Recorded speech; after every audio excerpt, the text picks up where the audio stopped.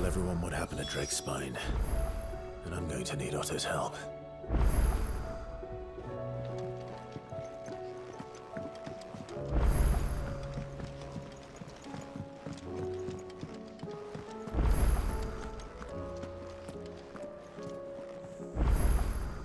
Clive.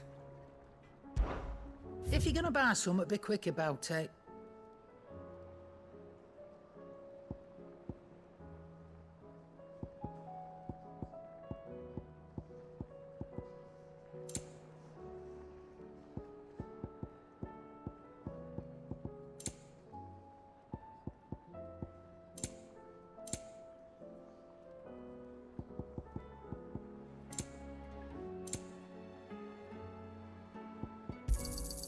You're rubbing me blind, you know. You'll not find a better price than that.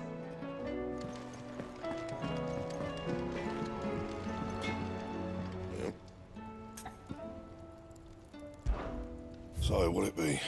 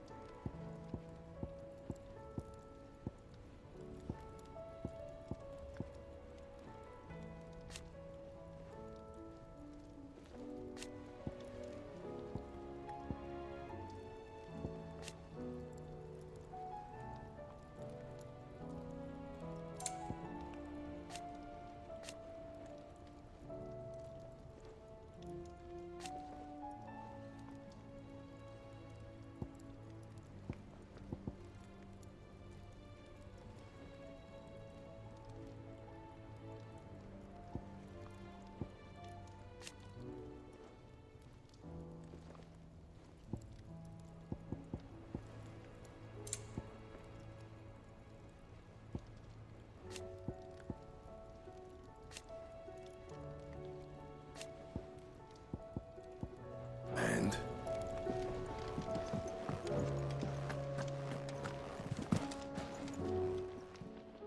Still alive, are ya? It'd better all be here. Is that all? Trouble with your gear, or Sancfordian, dear?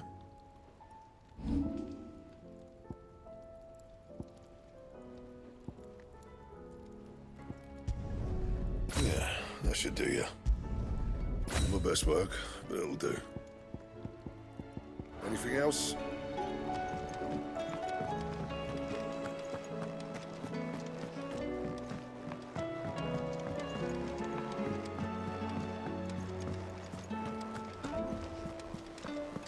There's something about it.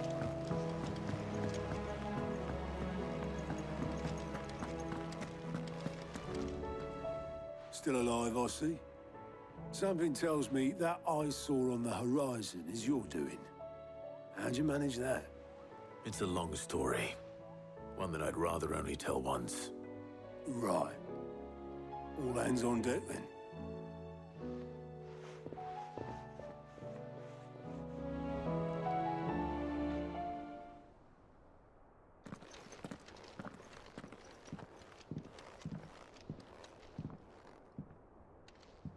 Is this everyone?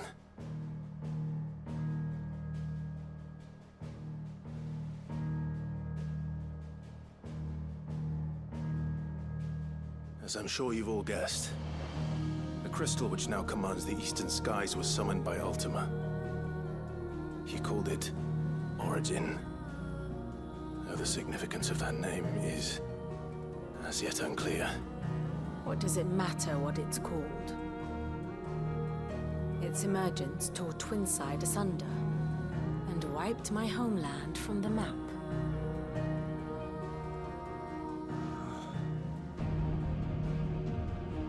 Mention of the Dominion spires can be found in the oldest of Valisthian records.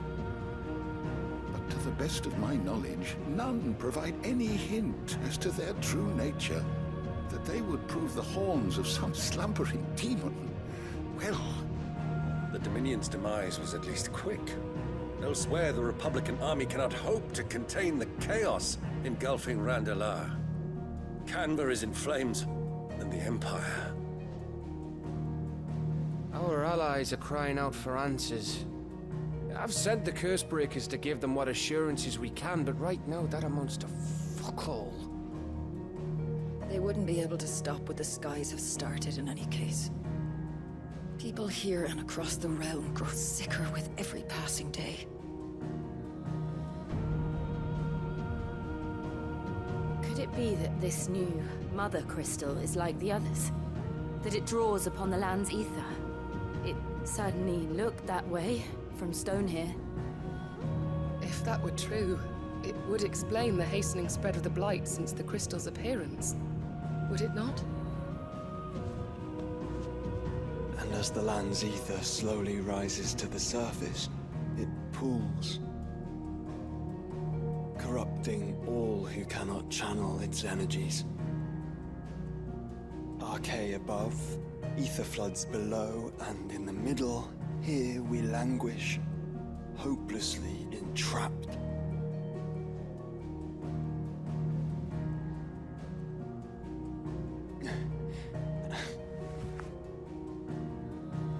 It's all right. When we faced him at Stone here, Ultima told us his true power quickens in the halls of origin. Needless to say, we cannot allow that to continue. If we are to stop him, we will have to find a way into the crystal. How are we going to manage that then? It's up in the sky. And fast as she is, the Enterprise can't fly.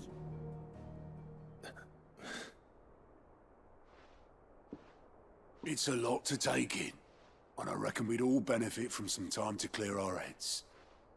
The answer will come to us. Don't you worry. Ain't that right, Clive? Right. That's right. Well, go on then. Bugger off.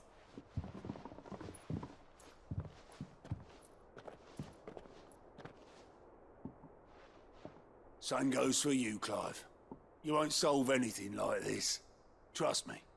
Go and get some fresh air, eh? Thank you.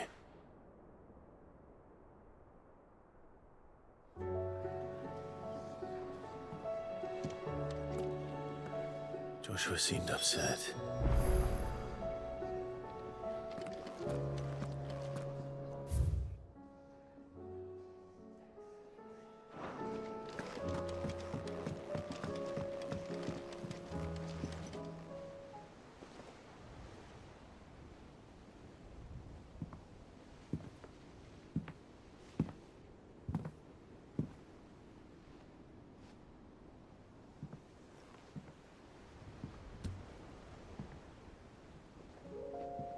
Ultima may have created us, but he doesn't make us who we are. Only we can do that. And if he would have us fight for our survival, so be it. It's what we've been doing all along. Much like Ultima himself, it would seem. His new world being naught but a means to survive. And so, we must contend to decide which of us shall inherit the land. Should Ultima prevail, it will mean death for us all. Of that, we can be certain.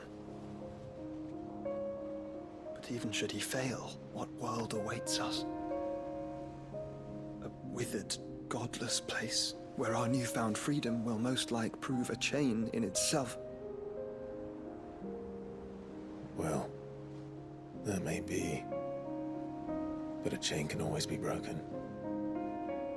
As long as one has the will to break it, it won't be easy. It may take generations, centuries of suffering. And that is if everyone plays their part. But it will happen. And when it does, it will be on our terms. That is the world that awaits us.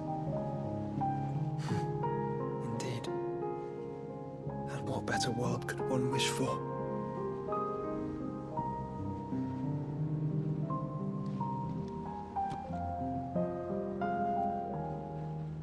But first, we have to reach that crystal. Then it's a good thing I have wings. You can barely stand, let alone fly. And only the Founder knows what horrors await in those skies. Are you certain about this? Am I certain? I am the Phoenix. I will do what I must. This is our fight. Remember?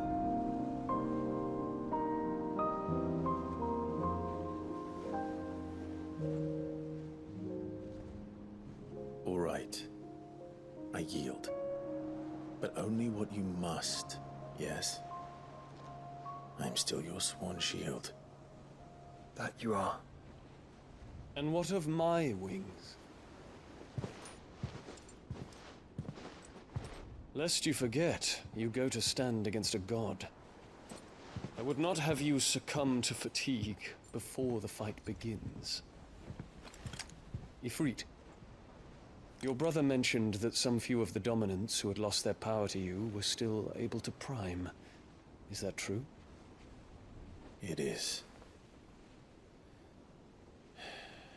But their icons no longer submitted to their will.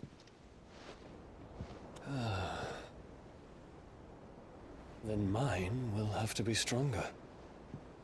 That you both might save your strength for the battle to come. You don't have to do this. If you do, there's a chance you might lose all you have left. And what have I but regret? My life ended in the Dominion. I fear death no more. Besides, I would have words with Ultima. He has much to answer for.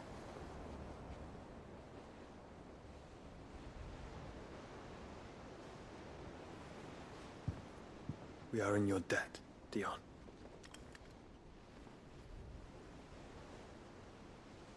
We can speak of debts when this is over.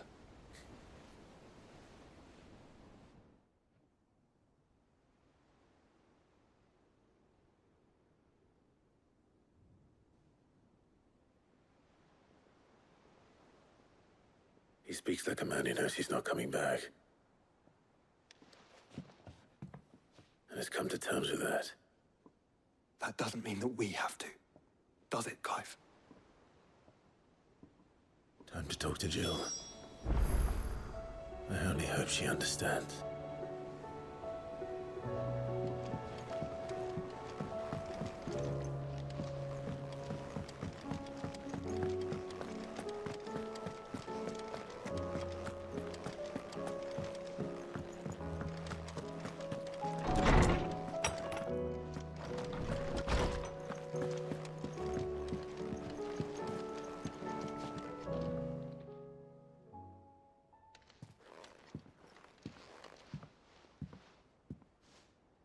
Come to wish on a star. That might not be such a bad idea. This is it, Jill. You know what I have to do. Why I have to do it. There's no turning back now. This is where our journey was leading us. Where it will end, for better or worse. I could pray to Metia for you. But you'll be all right, won't you, Clive? You always are. I did promise we'd watch the moon together. I'll be waiting.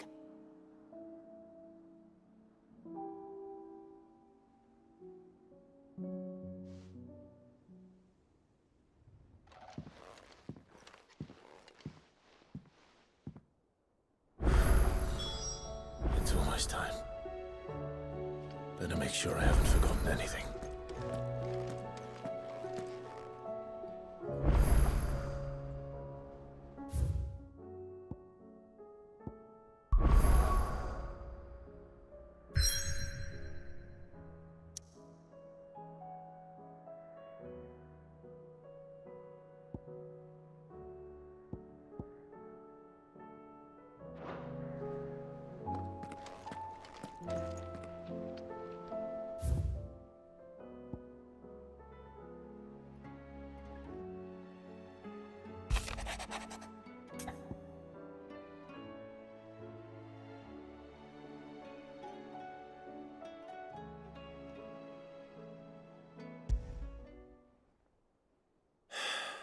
What is it this time, Torgal?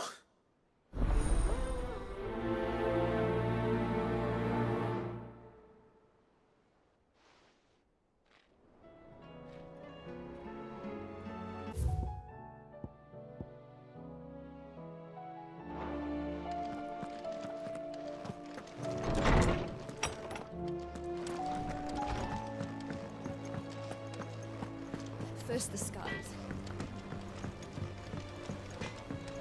Say what you will. Lady Karen has seen us.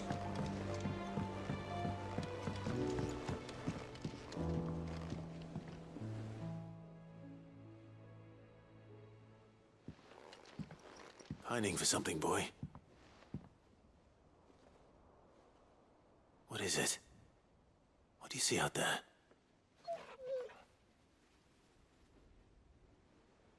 I never did ask where you got that anklet of yours. From Sid, that's why. On the day he brought him home.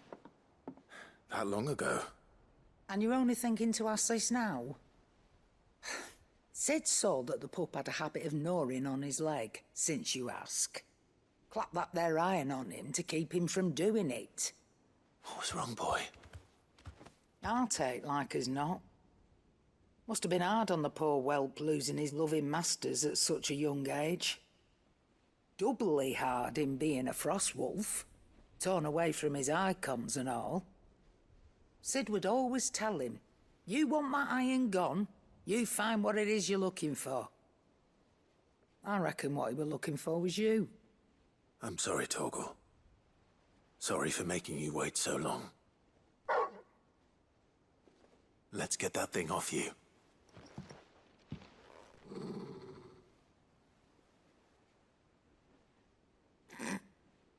Doesn't sound like he wants it off.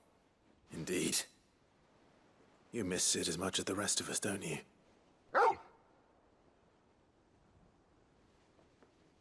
You want me to go with you somewhere?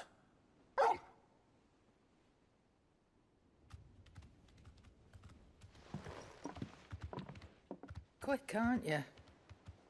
Glad you've been paying attention.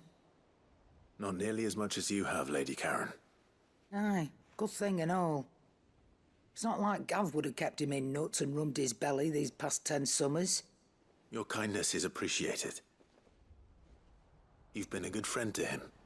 Only because he doesn't talk back like the rest of you. Go on now.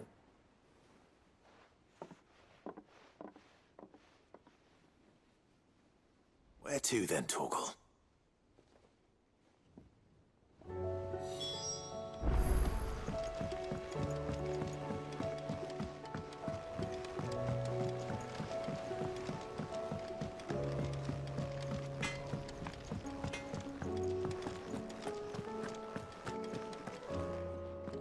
All right, Torgal. Where are you taking me? I'm going to need a little bit more than that, boy. Do you have a better hint for me?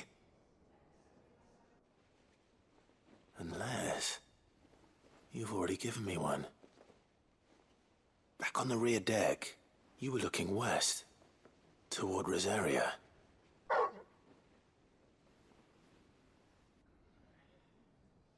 Why don't we try the rookery?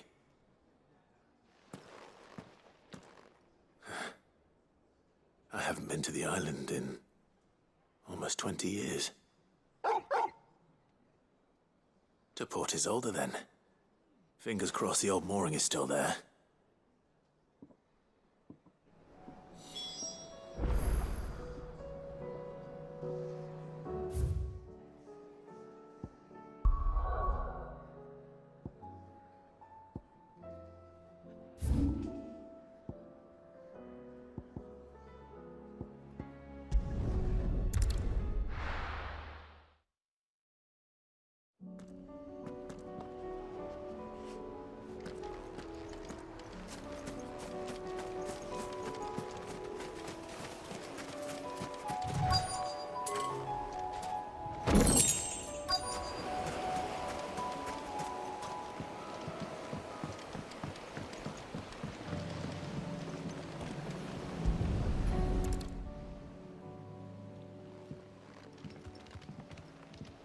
It's still here. After all these years. Lots more than I remember. And you're a lot bigger. You might have to swim, boy.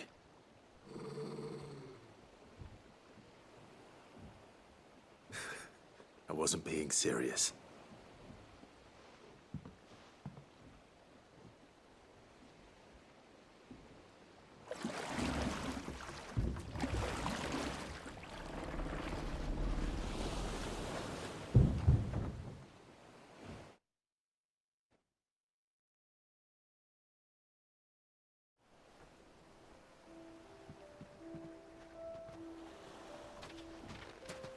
This place hasn't changed at all. The rookery's right through those trees. Come on. Race you there? I bet I could still beat you.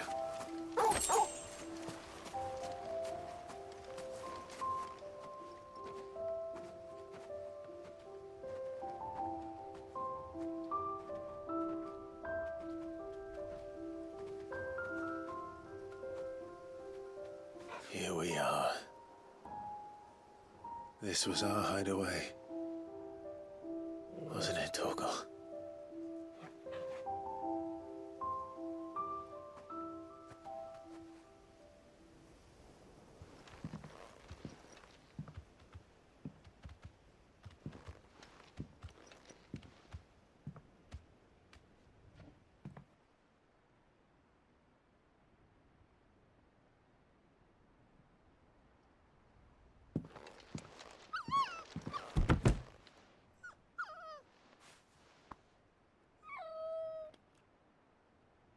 Coming here helped me to forget who I was. Or wasn't. Prince, shield. Son his mother could love. Had I been any one of those things? Perhaps.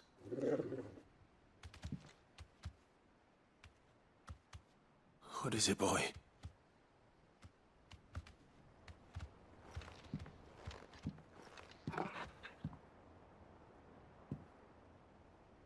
This is all from the castle. And Phoenix Gate. Did you bring these here?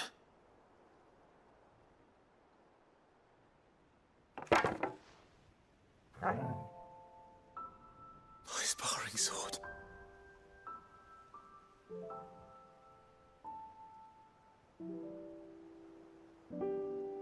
Well. You never stopped looking for me, did you, boy?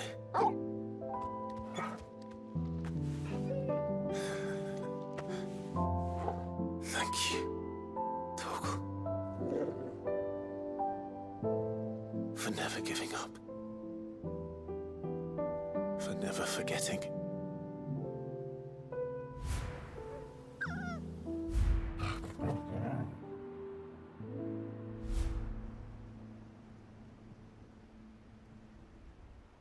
Let's take this with us, shall we? So I don't forget either.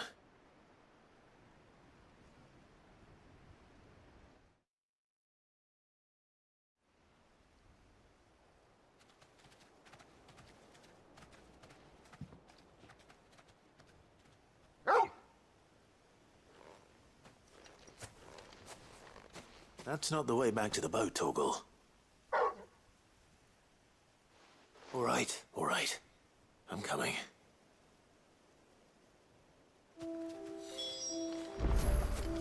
I think I know where we're going.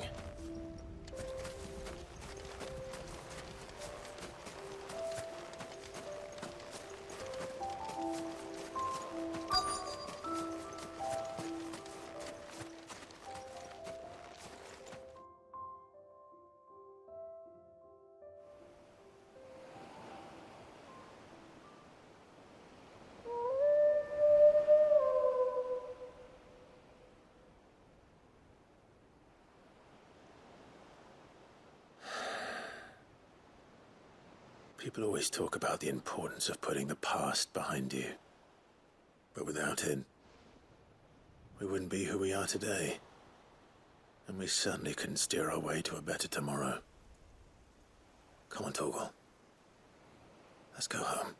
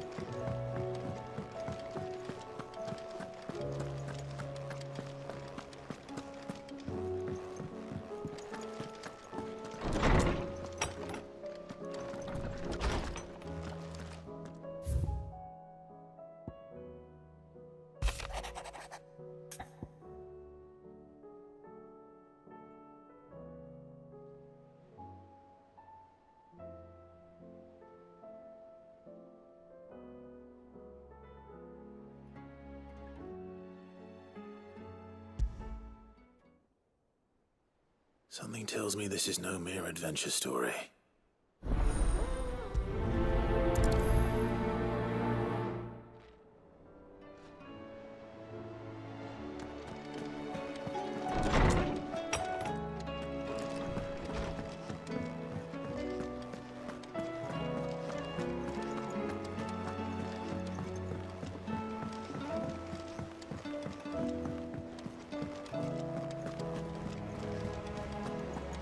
There's something about it.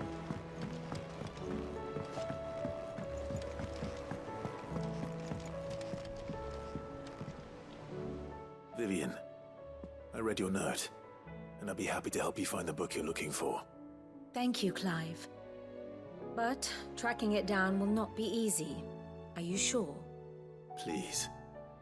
You have always granted me your wisdom and insight whenever I asked.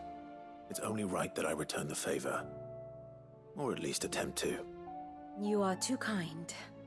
Alas, what I ask of you is rather more trying than delivering the odd lecture. I spoke with Harpocrates to see if he had any inkling as to where another copy might be found, but... But perhaps it is best that you hear the details from him. If you say so.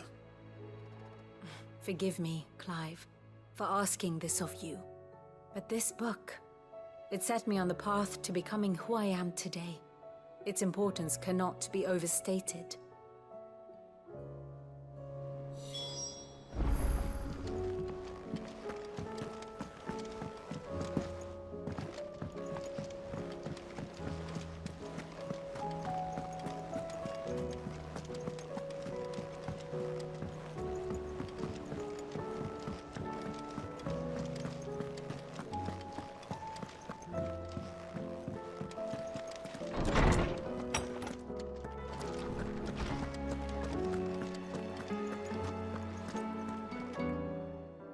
Clive, my boy. What a pleasure it is to see you. Harpocrates. There's something I need to ask you. I've been charged with locating a book called From a Distance. Then you seek a rare gem indeed. One whose name I had not thought to hear from your lips. You've been talking to Vivian. Right as always. But she didn't seem keen to tell me very much. I take it she didn't like what you had to say. And yet I gather it did naught to dissuade her. Clive, if the young professor has tasked you with obtaining a copy, I fear she asks the impossible. The executors would not allow it. The executors? Coveters of Secrets, a clandestine organization committed to the collection and intenebration of forbidden texts and technologies. One such text being the tome Vivian seeks, chronicling as it does the true history of the enslavement of bearers, A tale which could overturn the established order were it ever to become widely known. Or so rumor has it. I've never actually read the thing, or even set eyes on it for that matter. How is it that I haven't heard of this organization? Why, secrecy is the Executor's watchword. They lurk in the shadows, emerging only to seize that which must be seized, be it books, inventions, or people, before disappearing again, leaving nary a trace. Which would explain why Vivian's copy was snatched from her grasp not long after she found it. By the hand of the Executors, yes. But what drives them? Self-interest or ideology? Fine question. Sadly, all that is known of the Executors can be recounted in a single breath. You may just as soon ask me of their origins, numbers, or the identities of their leaders. Any answer I give would be pure speculation. Then my hunt was doomed from the first. What was Vivian expecting? That I'd pluck it from thin air? Not from thin air, no. From ash. Rumors of the Executors are rife among the scholars of Storm, but rather less so across the Strait. I have a friend. Well, I had a friend in the village of Garnick, a collector of rare tomes, upon which subject we would oft correspond.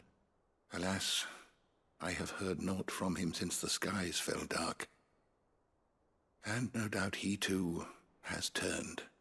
But though he did not mention it by name, it is possible that a surviving copy of From a Distance yet rests upon one of his many shelves, quietly awaiting discovery. If you were, by some chance, able to save even a single book from the poor man's library, I know his soul would rest easier. Very well. When I next find myself in Waloed, I'll be sure to pay Garnick a visit.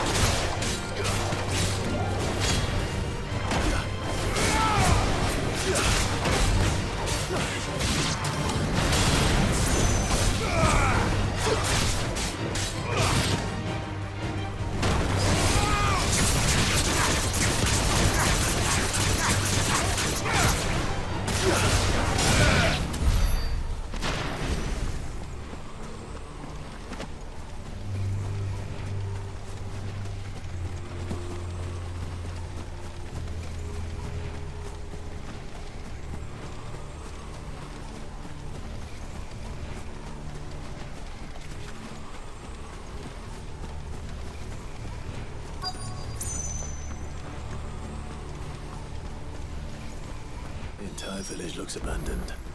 Now, which house would a bookworm live in?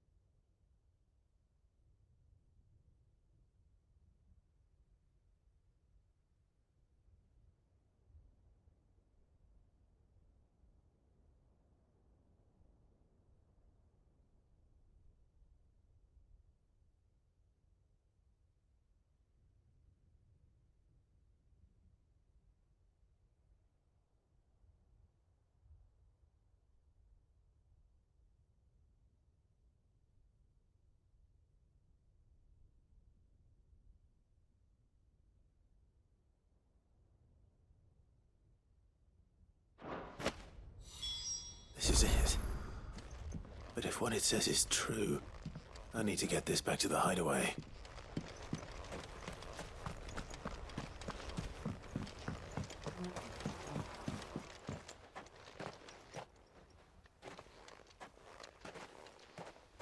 Leaving so soon, stranger? We've been watching you. From a distance, so to speak. Subtle. I know who you are. Then we need not waste time on introductions. Hand me the book. Leave it in our care and return to your life. Your care? Do you mean to burn it or bury it? That is not my decision to make. But by one means or another, its contents shall be removed from the common record. Then I'll have to politely refuse. I won't let you erase our history. Then we find ourselves at an impasse. Very well. The book can just as easily be pried from your dead hand.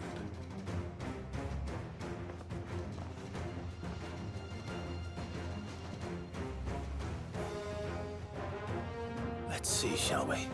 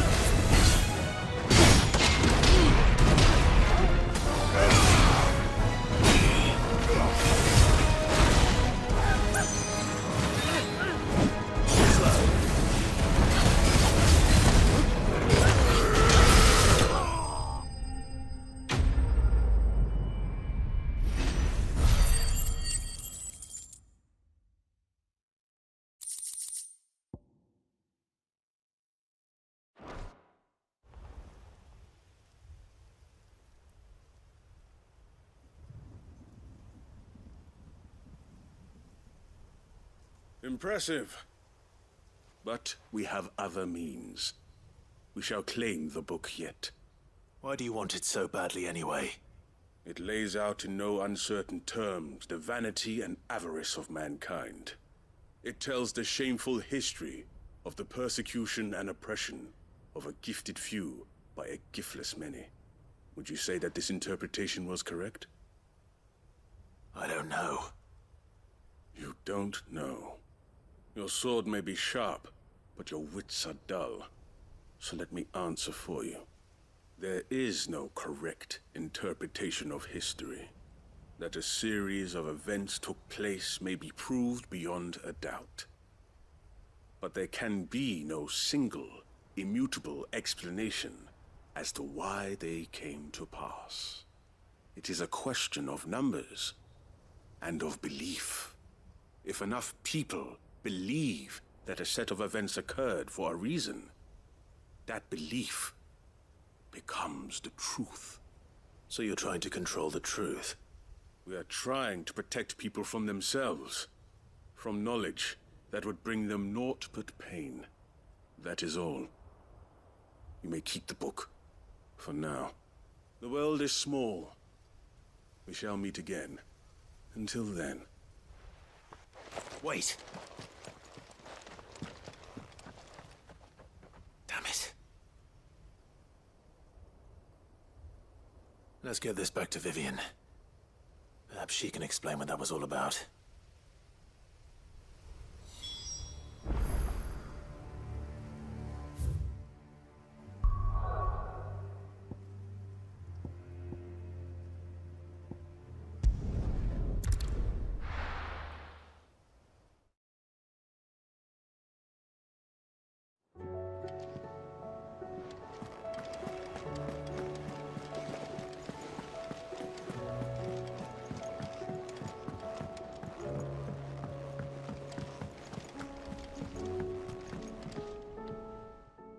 Vivian.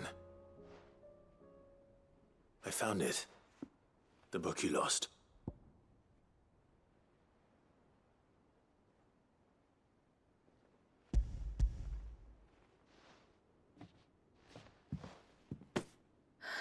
You found it. Thank you, Clive. Even though I asked this of you, I was not entirely sure it would be possible. I feared the executors had seized every copy. I met with one of these executors, and I convinced him to let me keep it. He told me something. That the truth is just a matter of collective belief. And that if enough people believe a lie, that lie becomes the truth. It does. But it also means that the truth is not immutable. That it can be changed. Provided that those who wish to change it can convince enough people that their perspective is the correct one. As the sad history of the bearers proves. You said that the book inspired you to become a scholar. It did. Or its author, rather. She was a heretic, you see. A firebrand and a dissenter. A gallows stood ready for her in every corner of the realm. And by shunning society, or perhaps being shunned by it, she stumbled upon a truth so potent that an entire realm trembled at the prospect of its utterance. I, too, have always felt somehow set apart from the world of men. A stranger to my own species. She taught me that my solitude was not a curse, but a gift. And that, though my journey to the truth might be a lonely one, what I found at my destination would be more than worth the cost. Do you still feel that way? That you're not one of us? Honestly, I'm not entirely sure anymore. Since coming to the hideaway, I find my thinking somewhat clouded. Perhaps the result of studying mankind from a rather closer perspective than I had intended. But the more I study, the more I find value in this perspective. In looking not from the outside, but from within. So if you'll permit me, I'd like to continue my work here. Remember, Clive, when enough people believe, belief begets truth. Give the men and women of this benighted world the gift of truth. Make them believe in you, as I do. I'll try, Vivian. I'll try.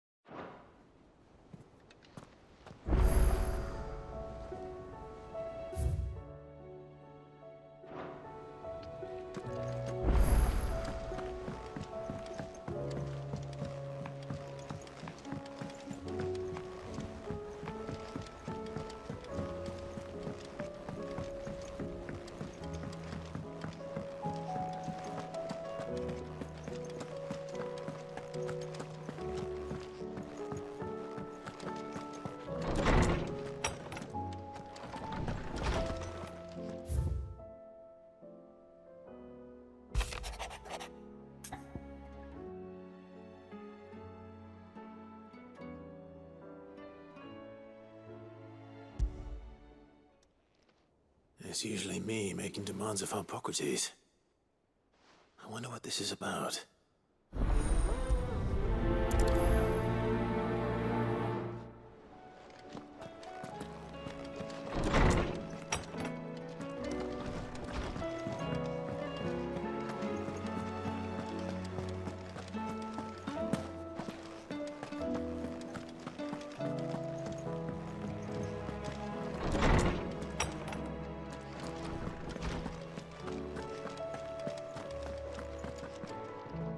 Lawsman Hippocrates. I received your note. Ah, yes.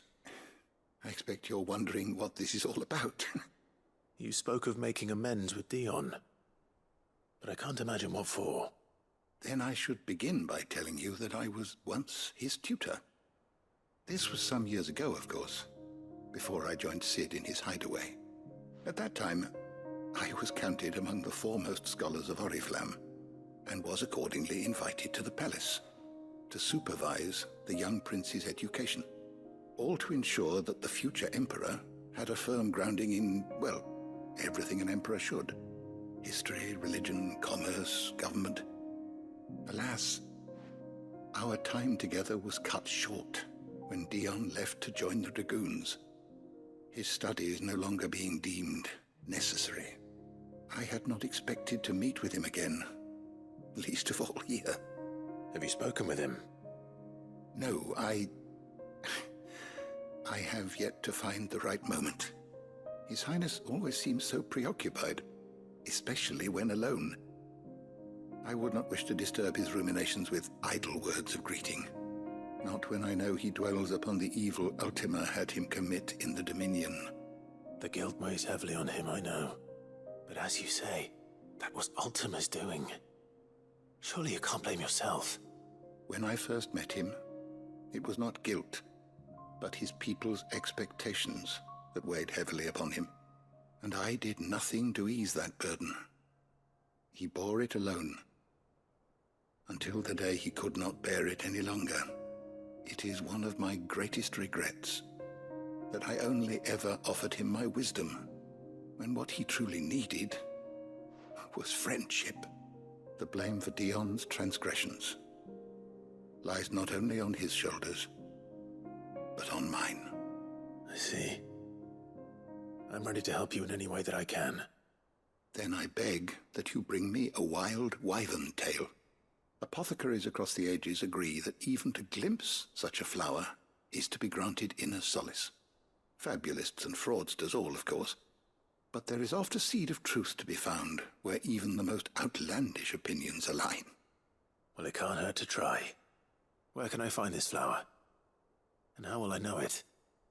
You have seen cultivated wyvern tails before, I trust. The lily-white blossoms from whose roots the poisonous ink for the brand is distilled. Well, those which grow in the wild differ only in their purple hue. The harsher the environment in which they are raised, the deeper the color. There is a waterfall in Rickmal's roost across the strait, where the flowers once grew in abundance. Whether they still survive there, I know not. But try as I might, I can find no likelier location. It's all right. I'll find you a wyvern tail one way or another. Thank you, Clive. And please, be safe.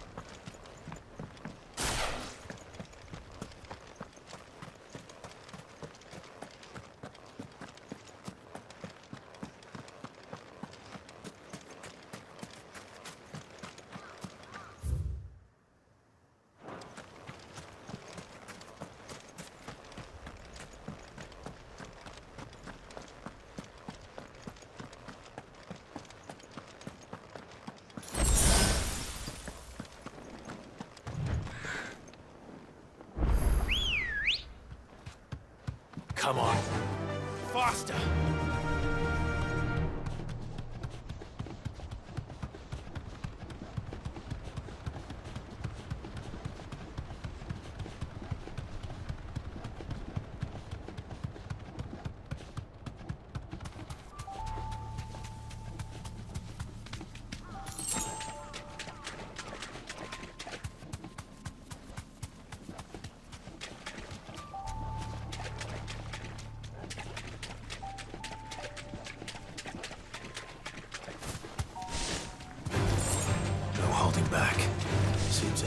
been flooded twice over. Purple flowers blooming next to a waterfall. Shouldn't be too hard to find. Mistakes.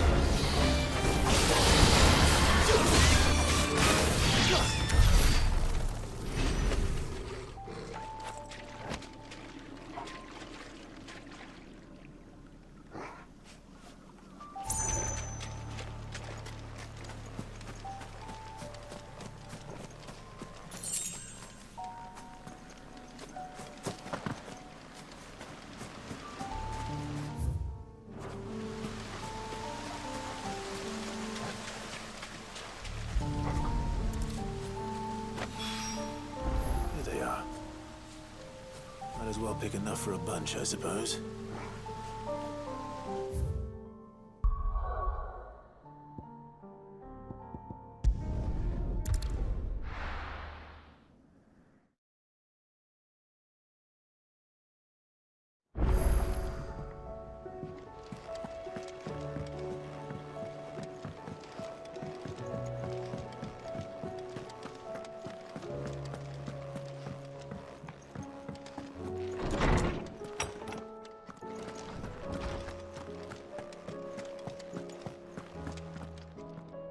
Oarsman, I found the flowers you were looking for. You did? I think I did.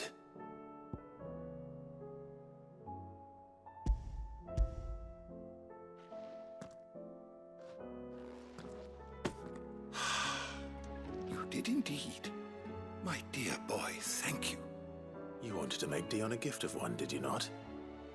Shall I invite him to join us? Oh, I don't... It's no trouble. I'll go and fetch him.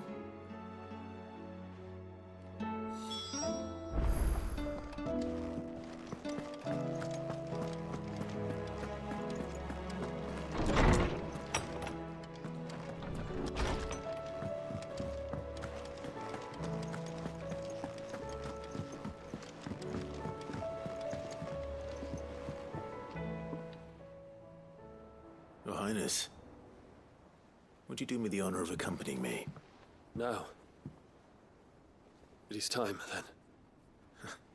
No. Only to the shelves.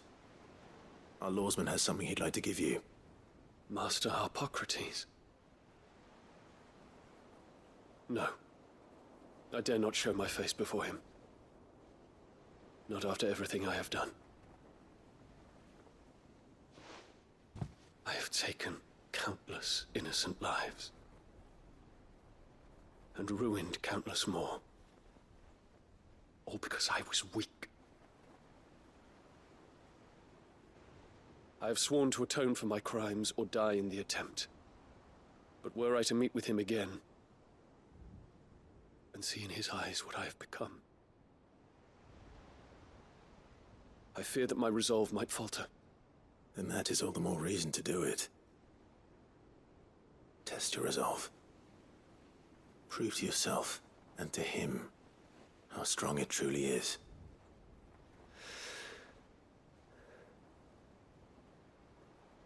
You are right. I must, at the very least, offer him my gratitude. Very well, then. Take me to him. Follow me.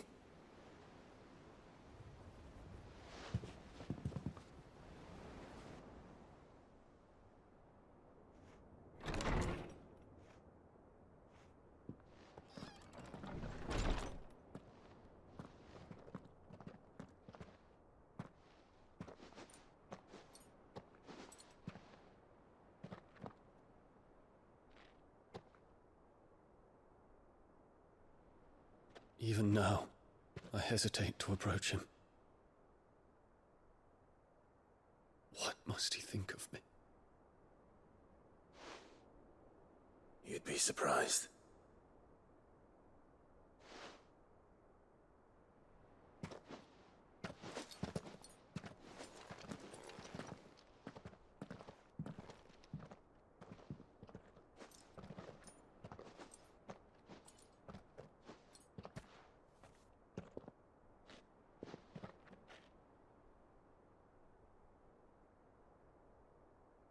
Master Harpocrates, pray, accept my apologies for leaving your tutelage before my studies were complete.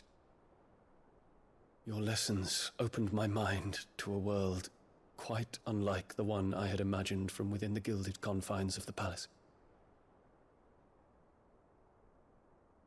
And I shall be forever grateful for the efforts you made to enlighten me.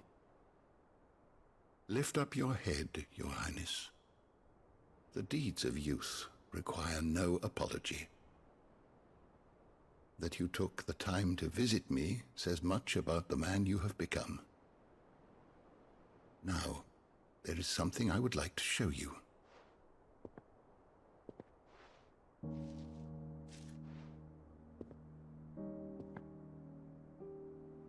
Is that a wyvern tail? The color is unfamiliar to me. Because it is unique to those found in the wild. Something in the harsh environment in which they grow lends them this striking hue. Their roots are indistinguishable from those of their hothouse cousins, but once they bloom, the difference is immediately apparent. In this flower, I see you, Your Highness. Its roots were the roots of a wyvern tail, with all that implies. But they do not define it, just as yours do not define you. I want you to have it, that it might remind you of this truth.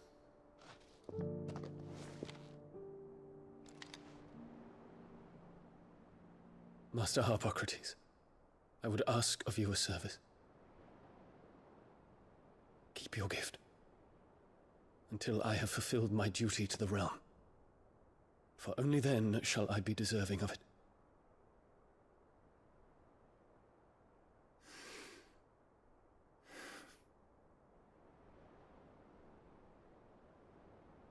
As you wish, Your Highness. I shall await your return.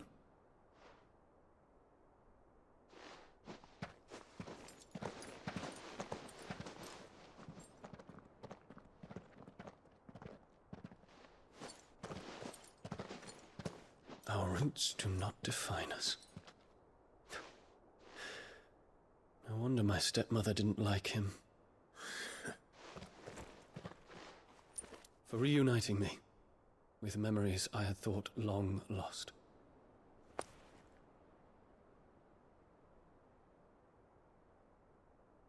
I shall not forget this.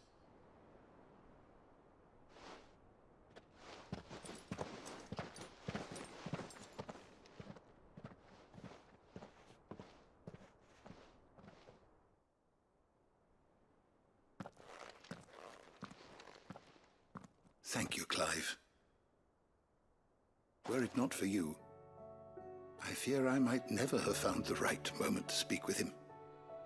Not to mention the wyvern tales. I shall plant their seeds, that I might not disappoint His Highness upon his return. I hope the soil in the hideaway is to their liking. Why, these flowers bloomed in the bleak, black wastes of Waloed. I'm sure Nigel's yard will suit them to a T.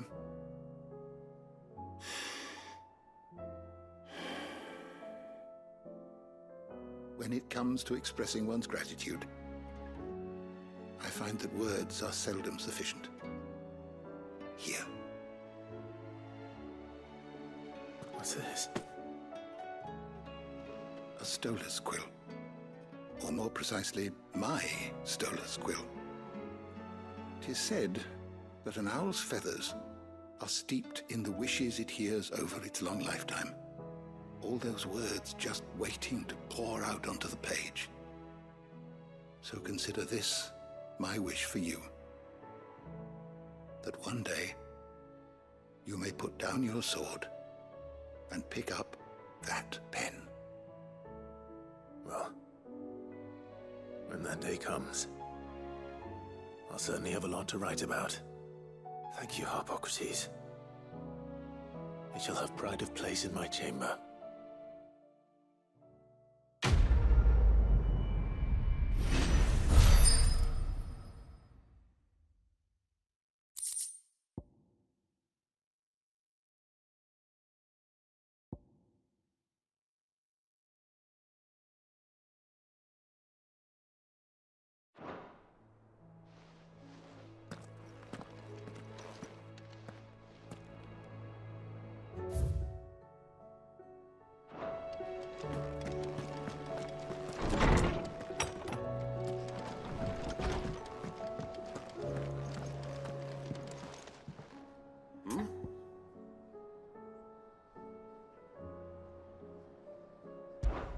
Clive, my boy! Rutherford informs me that we owe you our thanks. Hadn't intended for you to get involved, but such are the times we live in, huh? I would have done the same for anyone else. You're far too modest, Clive. You'd make a terrible nobleman. But tell me, is the realm truly in as dire a state as Rutherford suggests? From what little I saw, you were right to be worried. I suppose I should have expected the worst. But I was rather hoping the great and good of the realm might have things a little more under control. Alas, it seems that firm leadership is in short supply these days, and without it, the people are bound to lose their way. We must move quickly. But where do we start? True, the challenges that face us are many. But in my estimation, there are two key areas to be addressed before any other. The realm's armies and her larders. As you've seen firsthand, it's every man and woman for themselves out there. Certain cities have banded together to try and maintain some semblance of order, yes? But such cases are few and far between. And yet, the only remedy for the chaos that faces us is unity. A unity that transcends even the borders laid down by our ancestors. In short, if Storm does not stand together, she will fall apart. But how would one even begin to unite the realm? The armies, my boy. As I told you already, we begin by restoring order among the ranks of those sworn to maintain it. Sadly, I doubt I could convince even the lowliest gaggle of privates to dig a latrine together. But I do know someone the High Commanders have been known to listen to on occasion. Field Marshal Eugen Havel. I thought he was retired. He was, until an Akashic army tore through Randalar and killed most of the rank and file. There is no man alive more capable. Literally. And as luck would have it, I've already spoken with him on the matter. Of course you have. And he's agreed to help. On one condition. That he first speaks with you personally. Havel has always been a man of frustratingly rigid principle. And he has certain qualms about clasping arms with, well, with an outlaw. I extolled your many virtues as best I could, of course, but the old goat was adamant that he be allowed to appraise you in person. You don't mind, do you, my boy? Of course not. As long as chaos reigns, we will never build a better world. I'll do whatever it takes. And if the Field Marshal wishes to speak with me in person, then so be it. That's the spirit. I'll leave for Randalar at once. Would you send a Stolas? Of course. Rutherford is already in the Dalmekian capital. I'll have him tell Havel to expect you forthwith. Excellent. Thank you, Uncle. No, thank you, Clive.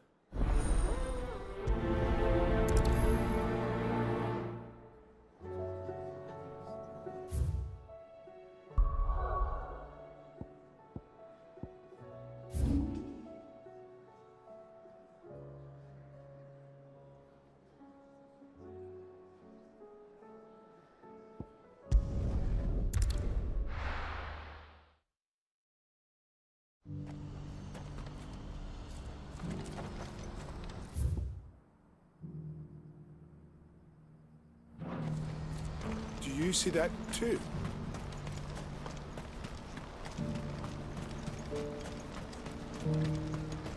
Papa? What is it? Oh, please. Stop. I'm scared.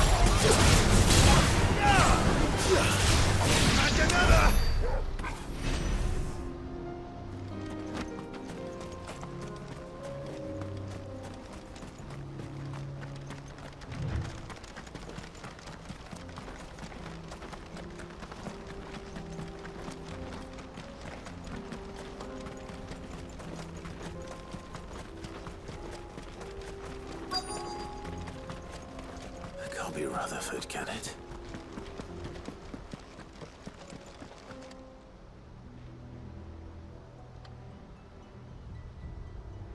Turncoats and cowards, the lot of you! If it's a fight you want, it's a fight you shall have! Allow me. I don't need your... Please, Field Marshal, oblige him. This won't take long. You're right. It won't. Men, finish him.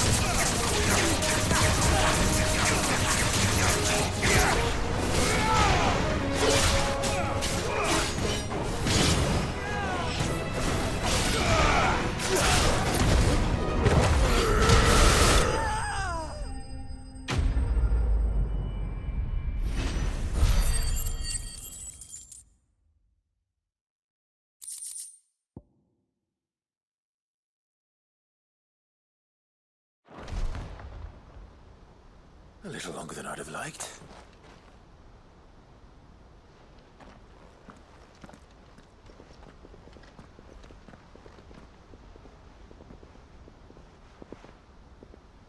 Field Marshal Havel, I presume. Are either of you injured?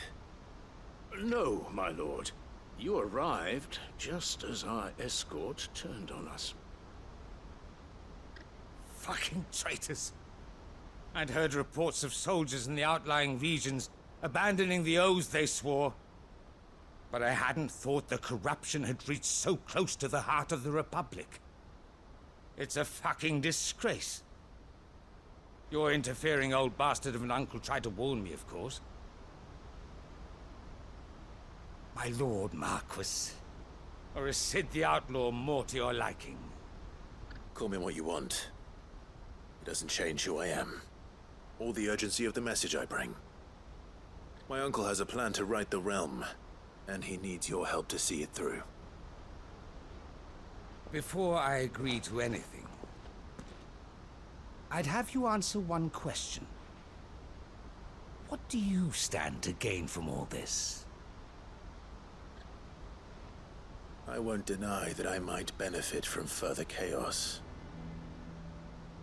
But I seek a new beginning for all of us.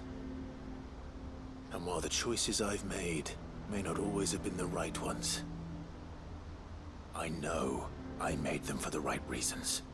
For so long, so many of us have been told how we could live, how we could die, when it should have been our decision all along.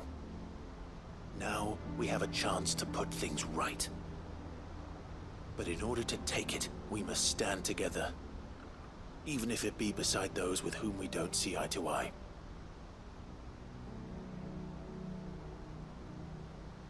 Certainly not the words I expected from an outlaw. But perhaps your uncle was right. You are no ordinary outlaw. I'll never hear the end of this. All right. I'll start by ordering my most trusted guard to bring the Dalmekian fringes under control. Next, I'll make contact with my counterparts in the Imperial Army and see if I can't convince them to try and restore order in their own territory. Thank you, Field Marshal.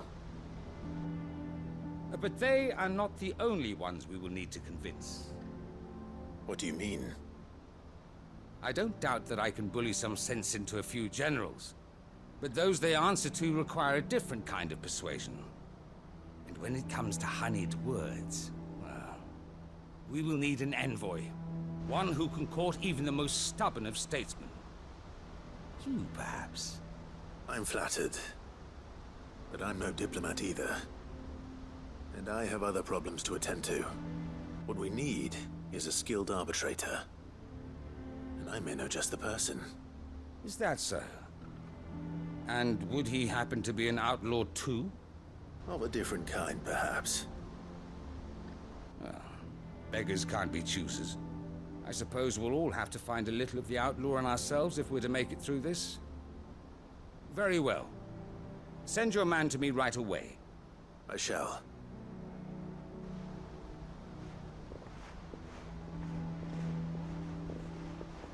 My Lord Marquis. Your Lord Uncle bade me escort the Field Marshal to his manor in Port Isolde. And I will see that my associate joins you there. Very good, my lord.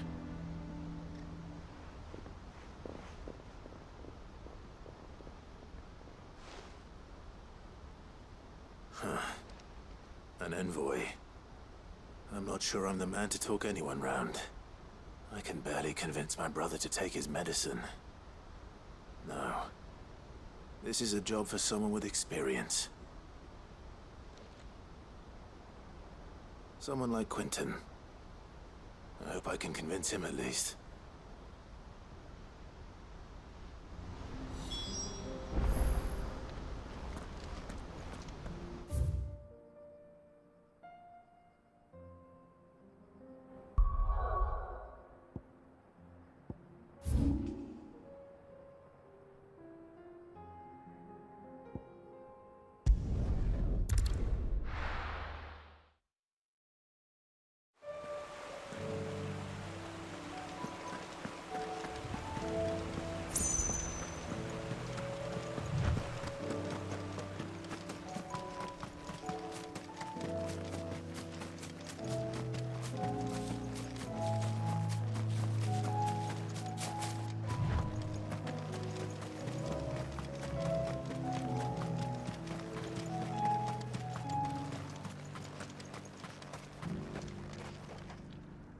Quentin, I have a proposal for you. Do you now? Something tells me you'll be asking more of me than a cask of Gotand gold. Go on then. Propose.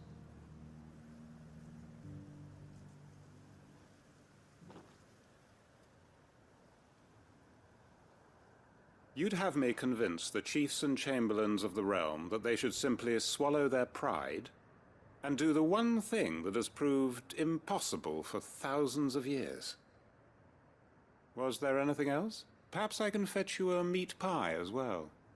I know it's a lot to ask, but I can think of none better suited to the role. And you'd have me give up what little I have left to do it. I told you, Clive. The people of Lostwing are my family, and I cannot abandon them. You'll have to find someone else. I'm sorry to hear that. So am I. And why might that be? What he's asking. How's it any different to what you've done so far? They want you to speak for those who can't speak for themselves. That's what you do best. If it's the vineyard you're worried about, we'll see that the grapes are picked and the tons filled. You know we will. It's not that. Then what is it? You said yourself we're family. Don't you trust us? You know that's not what I'm...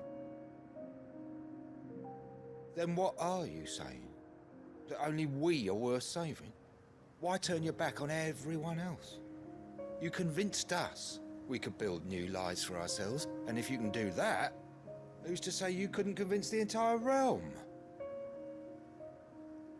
A stirring argument. I fear that any rejoinder I make might fall somewhat flat by comparison. So you'll join us? Where do you need me? Field Marshal Havel will want to speak with you in person. He's currently in Port Isolde. I can arrange for a party of Cursebreakers to accompany you there. That would be very much appreciated. I hear the roads are far from safe these days. Hopefully not for long. My uncle will want to know that his plan is taking shape.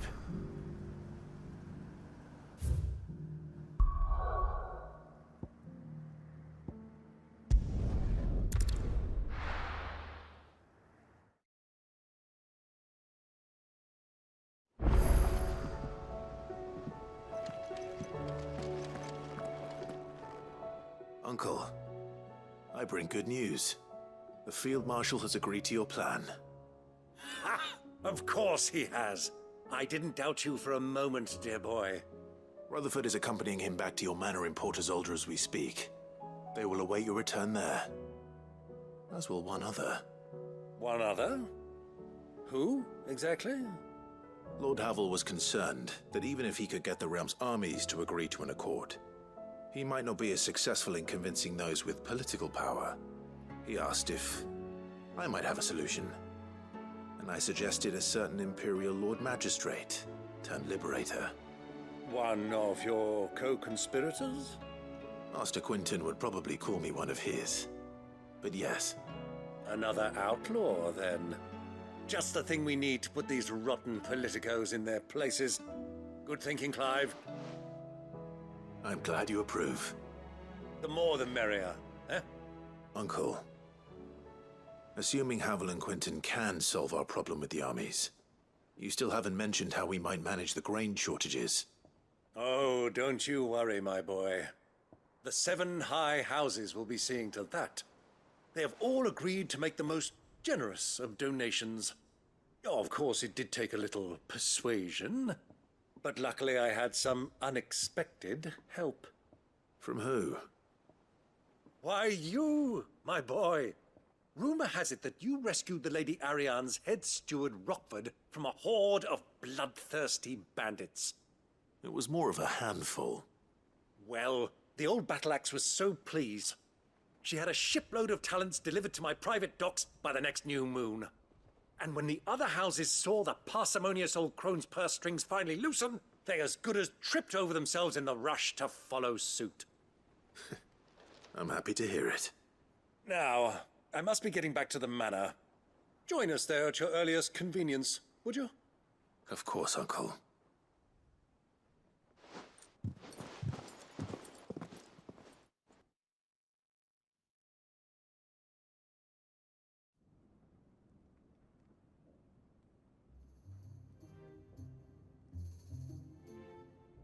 And how, pray tell, will we get that grain to the capital if the roads are still overrun with Akashic? You'll find another bloody road. I only have so many men, and I'm not about to send them headlong into an ether flood. That is, unless you'd have them turn as well. Well, I'd certainly eat less. Says the man with a belly bigger than a band of curls. My soldiers actually need their rations. Without any food to keep them going, they'll be dead even before you've sent them on your fool's errand. If I may, gentlemen, perhaps I might suggest an alternative approach. Though supply routes are indeed disrupted, there is no shortage of ships. Indeed, they bob away in every bay from here to Randalar, awaiting a safe haven. Allow them to make port and fill their bellies full of grain. And once those who crowd the cities are fed, ferry the displaced back to the countryside to work the fallow fields. But I'm sure that you wish to continue your discussion. Forgive the interruption. Two such firm friends as yourselves need no help from the likes of me. Rutherford spoke fondly of the great bond between you. Us? Friends? I can't stand the man! Clive, I'm beginning to question the quality of the company you keep. And what kind of company were you expecting him to keep? The man's a criminal! Criminal? How dare you? You are not fit to breathe the same air as this fine, upstanding young gentleman. Upstanding? He calls himself Sid the bloody outlaw! Once more unto the breach.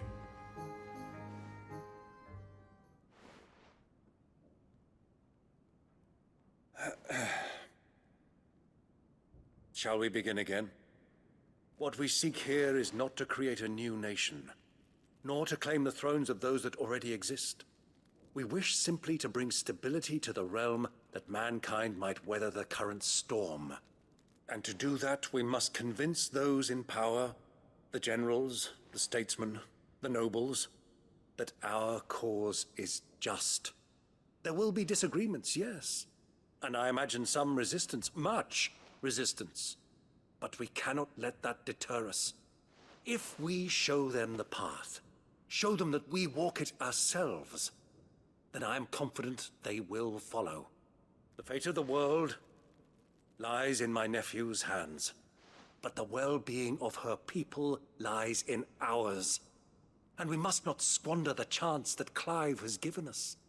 Uncle Byron, Now, with that settled, let's move on to the signing of the Accord.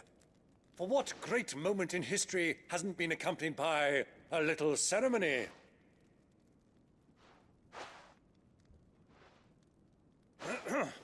Citizens of Valisthea, I present to you the Triunity.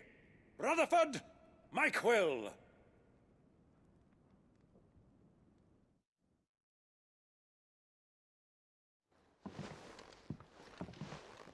Well, my boy, the stage is set. That it is. This is the role you were born for. Now I ask only that you trust in the talents of your supporting cast. We shall play our parts to the best of our abilities, that you might have the opportunity to shine. The realm needs its Sir Crandall.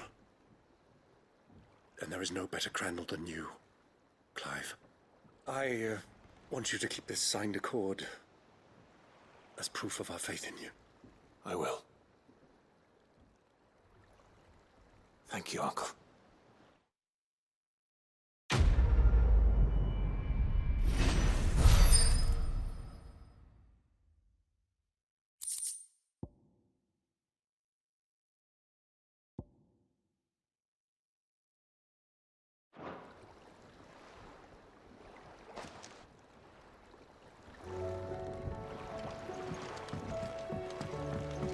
What do you think that thing is? And how the hell is it going to do?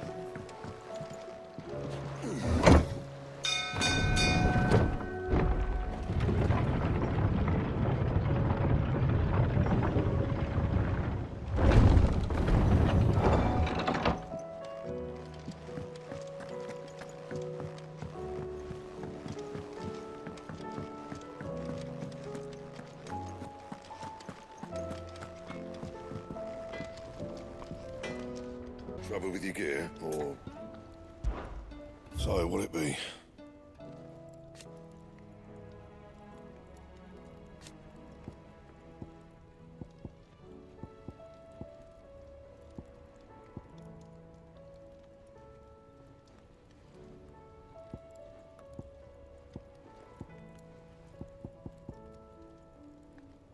That it?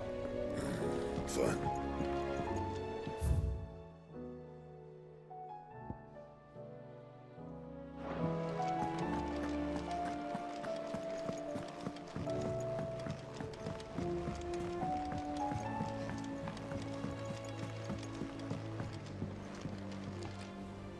Sid, do you have a moment? By all means. It's my old master. Seems there's no escaping her. She found some way to send me a letter. And something else. Records from a Waluda prison. Seems they were keeping a lot of bearers there. How did she come by such a thing? Finding bearers always was her strong point. And it seems the cells of Balmung Dark are full of them. Foreign captives, the masterless. Bearers no one would miss. And even better for her, bearers with no one to look after them. When ether started lapping at the walls, the jailers fled. Leaving the bearers to be liberated by whoever happened to come along next. Sid, I'd like to believe that I've earned your trust by now.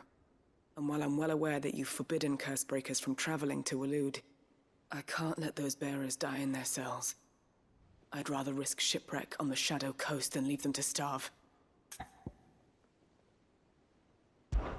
We'll be needing the Enterprise if we're going to navigate the Narrow. Does that mean...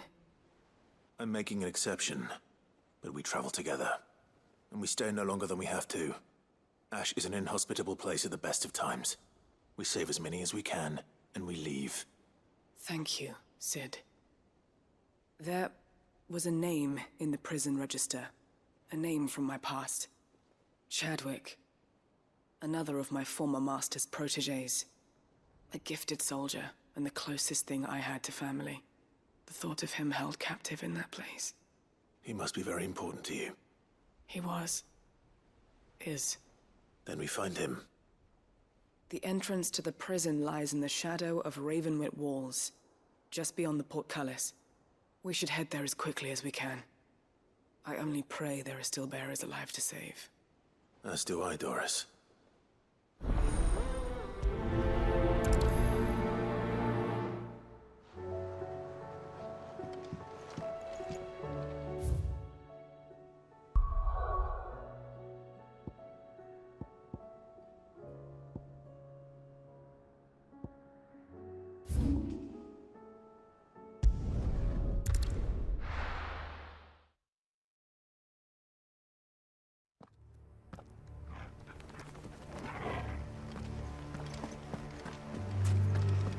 Doris is waiting for me near Balmung Dark.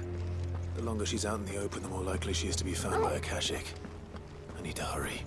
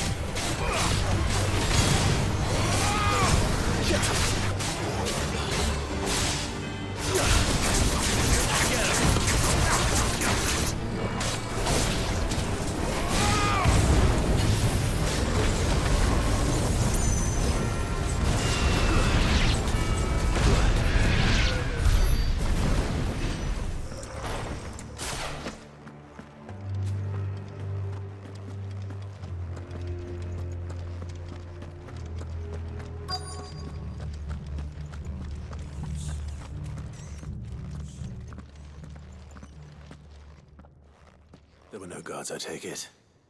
None manning the gates, no. It's a different story inside, though. The corridors are crawling with Akashic. Most likely guards left behind when the Wardens ran. If Chadwick was being held here, I worry that he may already be. Don't give up hope just yet, but let's move quickly. Let me check the ground floor. The ether's thickest there. Then I'll search the upper level. Good luck, Sid. Stay safe.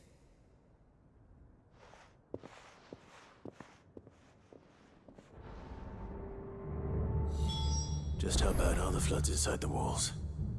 Bad enough to turn a bearer? I hope not. We're risking a lot just being here.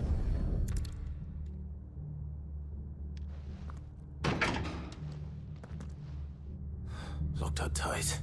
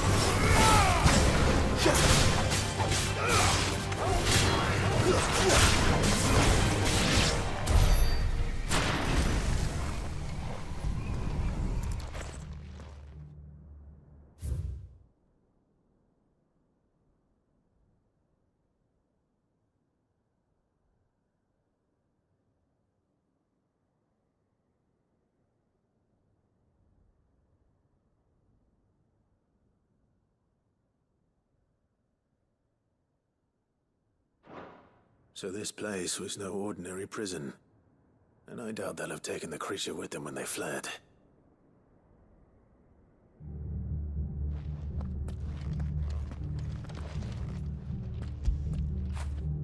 When did you get so big?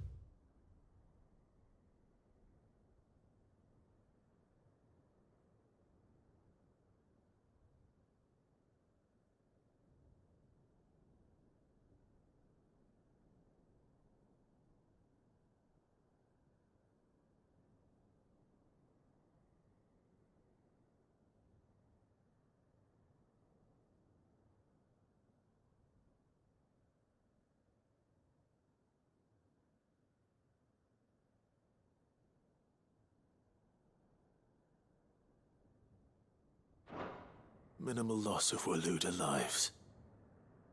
And what happens when they run out of bearers? Even the Imperials take better care of their branded than that.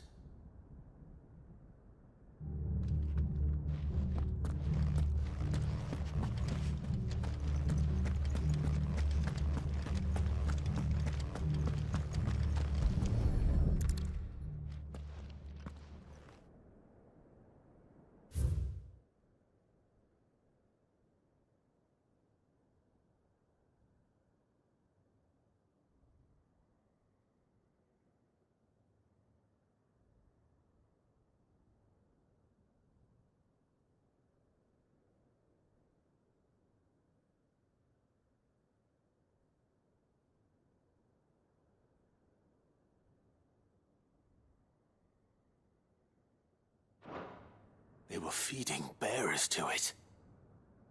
This is even worse than I'd feared. Nothing but a caching down here. Hopefully things are looking better upstairs. I should go and see how Doris is getting on.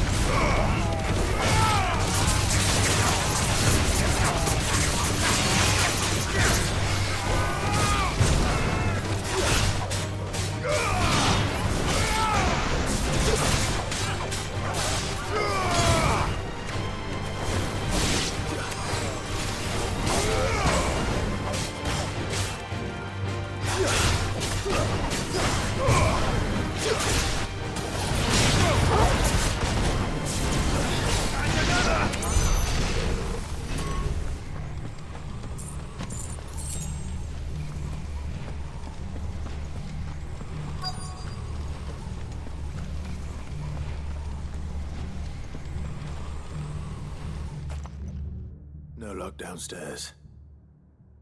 But I did find out that this place was more than just a prison. Something far more sinister was happening here. I know. I've been reading some of these documents and... it can't be true, can it? Bearers die every day in service of their masters, but this is so much worse. Pitting bearers against a wild beast armed with nothing but their wits? And all in order to bring about more death. And not just those who could fight, but the elderly, children even. And those who wouldn't or couldn't were disposed of. Whatever that means. I'm afraid. Then we're too late. And I was a fool to bring you here. Don't say that. Did you find anything else? A key. But it doesn't fit any of the locks on this floor. Perhaps it will fit one of the doors downstairs. There's a corridor I haven't searched yet. Finish up here, then come and find me when you're ready. All right. I'll be there in a moment.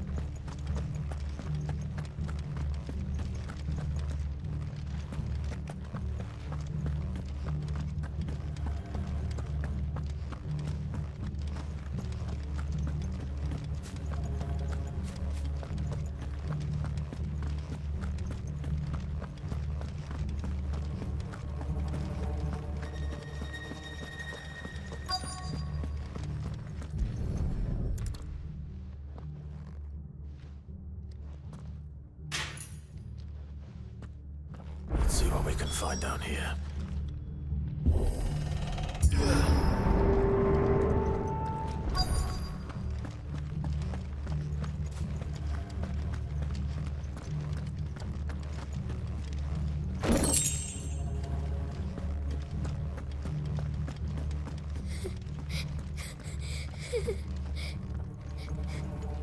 Survivor.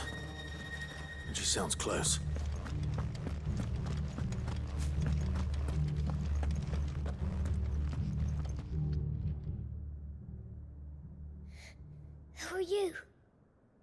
There's no need to be afraid. Are you alone? Are there any other survivors? Some of the guards, they're still here. But something's wrong with them. Everyone else was eaten by the monster. Of course there were. Thank the Founder. It was worth our coming. But I'd rather we didn't linger. Are you ready? Ready when you are. You poor thing. He must have been terrified. Did Chadwick send you? What? He fought the monster. Distracted it so I could run away. He must have sent you. He promised to free the others too. Where is he? He opened your cell, didn't he? He wouldn't be here otherwise. Chadwick.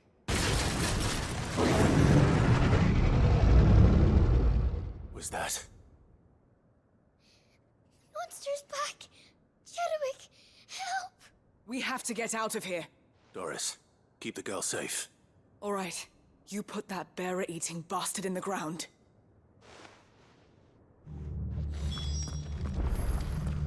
We have to run. It's out there waiting for me. I can't let it live. Not if it's got a taste for bearers.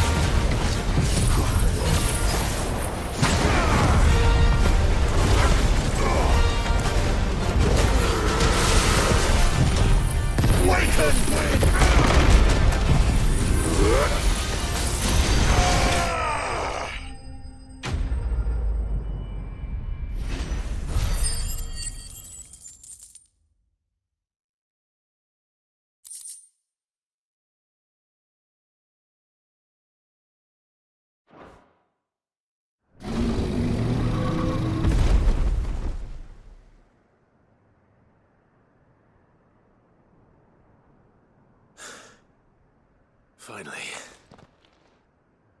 Sid, are you hurt? I'm fine. I think.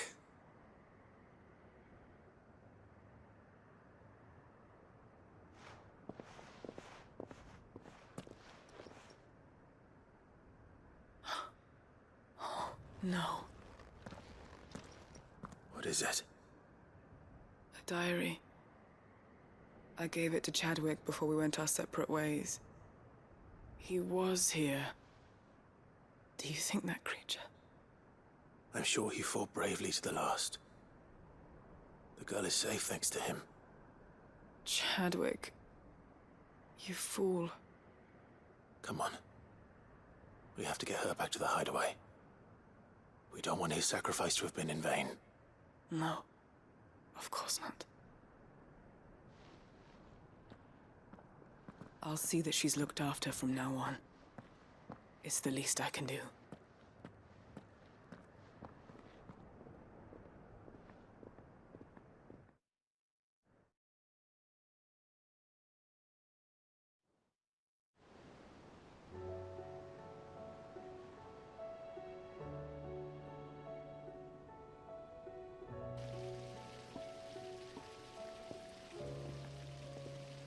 From what I hear, you've barely left the girl's side in days. I hope she's recovering from her ordeal. She is. Slowly but surely. She's far tougher than she looks. I thank the flames we found her. If we hadn't... I know. But we did. I'm sorry we weren't able to save Chadwick. There's no need to apologize. Without your help, I would never have found out what happened to him. How he fought to the bitter end to save her. To save Haida Marie. That's the man I remember. The man I thought of as a brother. I wish I could have met him. I'd like to hear more about your past. If you don't mind, that is. Of course. You already met my former master. She trained Chadwick and I to do two things. Kill and obey. We were supposed to be sold to the highest bidder when the time came. But no bid was ever high enough to convince her to part with us. For years, we were her daggers in the shadows. But we could never quite shake our doubts about the things she made us do. And then, one day, we just couldn't do them anymore. So we escaped. But staying together was out of the question. They would have found us too easily. After so many years of training, the pull to serve was always strong. It scared me to think he might have taken another master, become a dagger in someone else's hand. But even in captivity, the battles he fought were his own. And he died not as someone's tool, but as a hero. Haida Marie is proof of that. Bearers can cast off their shackles. And the Cursebreakers will show them how. I'll fight until my dying breath to see it done. For Chadwick, and for all of us. Thank you, Doris. We'll be counting on you.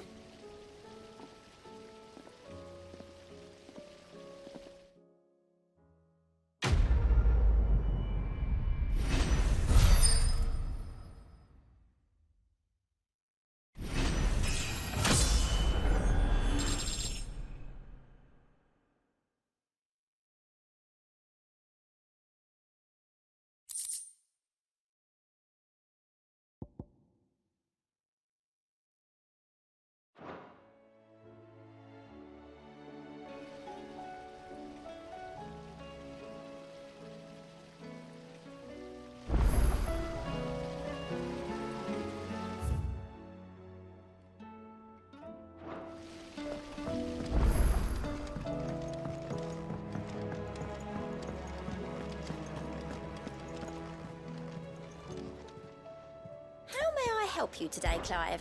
Is everything we've received and everything promised? Come again. I may have more for you.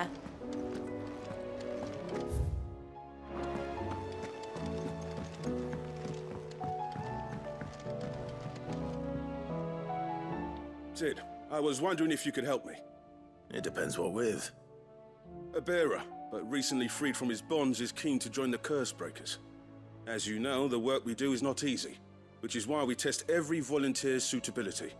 I was hoping you could oversee this one's evaluation. I don't mind, but why this one? Because he wants to be a scout. Our ranks are filled with men and women capable of breaking chains and putting slavers to the sword. But scouting, we're few with the nose for that, which is why we still rely so heavily on Gav. And since he accompanies you on so many of your missions, I thought you might be better placed to recognize the traits in him that we should look for in those who'd fill his boots. Sounds reasonable. So you're happy to oversee the boys' test, then? One can never have too many scouts. Truer words, Sid. I'll let the initiate know that you'll be attending his trial, and that he is to proceed directly to Northreach in readiness. No time like the present, eh? No time like the present. I'll await you there.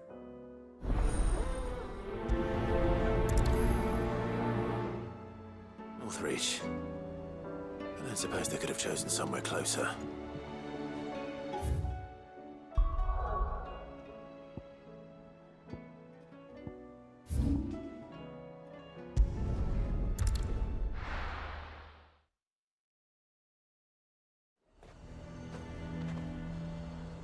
Nazaire might at least have mentioned where in Northreach he'd be testing this recruit.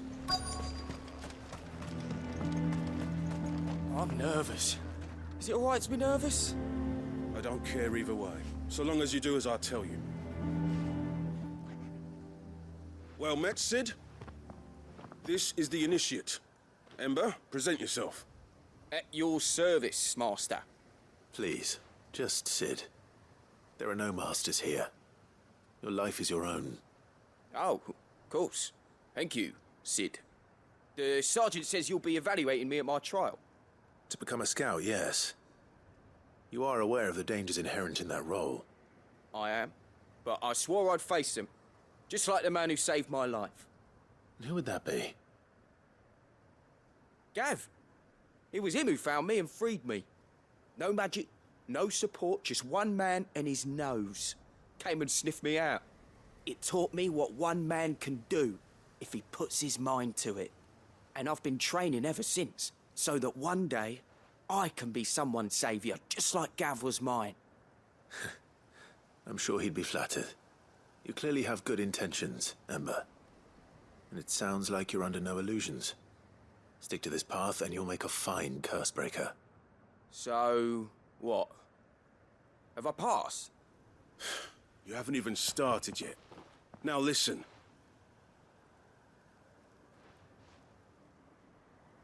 Not far from here is an Imperial lookout, Eastwatch.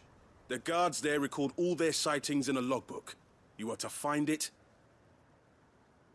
and bring it here. And bring it here, right. Anything else? No. Sneaking into a heavily guarded Imperial outpost and stealing the logbook would be quite sufficient. You'll need to assess the situation, determine a point of entry, create a distraction and effect an escape, all without being discovered and thrown into an Imperial oubliette. Ember, Gav isn't our best scout because he can do everything. It's essential that you know your limits. Know my limits, right. I won't let you down.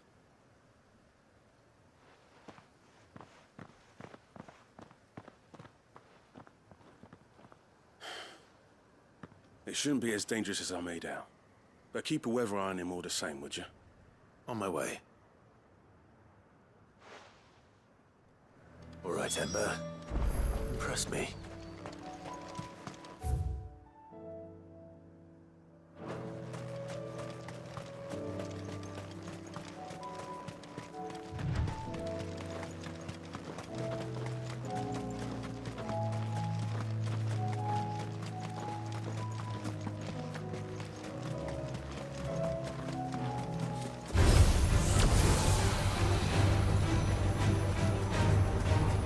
Waken winds!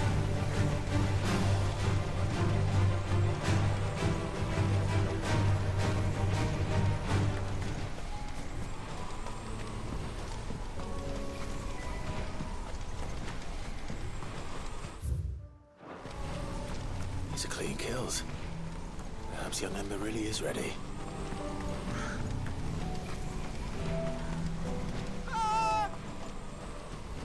not.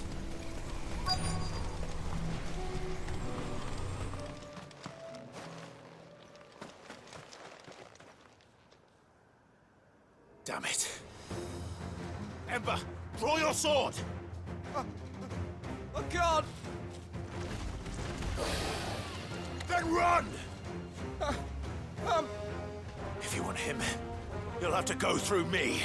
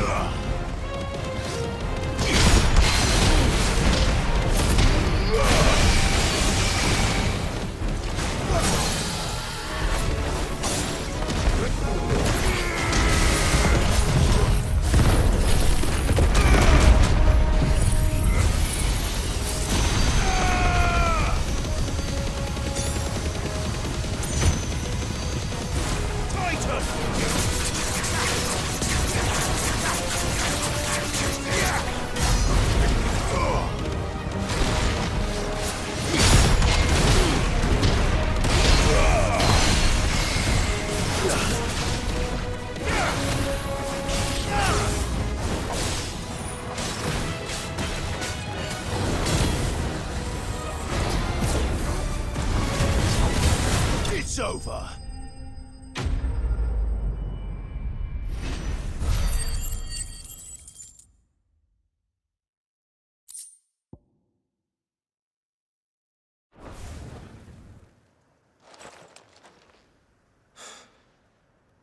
Ember, are you...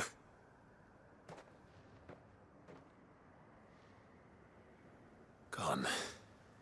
Of course. Scouts really are a rare breed. Back to Northreach it is then.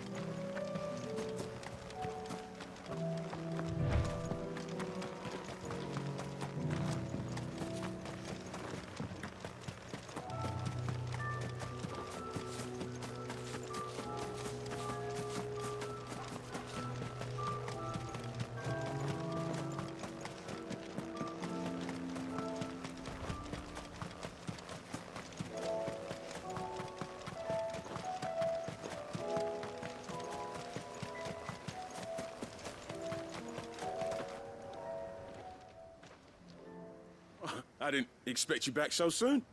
Where is Ember? How did he fare? I thought I'd find him with you. He must have fled. I followed him to Eastwatch, where I found him being set upon by a wild Avis. He was just standing there. Didn't even draw his sword. I had to step in and take care of things. But by the time I had, he was nowhere to be seen. I assumed he'd set off in your direction, but apparently not. I'm sorry, Sid. I knew the boy had a nervous streak, but he seemed like... The right man for the job? I believe this is the logbook you tasked me with retrieving. Hey? How did you... Don't you tell me you breached the tower while Sid was busy saving your skin. What? Wasn't that what you asked me to do? To bring the thing back without getting caught? He has you then as heir. And he did it all on his own. But Sid, he did what he thought was best. And now I have to decide whether I agree. Of course. We'll await your evaluation back at the hideaway. Don't you leave my sight. Yes, Sergeant.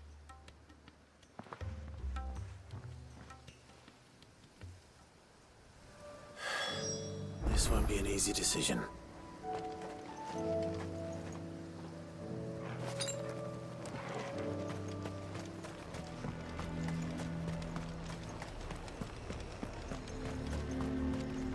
Welcome, welcome.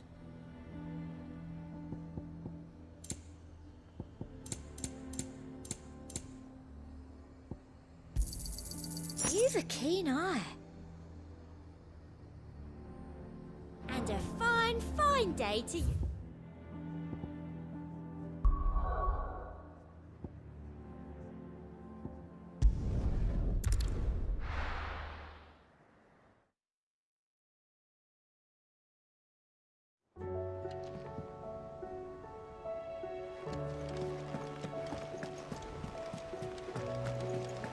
There's something about it. You should have seen him. The thing didn't stand a chance. Yeah, neither did you, I hear. Welcome back, Sid. Welcome back, Sid. Yes. Welcome back. Trip wasn't too much of a pain in the arse, I hope. Truth be told, it was me who suggested roping you in to help with the trial. But from what I hear, things didn't go quite as planned. No, they most certainly did not. Ember lost his nerve in the face of a beast of prey, but he didn't lose heart. He pressed on, and he achieved his aim. And is that not what we ask of our scouts? Indeed it is. Thank you for your honest appraisal, Sid. The fact remains, however, that Ember will not always have a battle-hardened warrior on hand to pluck him from the jaws of peril. All I have gleaned from this trial is that without someone watching his back, Ember is little more than a liability. Wait, Sergeant. Ember still has much to learn, it's true. And this time he was found wanting. But I'd say he's due a second chance, nonetheless. After all, he did do as you asked. With a bit of hard work, any hand can be made to hold a blade, and any mind can conquer its fears. But a scout's nose is different. You've either got one, or you ain't. And by sniffing out that log, young Ember here has shown he has a conch and a half. Wouldn't do to waste it now, would it? Fine. One more chance. I'll do whatever you ask. I'll spend my days and nights in the pit if I have to. I'll show you. Just you wait. Daft as a brush, that one. But his heart's in the right place. Just like someone else we know. And if you ask me, we've been leaning on him for far too long. That time the curse breakers took some of the weight off his shoulders, I reckon. It couldn't hurt. Just don't tell Gav I said so, will you? I won't have him thinking he's been hard done by. Next thing you know, he'll be asking for a day off. Chance would be a fine thing. Back to work. Forgive me, Sid. This did not play out as I expected. Things really do these days. But that's why we need men like Ember more than ever. Men who can make the best out of a bad situation. Remember that. I will, Sid. Thank you.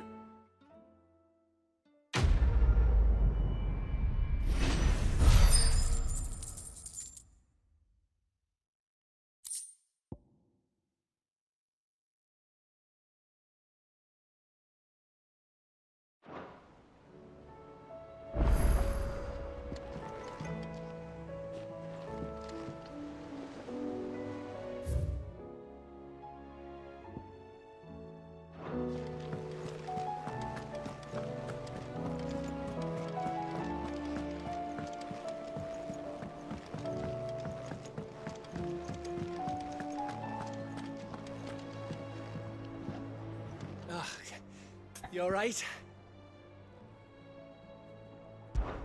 Something troubling you? No more than usual. It's just... Etta's baby will be coming soon, and I wanted to make something for it. I'm sure she'd like that. Back in the north, families would always make gifts when a bairn was on the way. Yeah, let the little tykes know they were welcome in their new homes, like. So, what's the problem? Well, the problem is that Etta's due any day now, and I don't know if I'll be ready in time. Is there anything I can do to help? You know, there just might be. All right then. What exactly are we making? A good luck charm. But not just any good luck charm. Not just any. No. One made from the feather of a silver chocobo. There's naught luckier in all the realm, or so we used to say back home anyway. Thing is, they're hard to come by. Had Otto and Karen check with their suppliers, but nothing. I'd try and track one down myself, only... Only the big day is fast approaching. And that's all you need, a feather. That or the bird whose horse it's attached to, aye. I was gonna start by asking around with traveling traders plying the northern borders.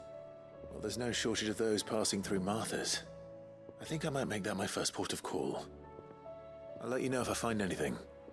You're a good friend, Clive. I won't forget this.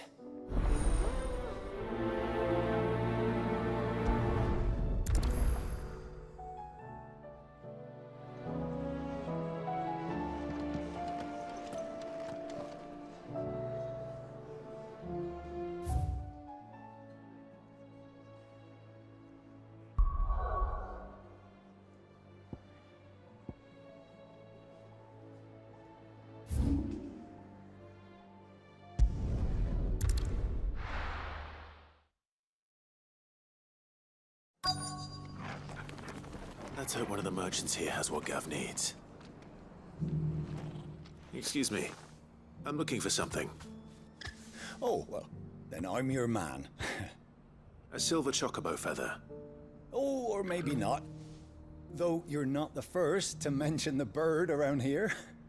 There was a man stopped by the rest not long ago, claiming he was attacked by a silver chocobo. Near some guide hovel, not far from Eastpool. Most took him for a braggart and a liar, but who knows? Perhaps there was some truth to his tale. We'll see. Thank you.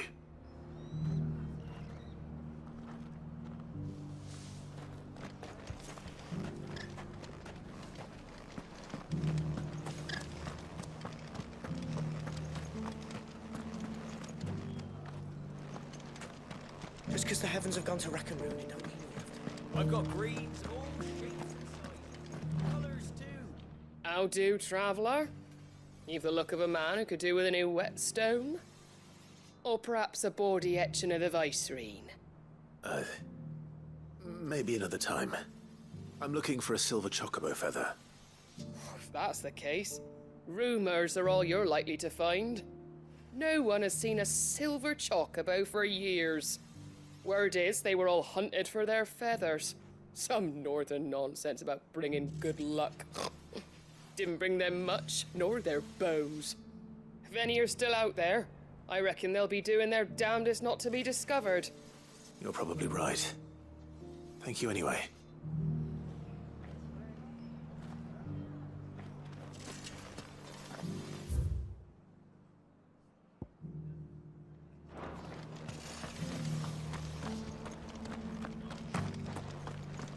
It doesn't still hurt, does it? Oh, 1,000.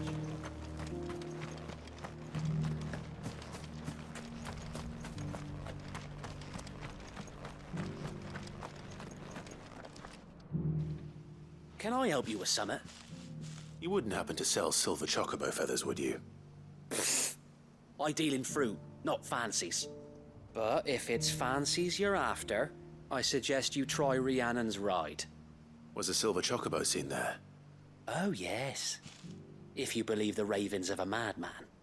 It wouldn't be the first time. A silver chocobo sighted in the hills near Rhiannon's Ride. It It sounds almost too good to be true. But since I'm already here...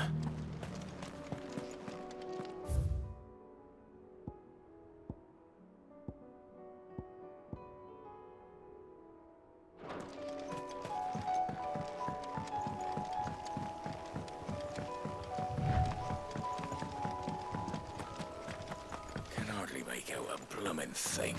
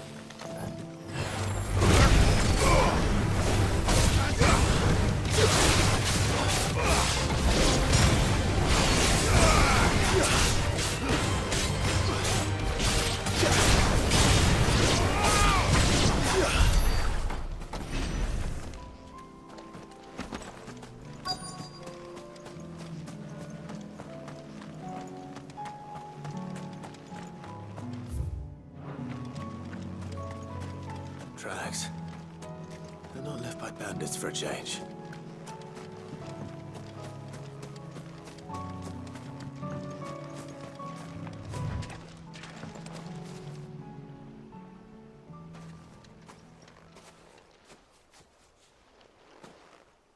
More tracks.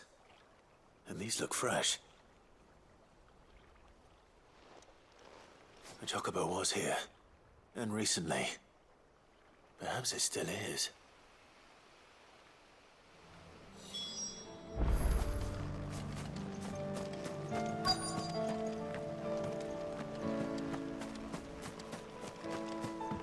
I don't hear anything.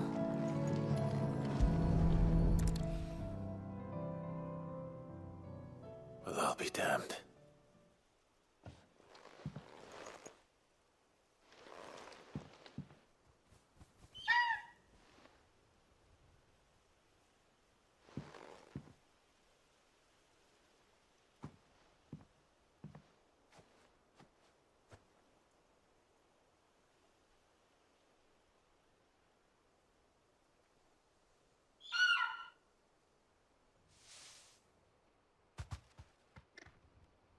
It's all right.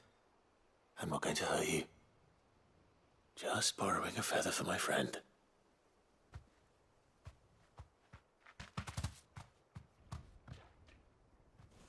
Thank you. Let's get this back to Gav before they change their minds.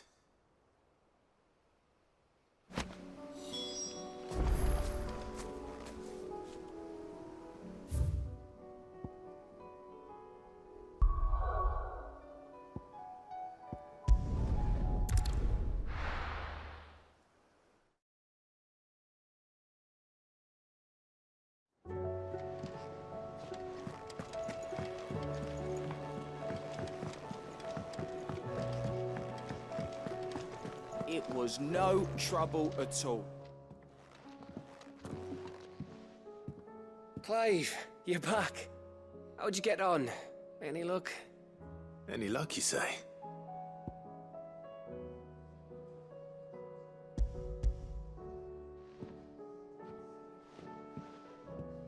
Crystal's crack. Is this what I think it is? Where in the hell did you find it? It's a long story.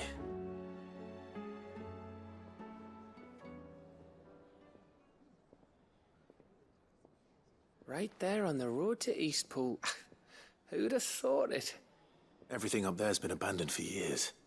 The empty cabin made for the perfect shelter. Though I fear my presence may have forced the poor creatures to look elsewhere. Don't blame yourself, Clive. The Blight's right on Eastpool's doorstep. They'd have had to move on before long. Even if you hadn't have turned up. They'll find a new home. Trust me. After all, that's what us endangered animals do. Anyway, what matters is, You managed to nick us one of their quills before they could run off. And now all that's left is to fix it to the carving. I didn't know you could carve. Reckon there's a lot you don't know about me. Like the fact I'm as good with a whittling knife as I am with a sword. And that bone Ember gave me's a dream to work with. What did you say it was from again? An Avis? But it weren't your Avis, Sid. I slew one of my own at last. So all those long nights in the pit finally bore fruit. I'm proud of you, Ember. Don't speak too soon. I ain't done my trial yet.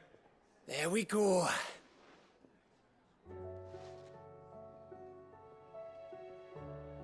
What do you think? I think if you ever hang up your scouting cap, you'll be able to make an honest living. Now will I? I should go and see if Ed is awake. Give it my best. You can give it to yourself. Come on.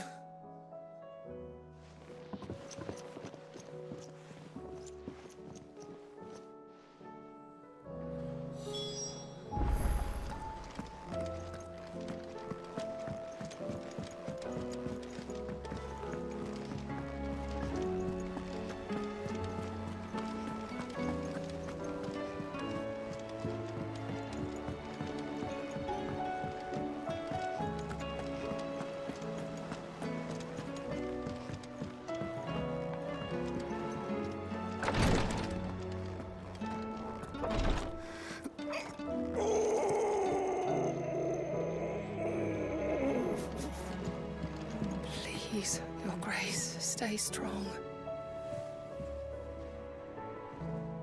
Ah, me lords. How are you feeling? Well, thank you. Is something wrong? Wrong? No, nothing like that. What it is... Go on, please.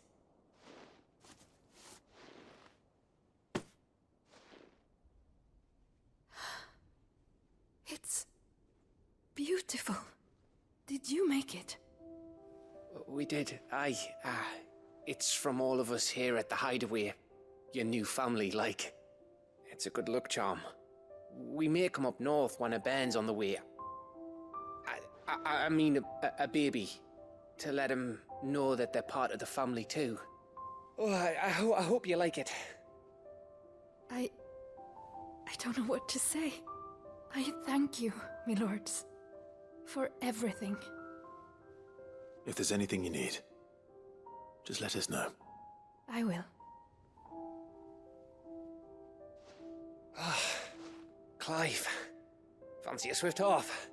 I'm thirsty. I could be convinced.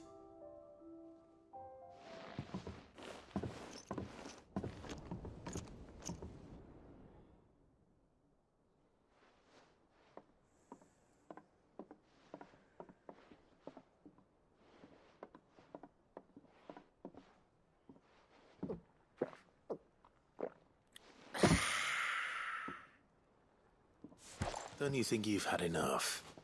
Oh, we're celebrating. I'm gonna be a father.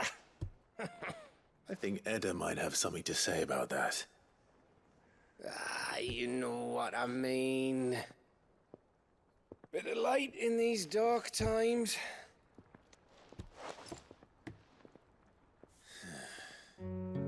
Wasn't long after me 10th name day, my mum told us she was with child again. I was over the fucking moon. I was looking forward to having a little one to lord it over, what with me being the runt of the litter. Thought I'd finally have a chance to prove to the world that I could be a big brother. Imperials came the day she went into labour. Had myself a baby sister. And then I didn't. Me whole family gone in a blink, while I hid in the cellar like the spineless little arsehole I was. Great brother I turned out to be.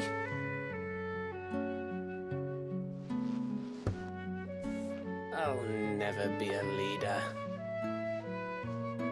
And I'll never be a hero. I'm just a daft little dog who comes running when his master calls. I'll never be like you, or Sid, or Jill, or even Torgal. Have you finished? Maybe.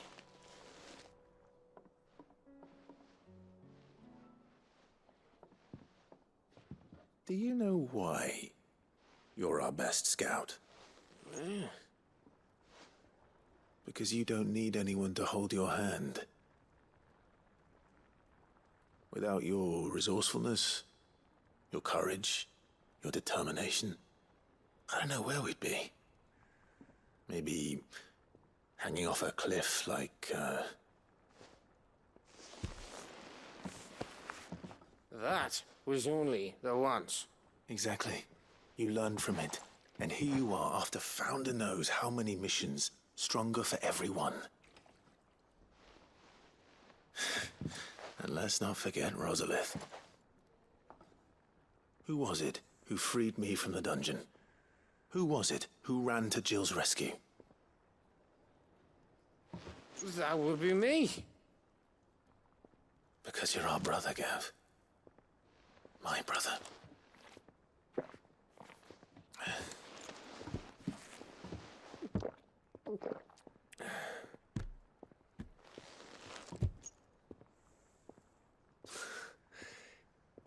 Your brother.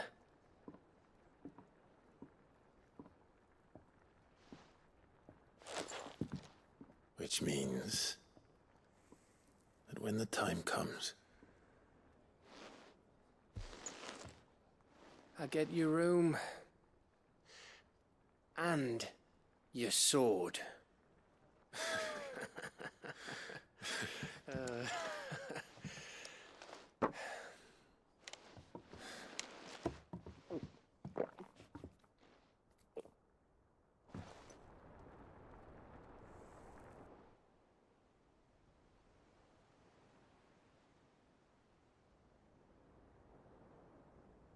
I may have had one too many. You may have had 10 too many. I said I was thirsty. Better get back to work anyway. After I walk this off. Clive? What is it? Thanks for, you know. I know.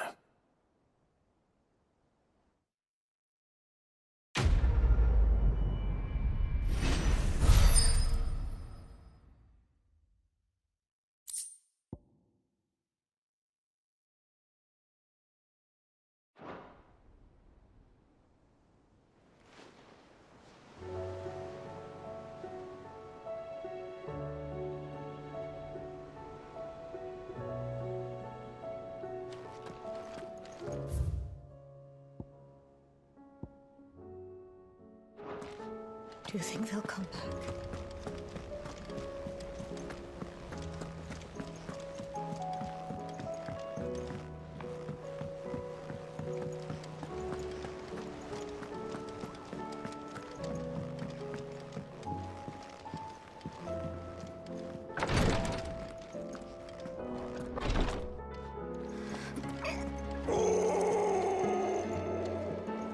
Please, Your Grace, stay strong.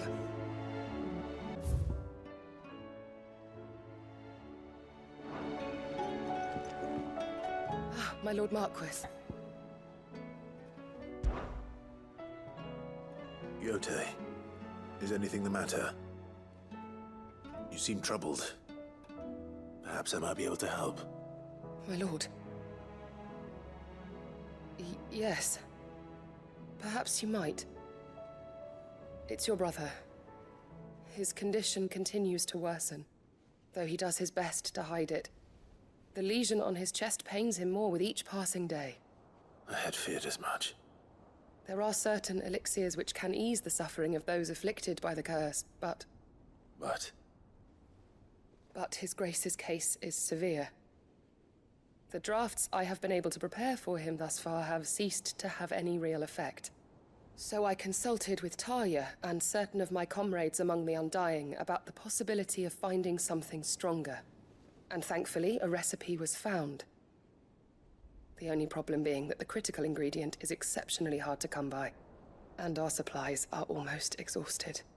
Unless we can secure more soon, your brother's anguish will likely become unbearable. My lord, I know that I have no right to make demands of you.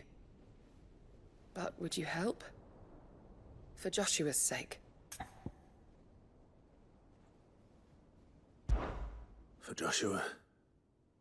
Anything. Thank you, my lord. So, what is this critical ingredient? A rare herb by the name of stonerwort. It grows only where the ether is densest. The vigor it stores in its stems helps to counteract the curse. We discovered a patch near the aqueduct in Rosaria. But alas, yet more ether has erupted from the earth there recently, leaving the whole area flooded. The search continues for a new source. One that we might reach without being turned.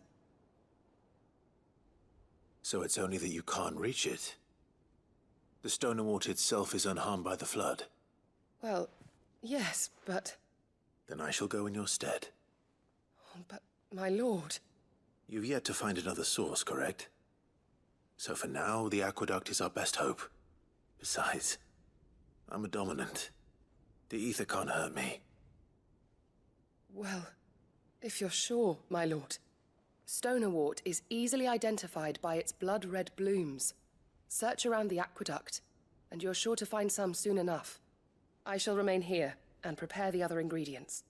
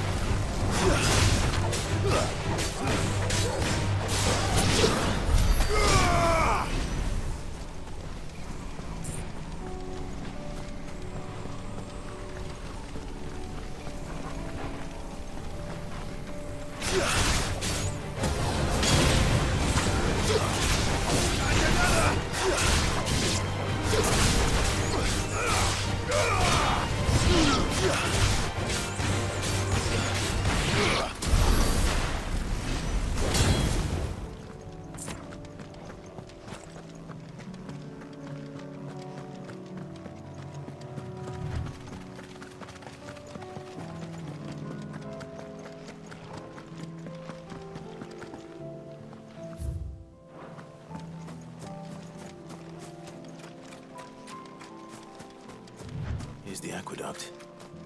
Now to find our stonerwort. Yote mentioned blood-red petals.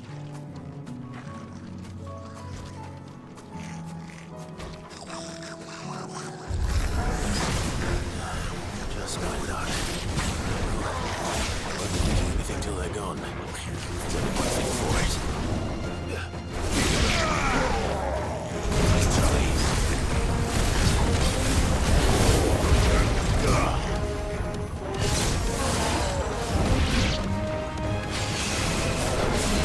Yeah.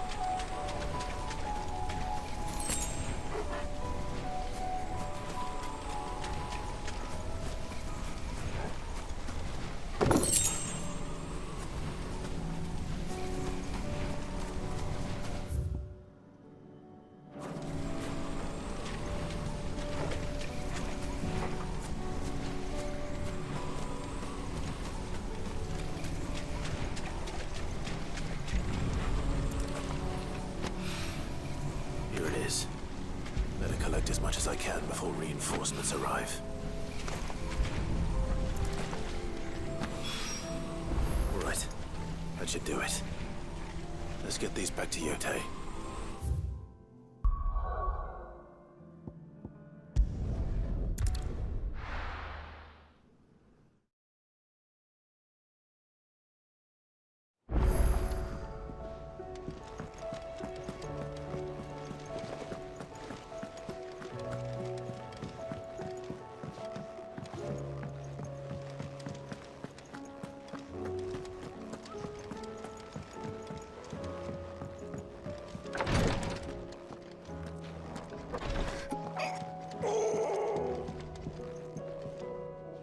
Yote, I brought back all the stone and water I could find. Will this be enough?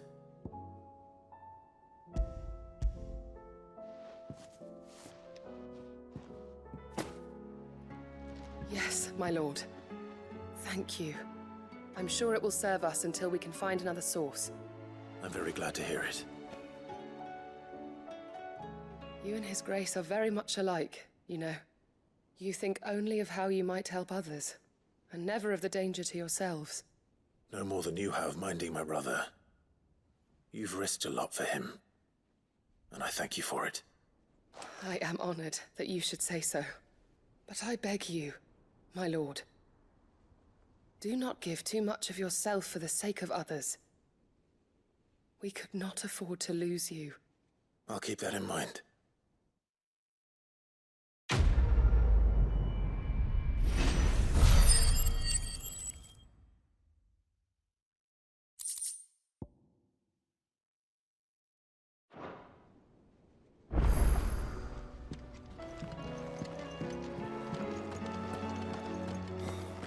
She can't keep this up much longer. Glory to Griga. There you are. And not a moment too soon. What's happened? Taya's busy working herself into an early grave. Since the arrival of her latest patient, she's refused to stop, even for a moment. I've tried offering to see to him in her stead, but she won't hear of it. Clive, she hasn't left the infirmary in days. She's pushing herself too hard. And if she doesn't rest soon, will you talk to her? Order her to her chambers if that's what it takes. Because if she keeps this up, I fear the hideaway will be without its best physica before too long.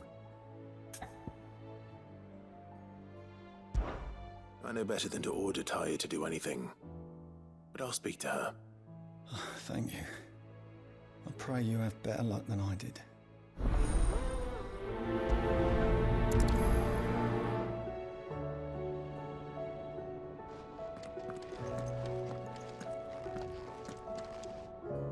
Well, Taya, Rodriguez worried about you. And if what he says is true, then so am I.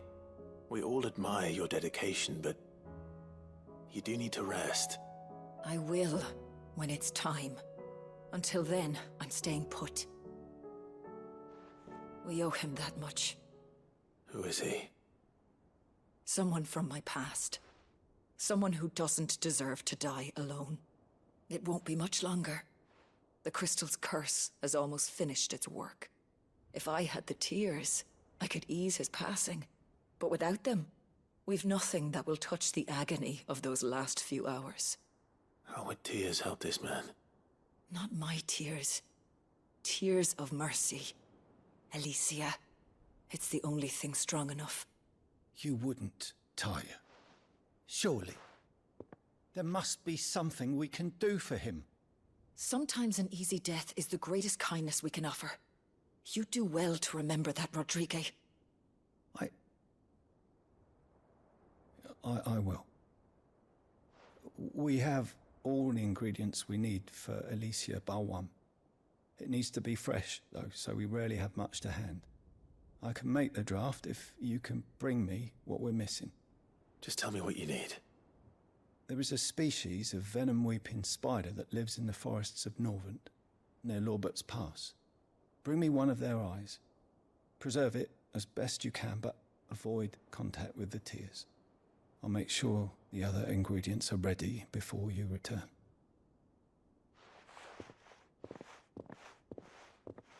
Thank you, Clive. I won't forget this.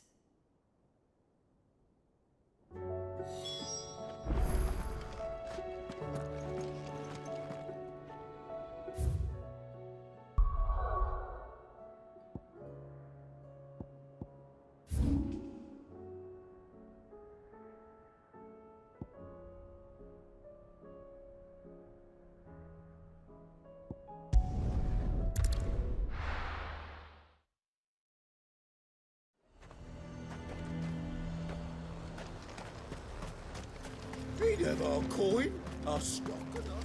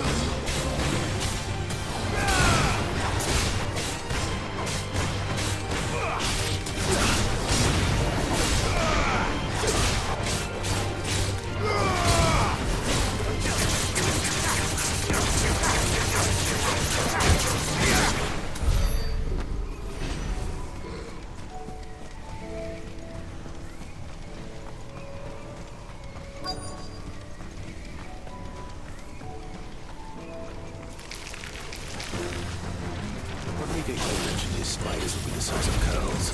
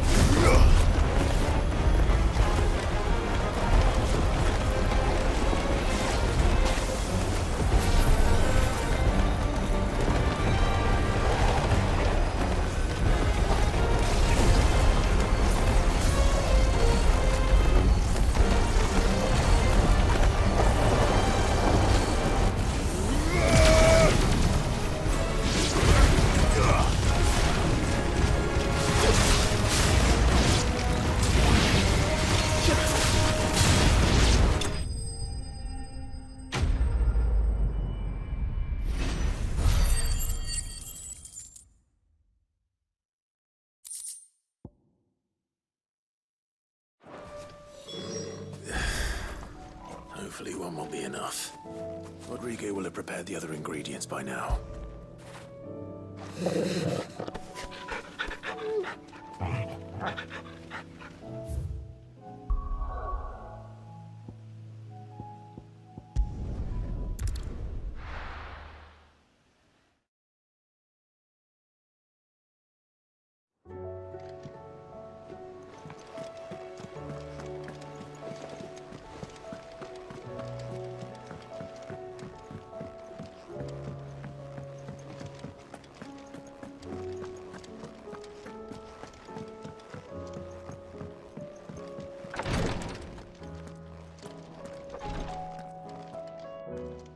Thank goodness you're back.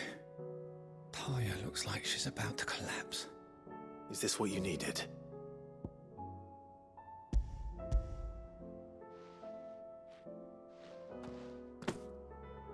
Yes, it is. Thank you, Clive. I'm loath to give a patient Alicia, but Ty is right. Sometimes it's all we can do. A single dose dulls even the most agonizing pain, and all other sensation with it. It may be a gentle way to die, but it is death nonetheless. I wish there was another way.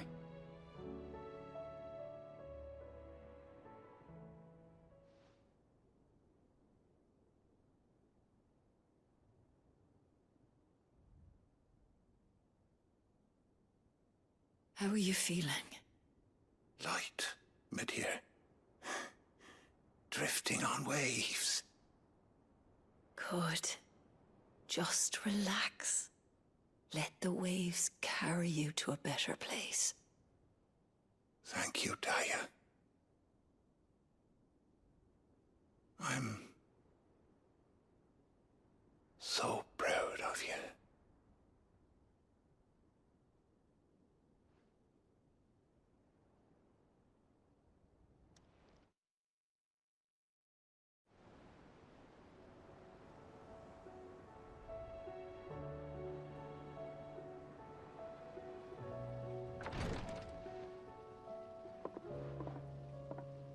He's gone. Thank you, Rodrigo. And you, Clive?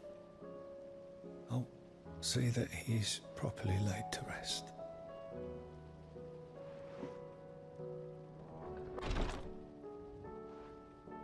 The man you helped today was my mentor, back in the Southern Isles, on the front lines of some meaningless war. I was still a child when they shipped me to their triage tents, to treat the wounded with my gift. But in such blighted lands, I was next to useless. Until he taught me the true physicker's art, that is. An art we would be lost without. Tears of mercy were his gift to the bearers of the world. A respite from the agony of the curse's end. And a kindness Sid would have approved of. You know as well as I what life is like for a bearer soldier. Marched from one battle to the next, never knowing which might be your last. A commander may care nothing for the bearer spent in his service. But my mentor's gift gave the dying one fleeting moment of tranquility before the end. I've no tears left, Clive. I've seen too many of my friends taken. Something needs to change. And we need to be the ones to change it. And we will. I promise. I hope so.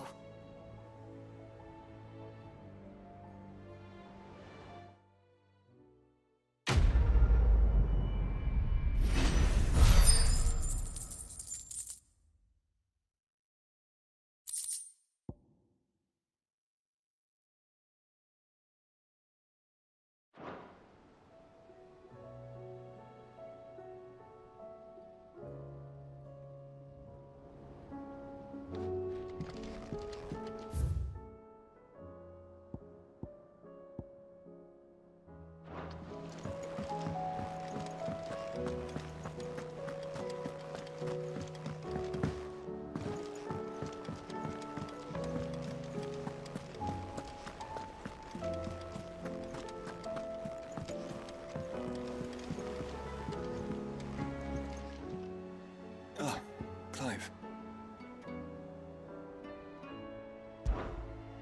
Joshua, what's wrong? And don't say nothing.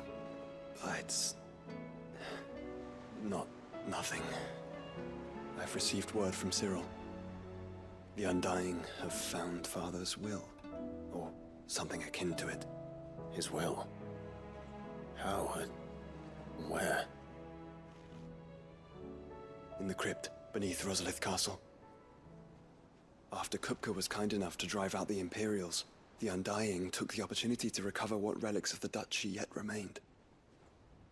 And in the process of doing so, they found a letter from Father. I'm surprised anything survived down there. Cyril asked that I join him in Tabor at my convenience.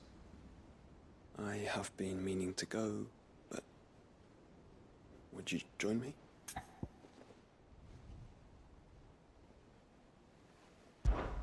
Of course.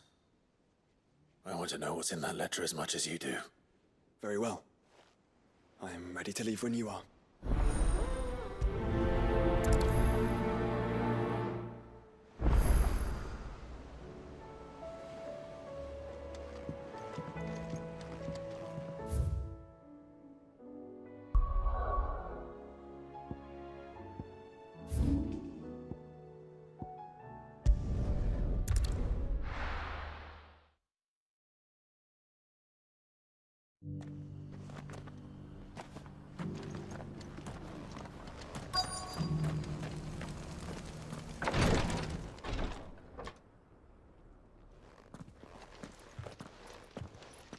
Your Grace, my lord, I trust your journey was not overly onerous. Cyril, you found a letter from Father? Yes, I have it here.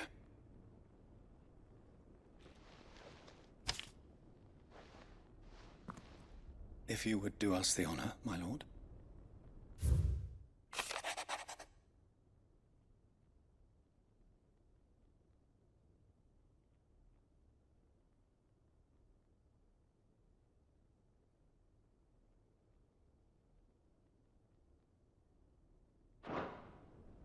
An inheritance.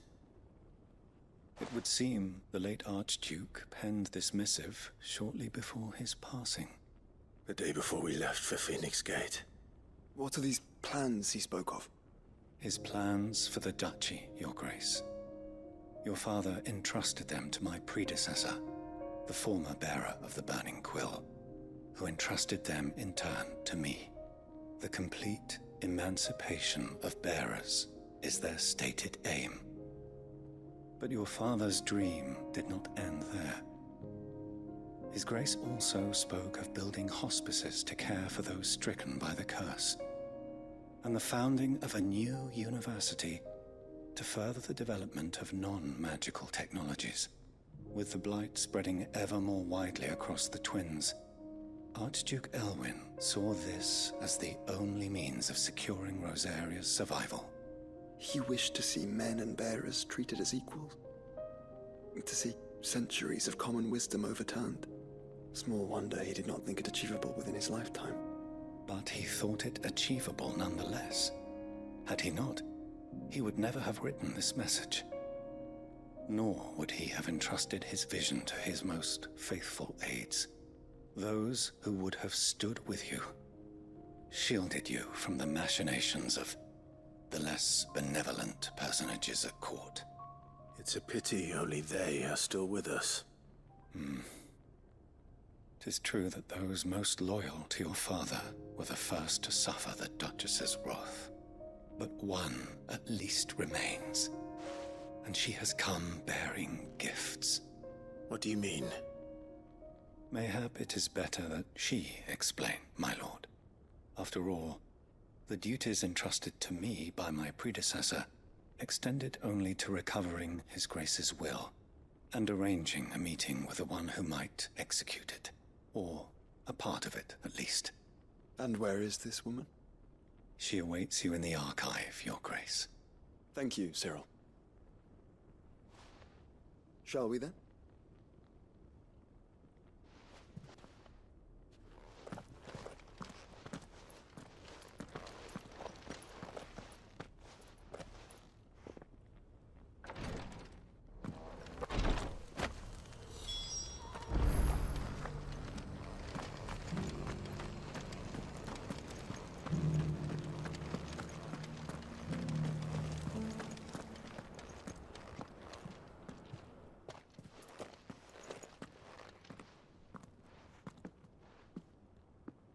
My lord, your grace.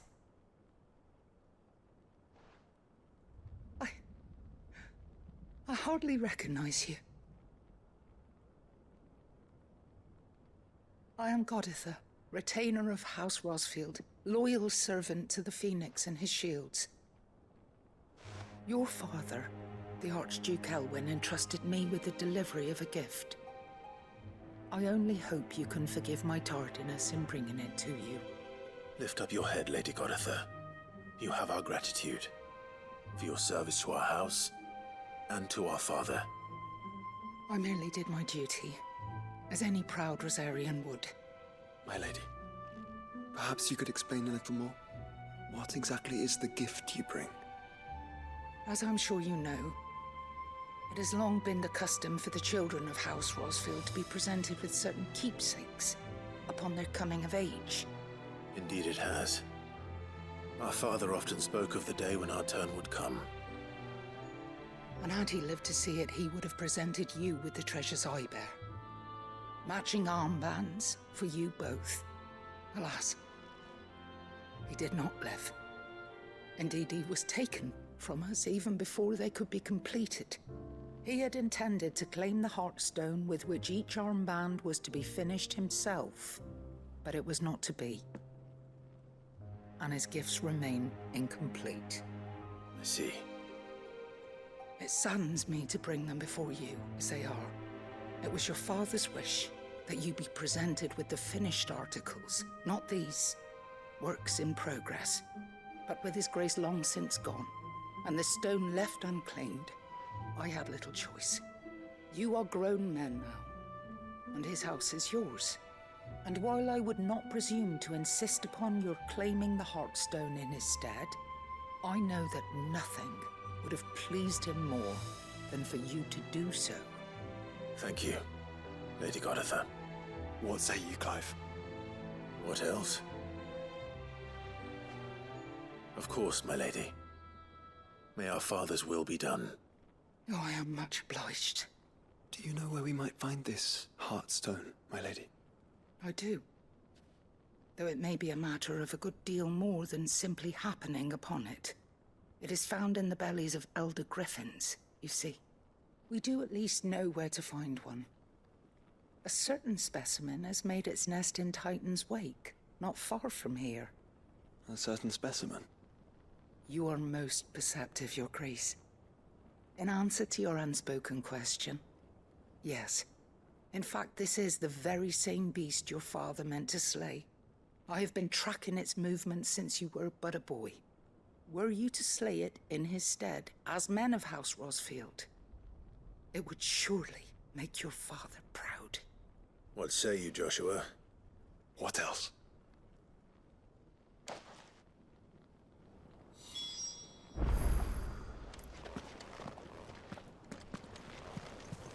Titan's Wake is to the south of here. But we must not be hasty. The good lady has been disappointed once already.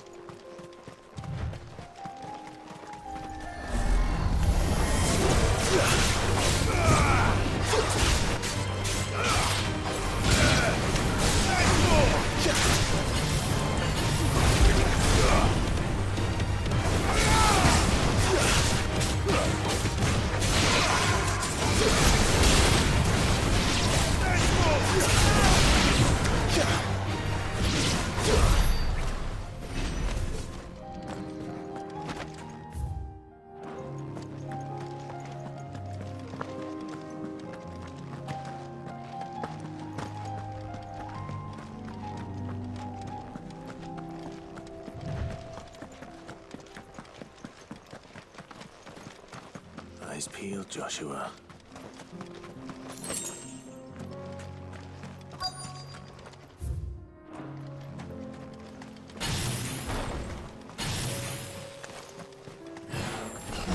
There it is. The House Rossfield.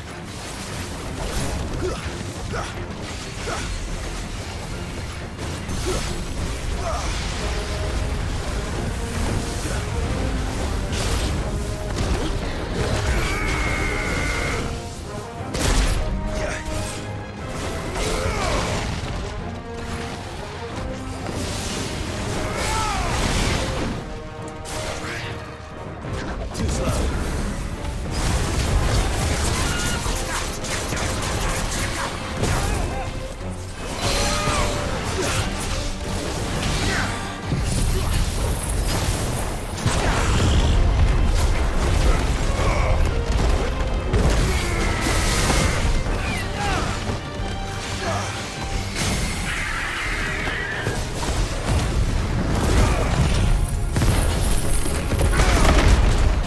Help me, boy.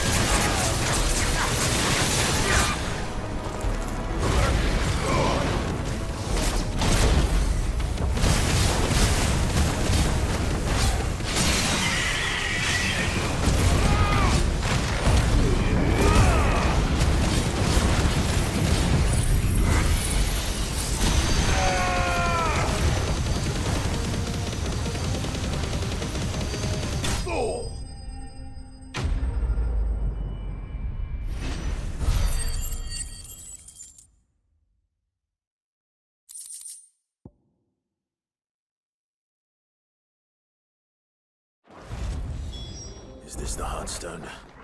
I expect Lady Goditha will know.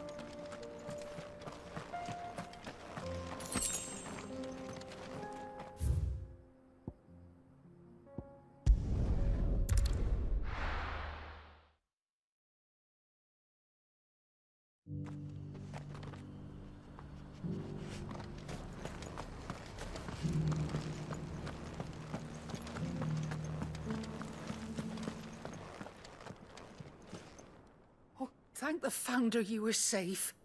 The Griffin is slain then? And the Heartstone claimed.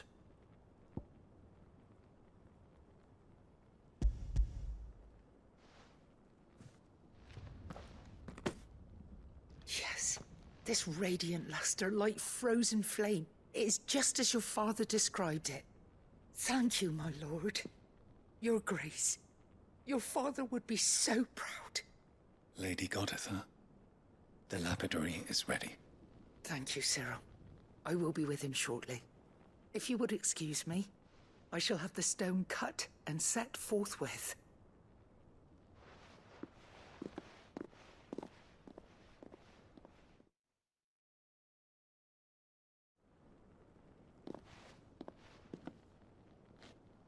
The armbands are complete. Pray, take them. They are yours, after all. Heartstone is harder and more enduring than garnet, or even ruby. It symbolizes unwavering will and devotion. And the graven vines encircling the stone represent the unbreakable bonds between you. It's a message. Father knew we had enemies both inside and outside the duchy. Enemies who would thwart his vision. Only with unwavering devotion would it ever be realized. And only if we stood together, as Phoenix and Shield, as brothers in arms. Only then might those enemies be overcome. Indeed. His Grace knew the enormity of the task he would entrust to you, his heirs.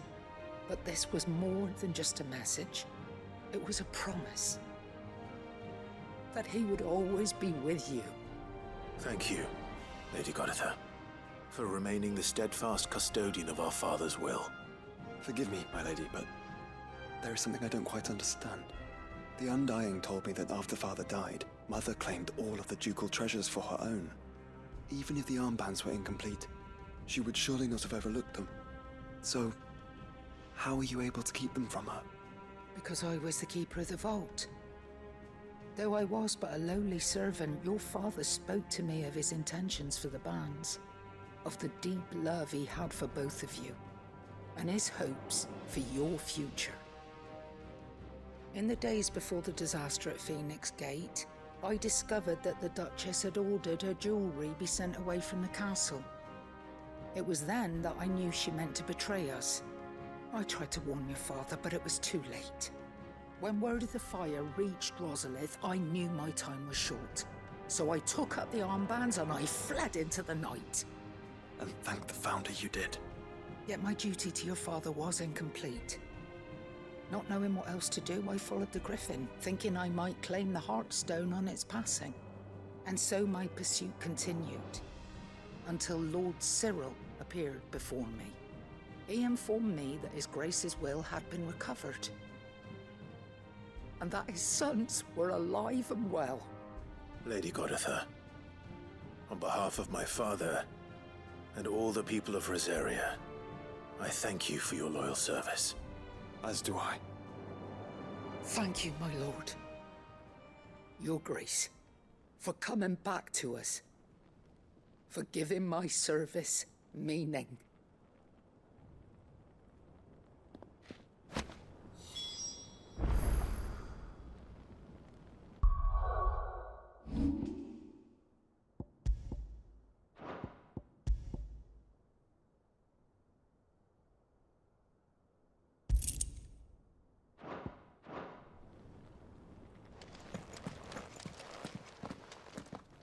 The bands suit you well. It must be gratifying to finally receive the inheritance that was denied you for so long. It is. And we thank you for the part you played, Cyril. If you would permit me to play my part a little longer, might I suggest that you make your way to your father's memorial atop Hawk's Cry Cliff? Let him see that you have received his blessing, and that his vision lives on in you. I suppose it would be churlish not to. What do you say, Clive? Shall we pay Father a visit? I think we should. I was hoping to be able to offer him my thanks before we left for Origin. Your father's helm is enshrined there. It has been since the day we recovered it from Phoenix Gate. I prithee claim it. For it too is a part of your inheritance, and I do not doubt that your father would prefer it in your hands than perched upon some lonely rock. Thank you, Cyril.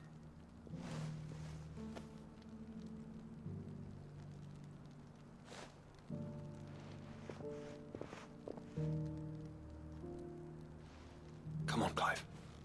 He's waiting.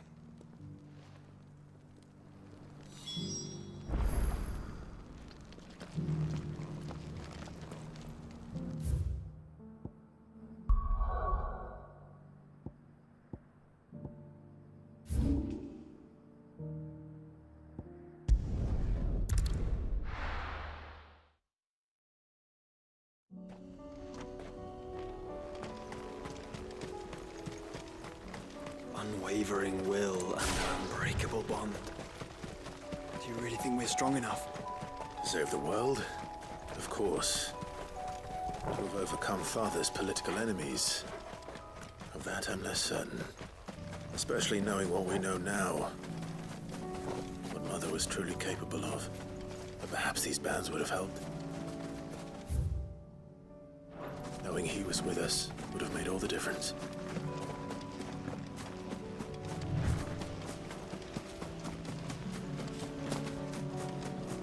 It's just back there.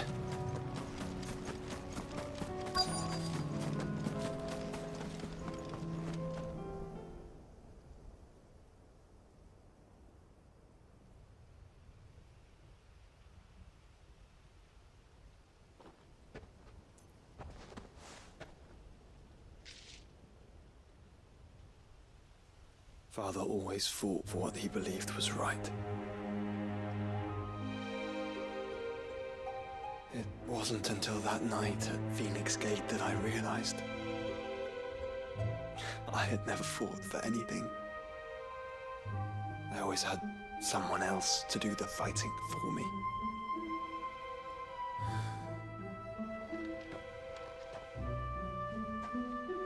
No matter how fate conspired against him, he never lost heart, never looked back, never stopped fighting. To me, he was the greatest of men. I've been trying to live up to his ideals ever since.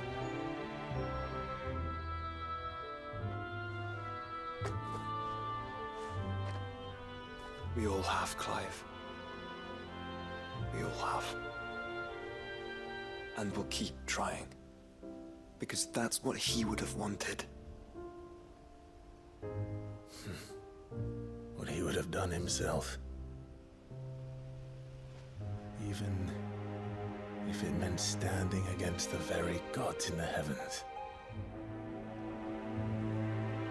I shall be borrowing this, Father, if I may.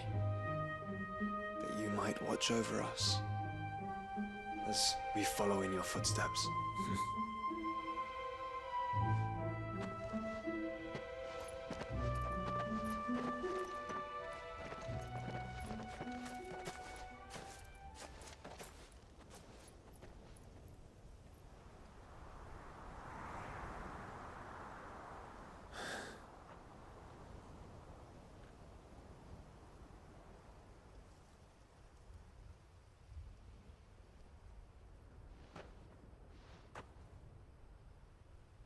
We won't lay you down.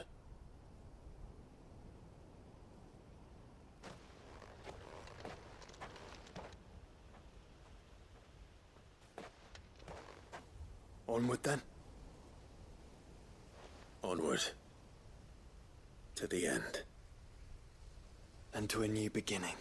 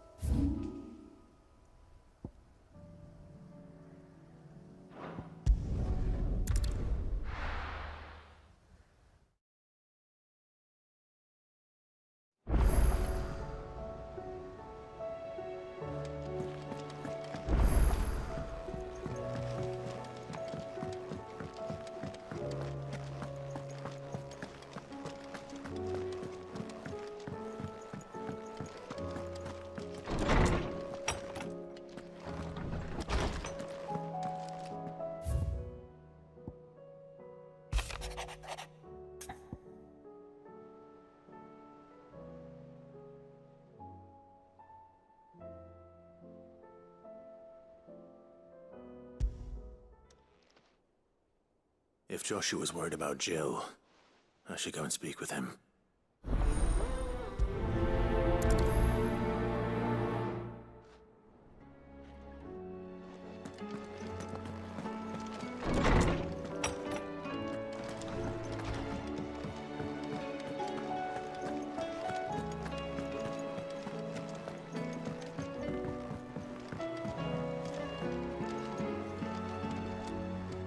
Joshua, I read your message. You're right. Jill is different. I don't think I'd realized how different, but since we returned from Drake's spine, I felt it more and more. I suppose it's not hard to imagine why. She doesn't think she belongs anymore. And that's why we need to remind her she is still one of us. And to let her know that we still need her, now more than ever. That you still need her, but But how to do that? When last we were truly close, we were but children. Of course. Do you remember the time we accompanied Father on his annual tour of the Duchy? And Jill and I broke from the procession to ride up Man's Hill. To see the snow daisies, I remember. It was the first time Father had allowed us to join him. And when he realized you were missing, he had the entire retinue down to the pot boys combing the countryside. In the rain.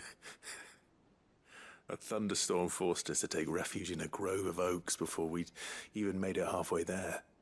It was the Lord Commander who finally found us, and needless to say, he was none too pleased. Then it seems you and Jill have unfinished business. What do you say? Man's Hill. It's not that far. Oh, true. Though I suspect it is also much changed. Little in southern Rosaria remains as it was when we were children. You're saying I should go and scout the area for bandits? I'm saying we should first go and see if there are actually still any snow daisies left. What would you do without me, Clive?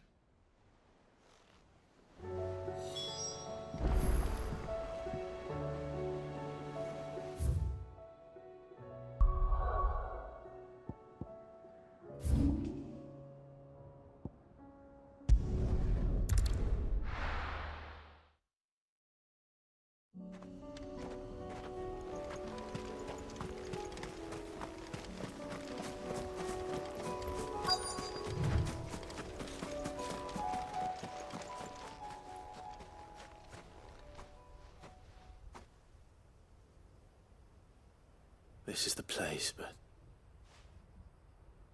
I'm sorry, Clive.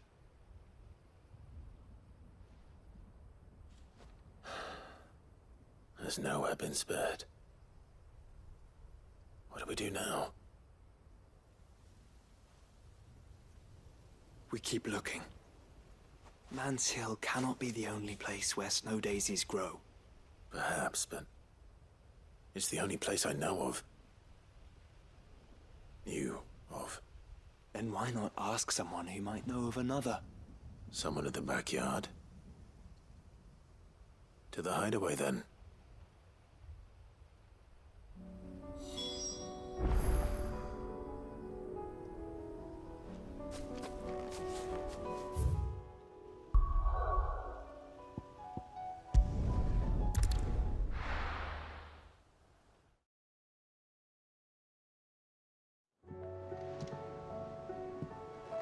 Let's hope one of the gardeners knows where to find snow daisies.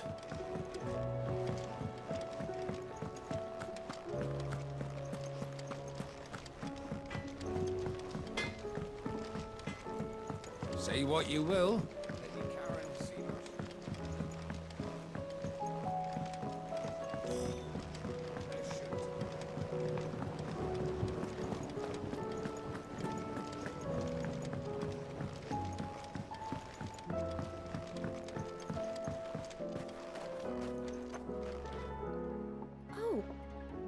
What brings you down from the heavens, Sid? I need your advice. Joshua and I are looking for a place where snow daisies grow. Preferably in abundance. Snow daisies. Then you'll want somewhere not too hot and not too cold. And where the winds are strong enough to carry the seeds.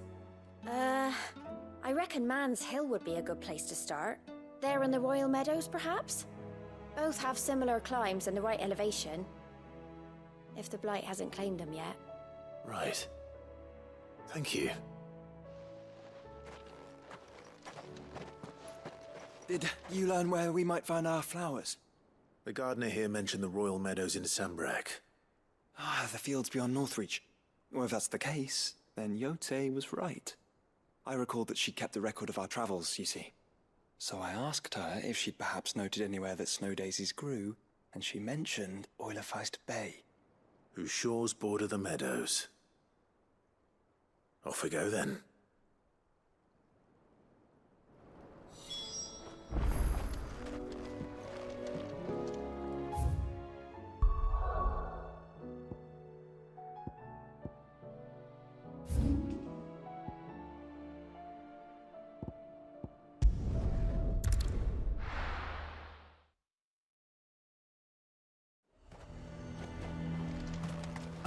treacherous. The garrison is threatening to pull their sentries from the markets. I would speak with this Duke. Saw the captain just now.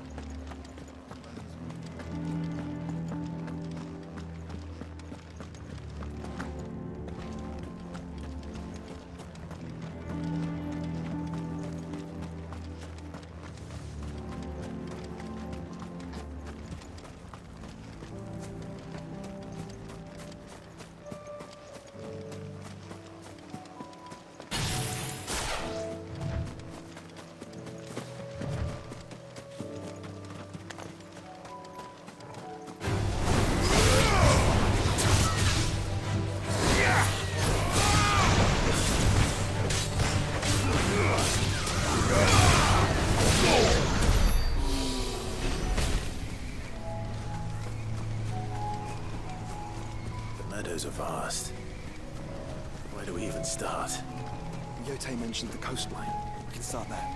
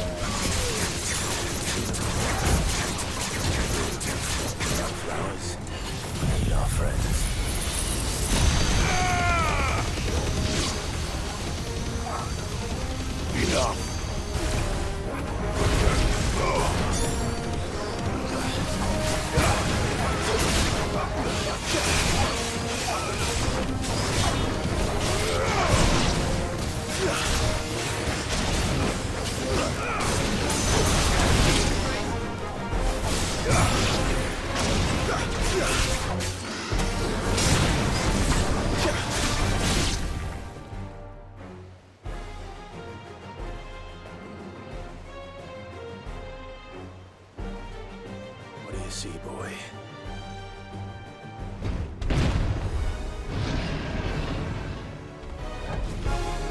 Let's hope this is the last one. One way to find out.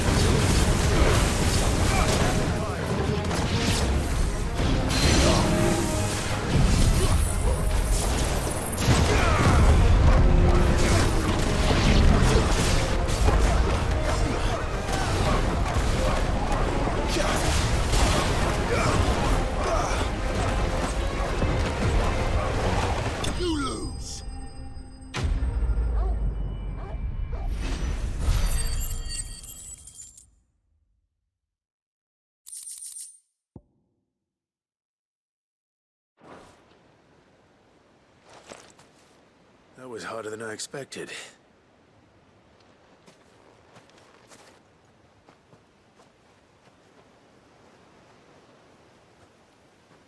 But found her. It was worth it. They're beautiful. Do you think Jill will like them? She'll love them. Come on. Let's go.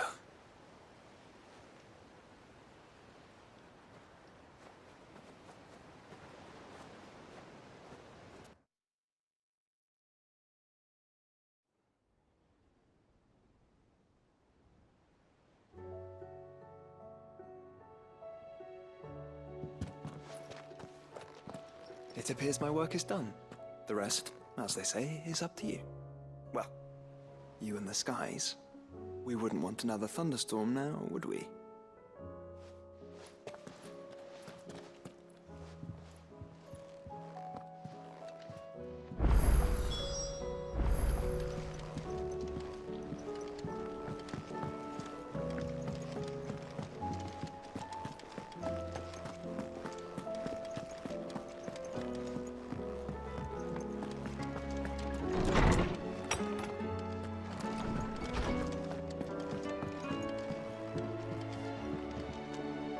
Jill, there's something I'd like to show you.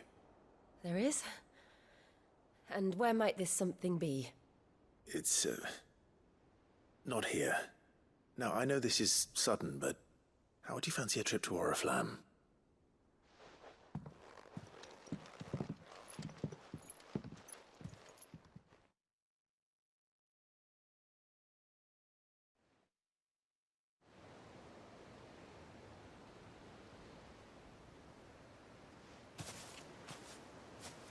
There are so many. This is what you wanted to show me.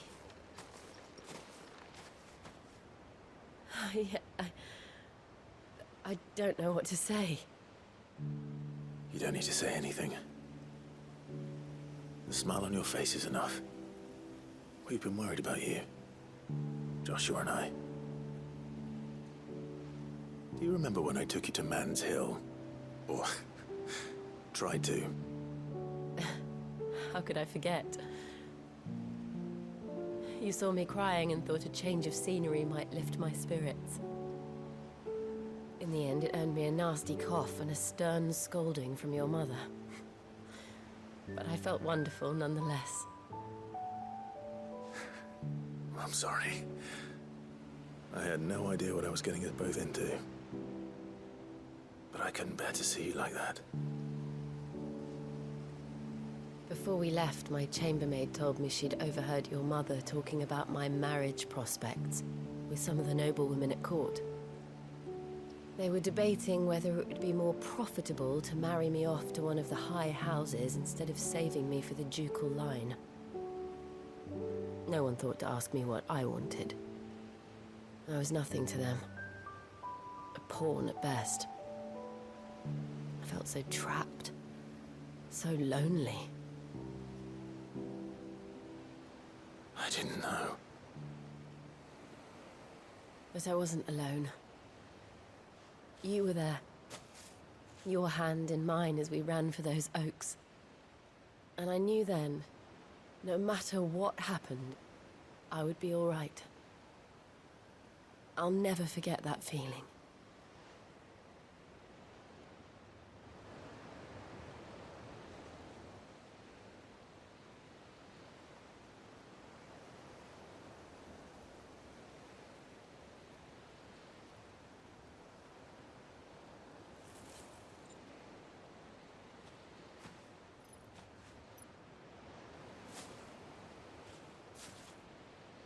Before we broke camp, the morning after the storm, do you know what I did? No? What? I slipped away from my governess to climb the tor. And from there I saw a sea of petals, all reaching for the sun. And I realized that no matter how terrible the night, dawn would always come.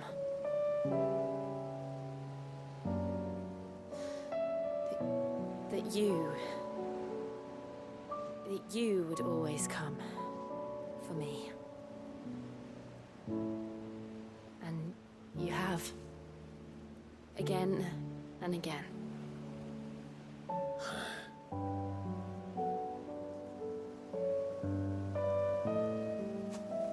Where do you see us? When all this is over?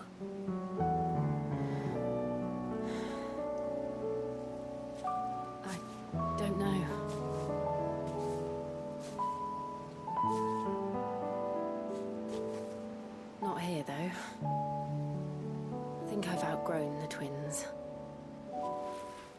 After everything we've been through, the realm just seems so small. I'll need some space to spread my wings. Then that's what you'll have. And I'll stop at nothing to see that you do.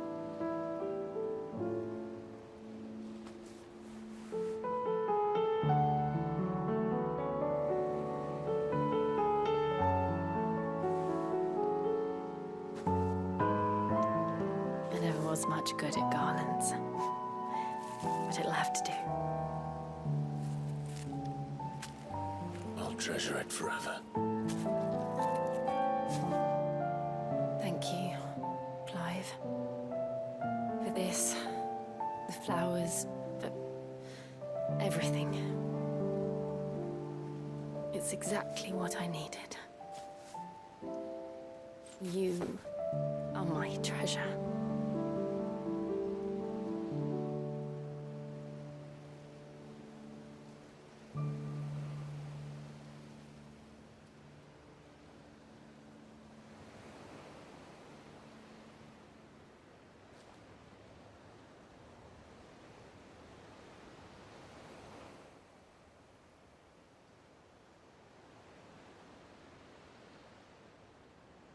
We should probably be getting back.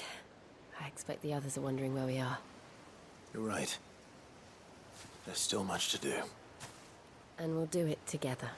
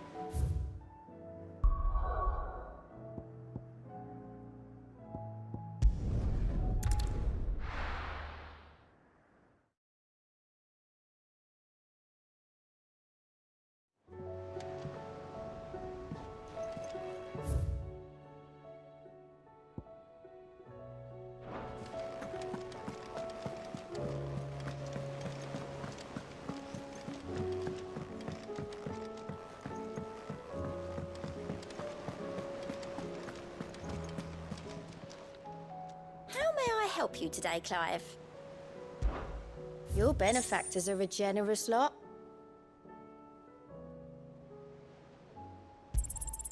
Here you are.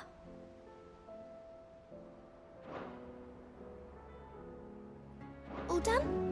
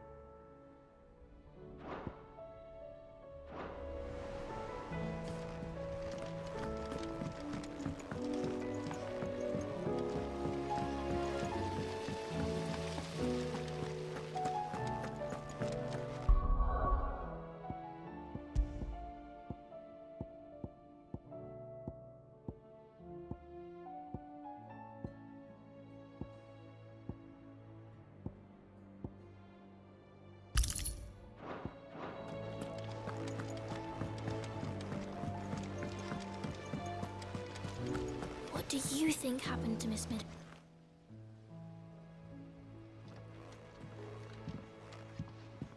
Sid, you have to help us. With what? You didn't take apart another of Mid's contraptions, did you? No. Well, yes, but that's not what we want to talk to you about. It's Miss Mididol. She's been acting strange. Very strange. She's barely ever around. When she is, she acts like we aren't even there. Her head's in a crowd. In the clouds. That's what I said. In the clouds. Well, she does have a lot on her mind. When did you last see her? Not long ago. Ah, right after she got back from saving you from Stoneham. Then it's probably just about the Enterprise. It did take quite a battering on the way there and back.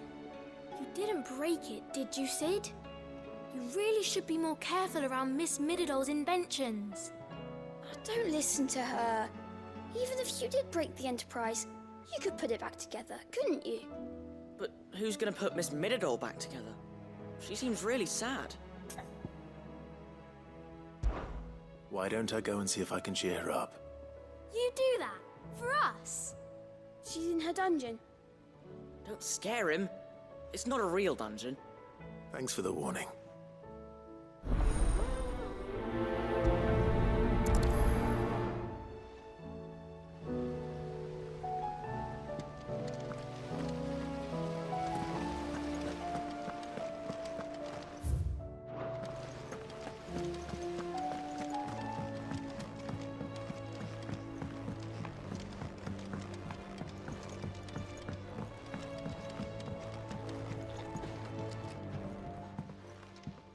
Mid, if you have a...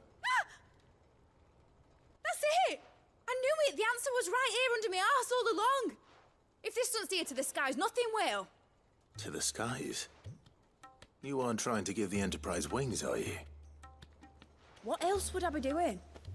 The children seem to think you're avoiding them. They're worried about you. Is this really so important that you need to shut yourself away from everyone? The Enterprise is already the fastest ship in the realm, and that's with the sea beneath her. But what if she weren't bound to the waves? What if she weren't bound to anything at all? It's not fair. The gods get the skies all to themselves, so I'm gonna do something about it. The Fallen had their chance, but they relied too much on magic. And see where that got them? But not me. I've discovered how to do it without. Well, almost. First, I need to make a prototype. And is that a one-woman job? Are you volunteering? I'll have you know the Enterprise is my baby. But if her godfather's offering to lend a hand, I'd be happy to take it. First, I'll need oil, and not just some old drippings from Miss Molly's spits in the Tub and Crown. Refined stuff, like they make in Ordil. Then I'll need some bone, or shell. Light, strong, preferably no longer attached to the beast it belongs to. If it's beast bones you're after, I'm sure the curse breakers will know where you might find some. No, they'll know where you might find some. You're the one who offered to help, remember? I should speak with one of the curse breakers before I set off for Old Hill. See if I can't find this bone while I'm there as well. Has Middledol mentioned a new project?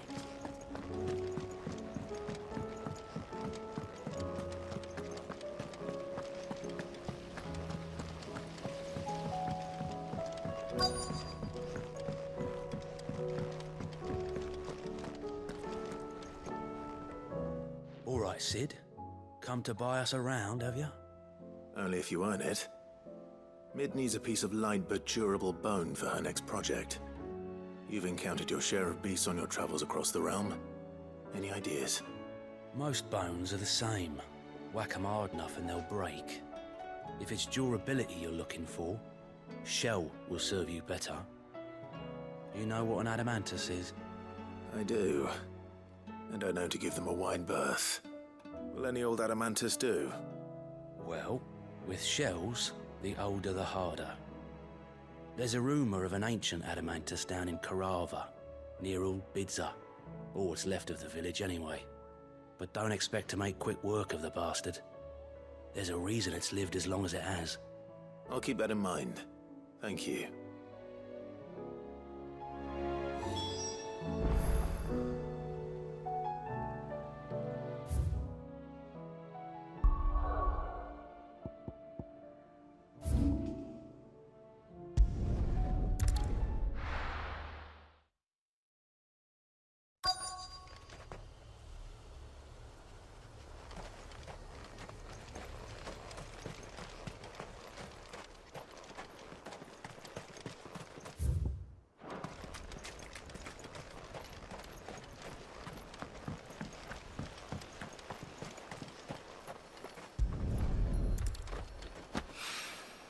Mid's oil.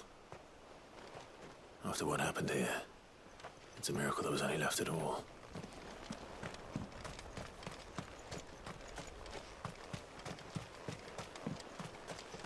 We're not alone.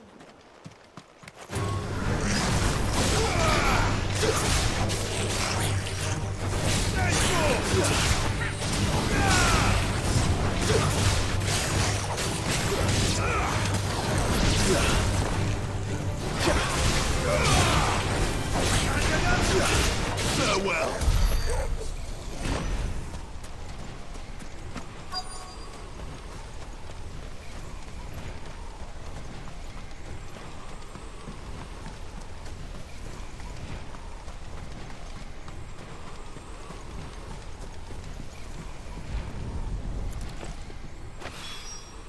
This should be enough.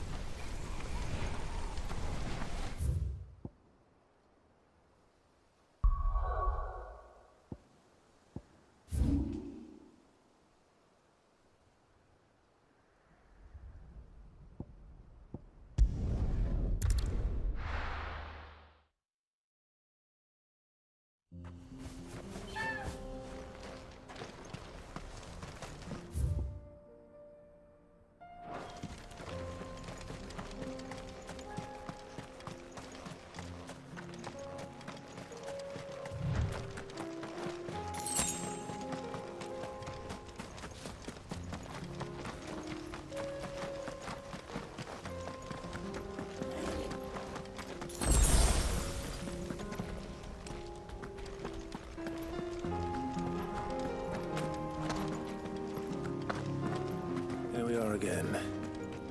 Carava. If you were a tortoise, Torgal, where would you hide?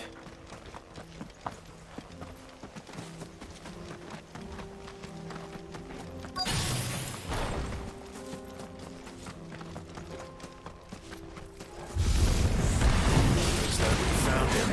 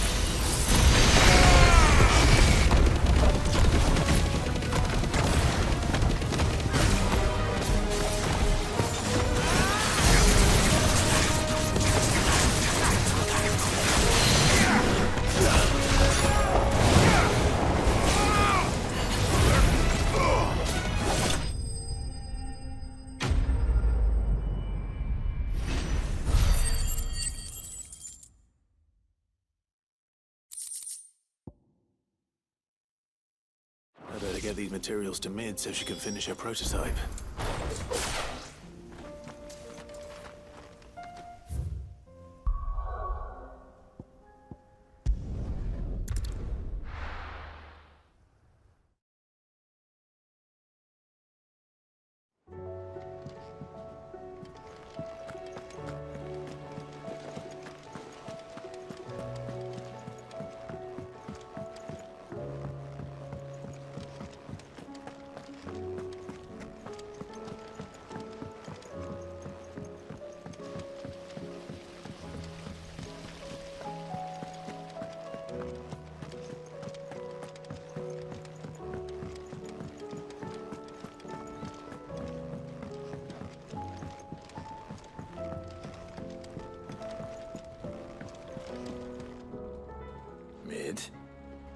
Tell me this is all you need.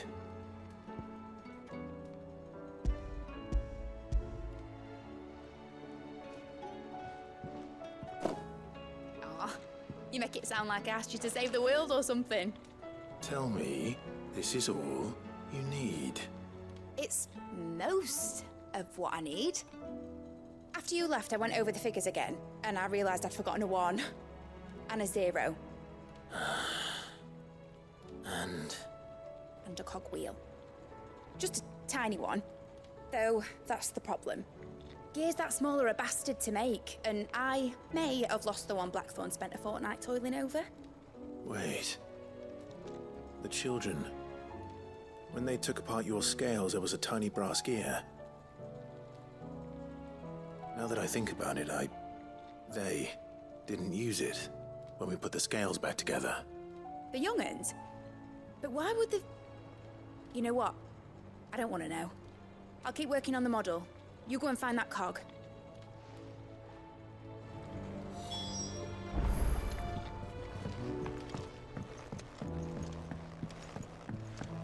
Has Midadol mentioned a new project?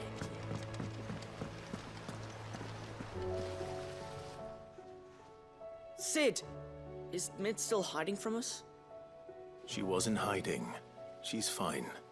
She's just busy working on her next project. A new invention? What is it? What is it? Is it an airship? I bet it's an airship! Do you think she'll let us help? That just so happens to be why I'm here. She needs something special, something only you three can provide. A brass gear. A tiny one. One that might fit on, say, a set of scales? Oh, the one you forgot! We remember! We saved it, just in case. It's in the bag of bits. Since your lesson, we've been disassembling, then reassembling everything we can find. All the pieces that are left over, we keep under our beds, just in case. That's good to know. Look! I found it!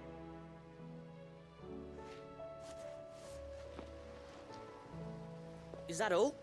Just the gear? We have more parts if Mid needs them. That's all for now.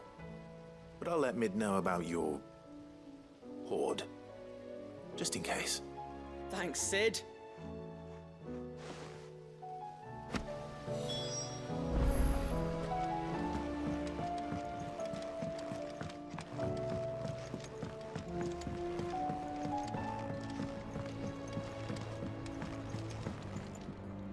Well, did they have it?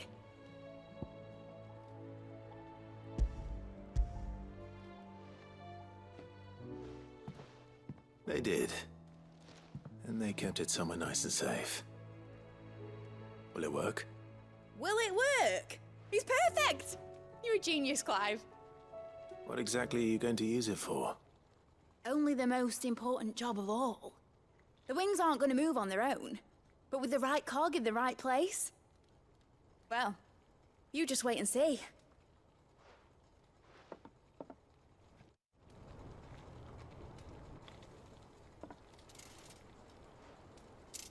That should do it.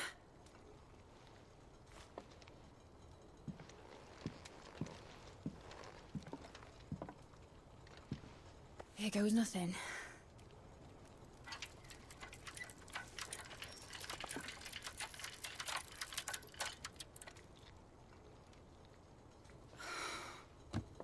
Titan's tits. It wasn't supposed to fly, was it? Of course it was supposed to fly. Wouldn't be much of an airship if it didn't.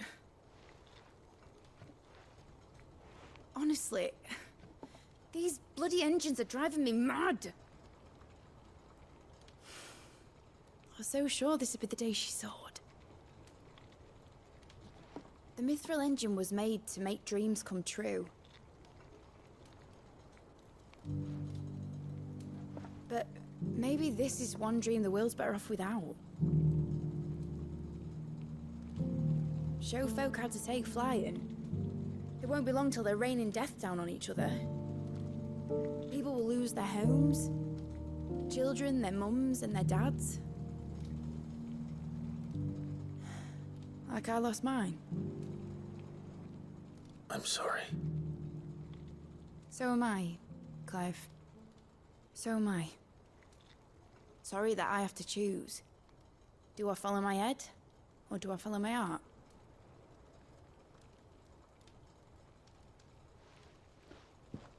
Good question.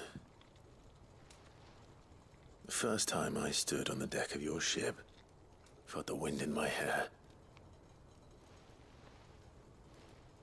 It was like I was flying. But imagine how it would feel to actually do it. My dad always said there were two ways of living life. Chasing a dream or shuffling to your grave. And he were right. Right about a lot of things. Not that I like to admit it. People need dreams to chase. Especially in a world like this.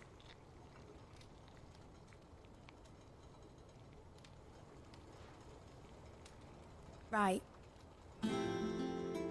When this is over, I'm gonna take all my mithril engines to Zemeckis and sling them over the edge. I won't have my dream end up turning into someone else's nightmare. But all that hard work... All that hard work will not be used for war, Jamie. But it ain't like it'll be gone. Tell me, Clive, have you ever been on a treasure hunt?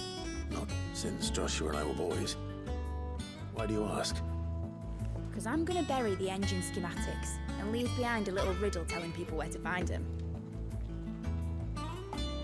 A really hard one, so that only the most dedicated dreamers will ever be able to work it out.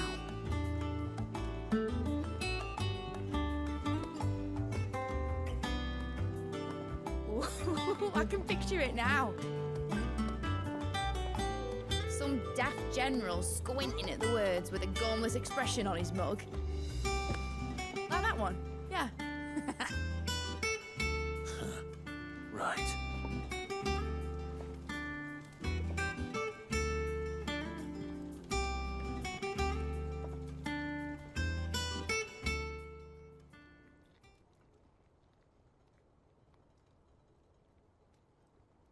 Of course, if I'm putting this engine at the end of a treasure hunt, I'll still need to make it a treasure worth hunting for.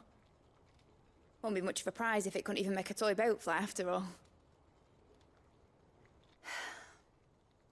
My dad always said, dream big. But it ain't the size of a dream that's important, is it, Clive? Only that it's a good one.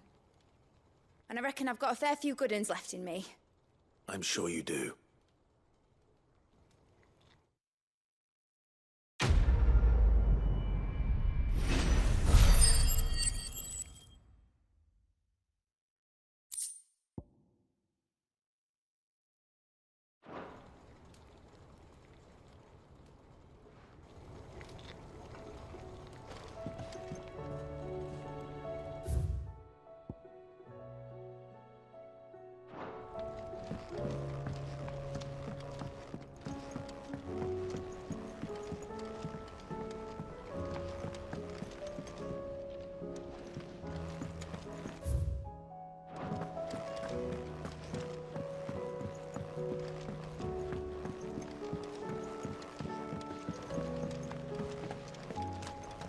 I will not let them be forgotten.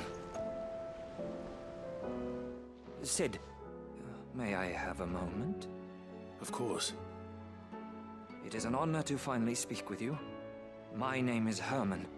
I've been with the Cursebreakers for some time now, and I wish to be deployed to Ash.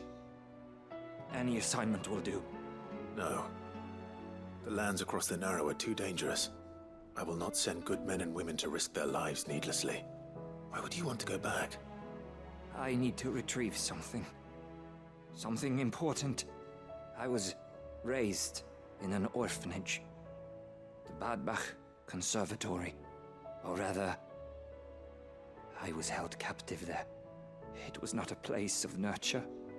It existed solely to turn bearer children into mindless weapons. We were tortured until we feared no pain. Tormented until our hearts turned to stone, and few ever survived long enough to become tools of the last king. I can't imagine. I lost so many. I can't even remember all their names, but they must be remembered. They cannot fade away, faceless and forgotten. The Institute was run with military precision. Every child measured, every name recorded, every death logged with meticulous care. Sid, allow me to travel to Ash and recover the registry so that my brothers and sisters might live on. You were a good friend, Herman. But the fact remains that Ash is simply too dangerous. Sid, please. Even should it cost me my life. Too dangerous for you, Herman. But not for me. I'll go to Bad Bach and find the registry. You will? I won't let you risk your life. I don't know how to thank you. You can start by telling me where I'll find this orphanage. Vie de Grace. Hidden in a forest, overlooking the plains. All right. I'll see what I can find there. May the mothers guide you.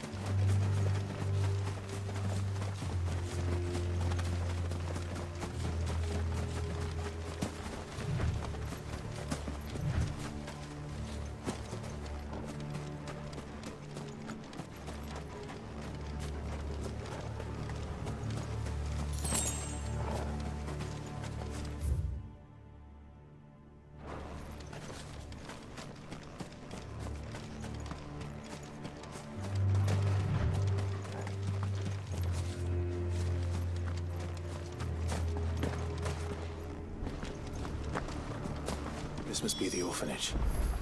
Hopefully the registry is still here.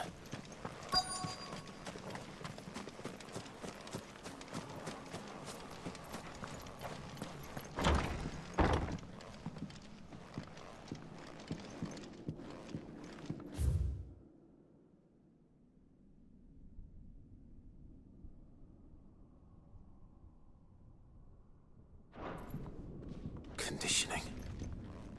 This is nothing short of torture.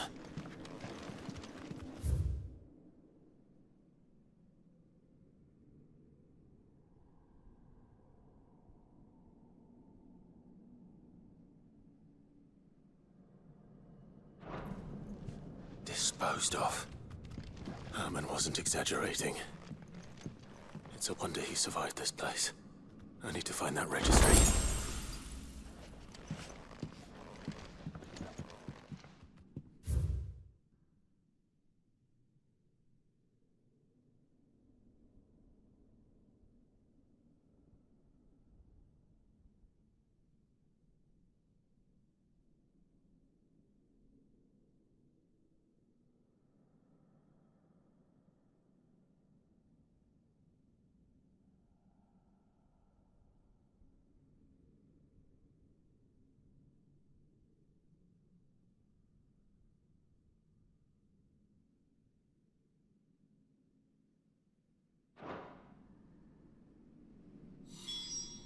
Reads like a suicide note. Did the director go through with his plan? There's only one way to find out.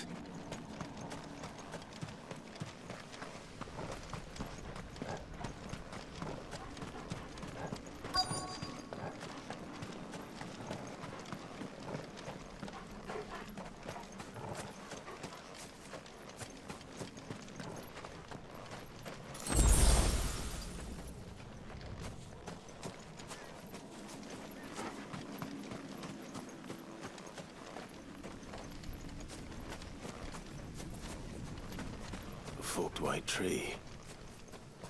This must be the place.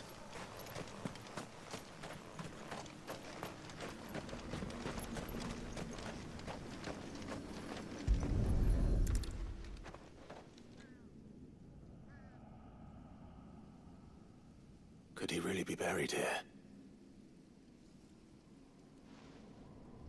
There's something hidden among the roots. Let's see.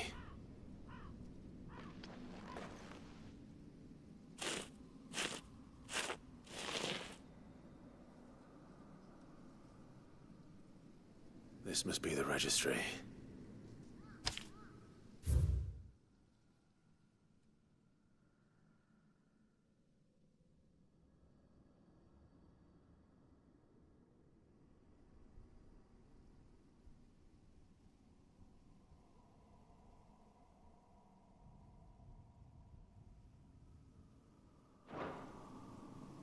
So many names.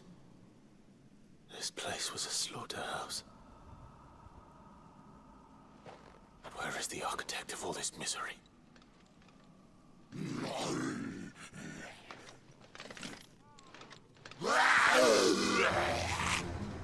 It was only a matter of time, I suppose.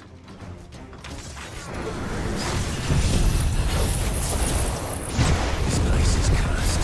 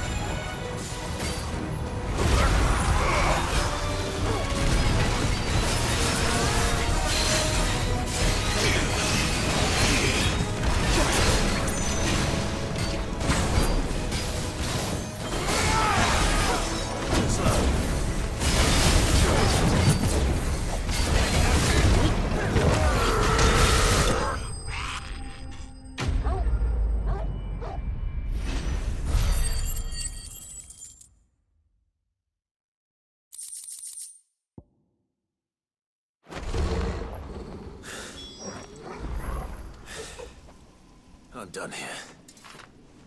Let's get the registry back to Herman.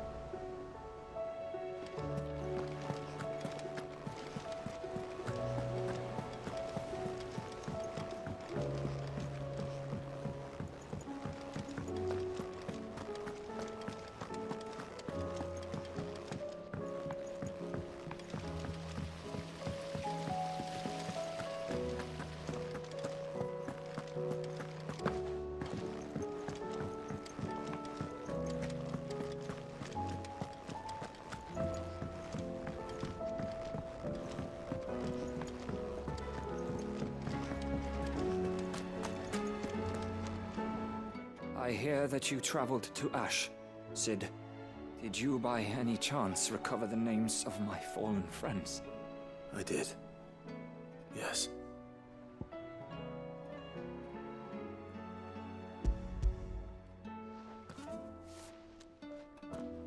If I may, the bearer registry.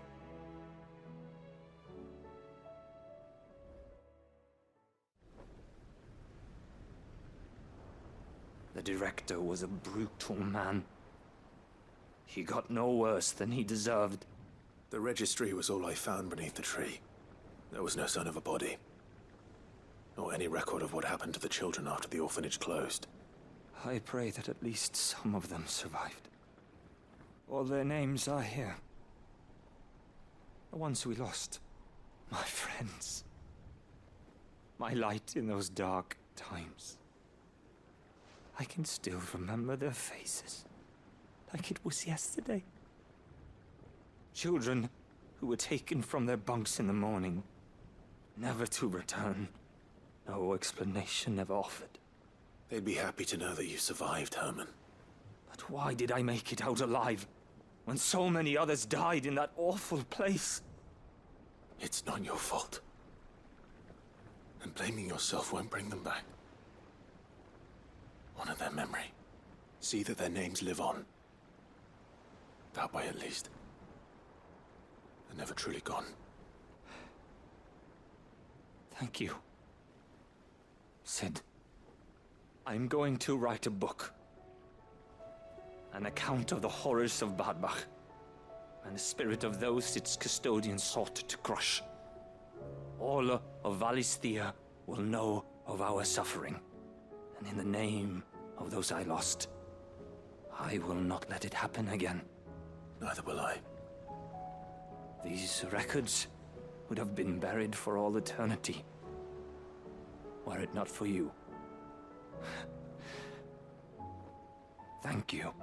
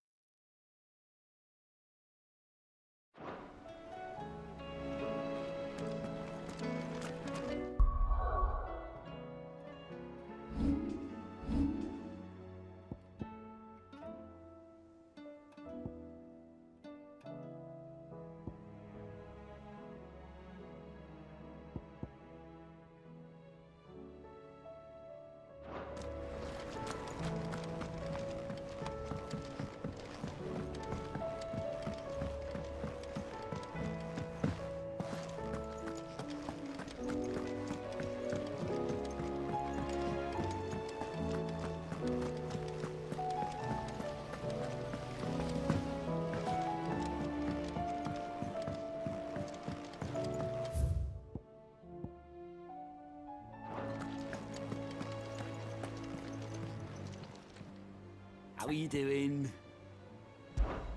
Here you go.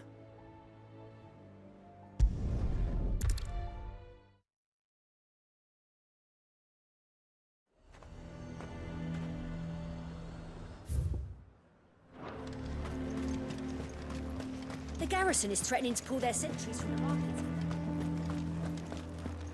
I would speak with this Duke. Saw the captain just now. Your town needs you.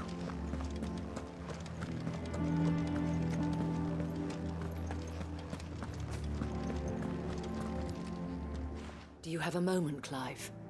What is it? It's the Duke, unsurprisingly. His Eminence has assumed full control of the garrison and put every able-bodied man to work on the fortifications. The town was left all but unguarded, so Philippe was compelled to form a citizens' watch to fill the void. And though my dear boys have been characteristically willing to assist him in this, they want for bodies. So I was wondering if you would lend them your strength, that the people of Northreach might sleep easier, if only for a few nights. Of course. Whatever you need. Thank you, Clive. What would I do without you? Philippe told me he had men stationed at... Where can I find the mistress of this establishment? Here, my lady. To whom do I have the pleasure of speaking? My name is Sabine, and it is my displeasure to be the daughter of the Duke of Oriflamme, who I understand is causing you and your town no small amount of trouble. I wish to speak to you about what might be done. Very well. Let us speak. I trust you'll forgive me, Clive. Absolutely. Our conversation can wait. Please, proceed. As you know, my father is a most overbearing and supercilious man, and I join you in objecting to his every action. Indeed, I owe you my thanks for continuing to argue against his reckless plans. Yet I fear he is not one to be swayed by reason. No. He must be made to face the consequences of his actions. And who would make him do this? I would. Myself and several other like-minded individuals. Were you to join us, we would surely have the strength to drive him from Northreach for good. Does that not seem a trifle... drastic? Drastic action is precisely what is called for. Unless you are content to see your people downtrodden and dispossessed. My father would have it that citizens exist only to serve the Empire. That they should be forced to make every sacrifice to ensure her revival. But he is wrong. It is not the people who must serve the Empire, but the Empire who must serve her people. He's always been like this. Scornful of the opinions of anyone he judged beneath him. But he cannot be allowed to ride roughshod over the common folk any longer. We must fight him. By all possible means. Fight him? No. My purpose is to quell the tension in Northreach, not to stoke it. Respectfully, my lady. Our only chance of saving this town depends upon every one of us uniting against our common enemy. Your father and his followers included. While I understand your frustrations, I cling to the hope that he may yet be won round. False hope, I assure you. But I see that your mind is made up. I shall bother you no longer. If you will extend me the same courtesy, I bid you good day. She certainly has spirit. Indeed. But unfortunately for us, that spirit is only likely to harden the Duke's resolve, which may be enough to seal the fate of this town. Not that she cares. This is all about her and her father.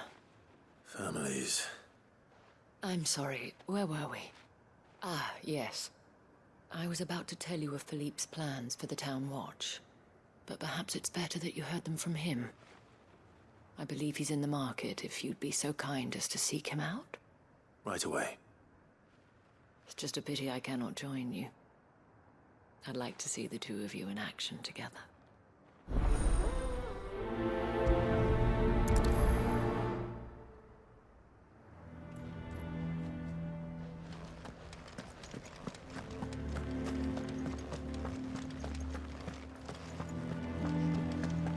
Your town needs you. Saw the captain just now.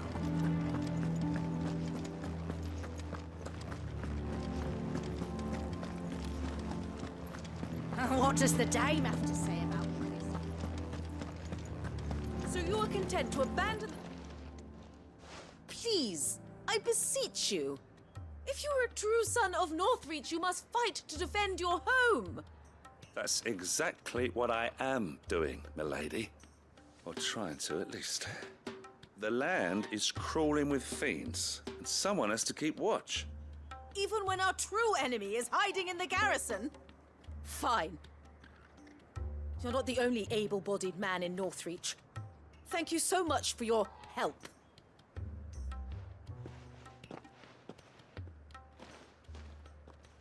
She cornered you too, then? Could hardly get a word in edgeways. Like father, like daughter, eh? She made an uninvited appearance at the Vale earlier, hoping to convince the Dame to join her in fomenting rebellion. I bet that went well. Her ladyship seems to have a way with people. Anyway, What brings you here? Our mutual friend thought you might welcome some help. Oh, she did she? Right as always. In fact, you're just the man. We've had some reports, you see. Sightings of, you know what. They're back. Seems that way. All over, too. We haven't been able to confirm anything yet, but if you're willing, you could go and see what's what. Right. Where should I look? You know Grieger's Weep? One of the sightings places them somewhere on its shores. I'm on my way. Thank you, Clive. I'll look into one of the other sightings. Let's rendezvous back here later.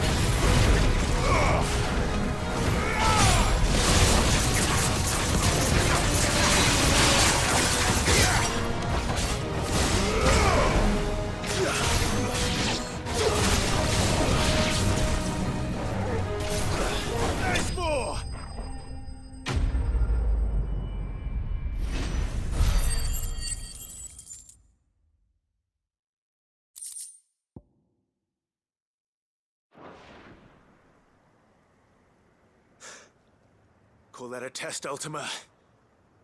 Clive, it's me. Are you all right? I am. But it seems the reports were true. The thralls have returned. I dispatched the few that I found, though. Well, that's something, I suppose. But what were they doing south of town? They all came from the north last time. We might be able to fend off an attack from one side or the other, but from both? Do you have eyes in the north? Some. I should probably go and have a look, though, just to be sure. You head back to Northreach. I want you there just in case war breaks out while I'm away. What do you mean? Her ladyship's been busy working her magic on the townspeople, stirring up ill feeling towards her father.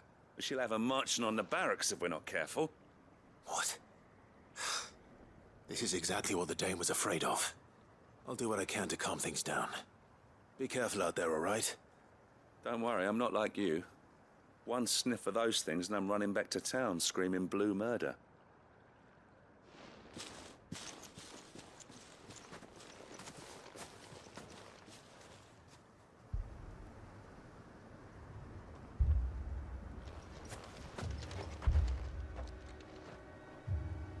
Do you not see, Father? The people of Northreach have given enough, and only a fool would ask for more. Listen to me, Sabine. Where would our people be without their country, The Empire is their sword and their shield. It is she that ensures they can live without fear. And now she teeters on the brink. Without their sword, how will the people fight? Without their shield, how will they protect their kin? Can the unarmed stand against the advancing hordes? No. But there is yet hope. A new shield, a new sword. A new empire. We can rebuild Sandbreck, just as Great Grieger wills it. Perhaps we could, Father. But we don't want to. Not if it is built on the broken backs of the people. Please, let us not quarrel in the street. You must see that no good will come of this. Our fight is not with each other, but with the threat that draws ever closer to our gates. A threat that your sword has yet to rid us of, Your Eminence. You will hold your tongue, whore. You may have filled my daughter's head with your heresy, but I will not be corrupted. Corrupted? Your daughter's opinions are her own, as you would know if you had ever deigned to listen to her. At least I hope they are your opinions, and not posturing born of a family feud. Northreach deserves better than that. Northreach deserves better than you, Carla. Yes, I know who you are. The slut of Twinside who bedded a Brandit. Jealous, are you? That a woman might choose a bearer over a pious man of Grieger. Clive! I met a swarm of thralls coming south from Oriflamme. Hundreds of them. Too many to count. No. Work on the fortifications has scarcely begun. We will retreat to Caer Norvent and there make our stand. Did you hear me? That was an order! While this is but a heartfelt plea, let us make our stand here and protect our homes. Protect those that we love. Together, for Northreach!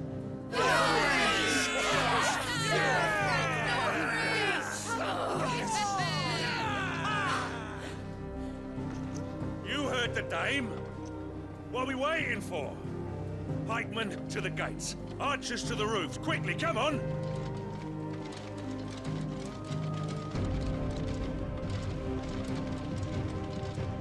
But she is but a common...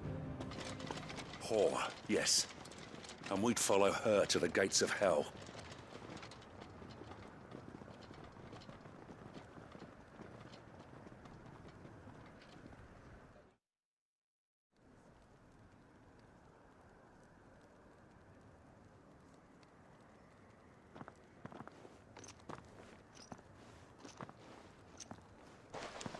The men have their orders, and they look like following them. I got them spaced out at regular intervals. Whichever direction the thralls strike from, there'll be someone there to meet them. Thank you, Philippe. Rest assured the people will play their part. The herbalist has donated her stock of medicines to me. Should any of your men be injured, take them to the Vale. We'll see to them there. Thank you, milady. I will. I'll play my part too. You still want for numbers. Unlike the enemy.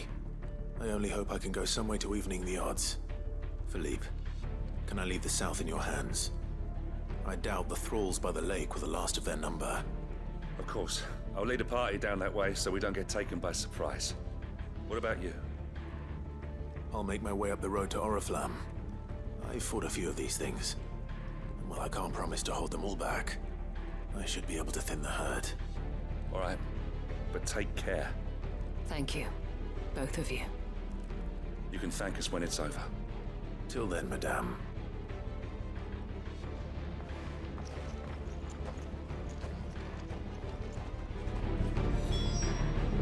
When the fighting begins...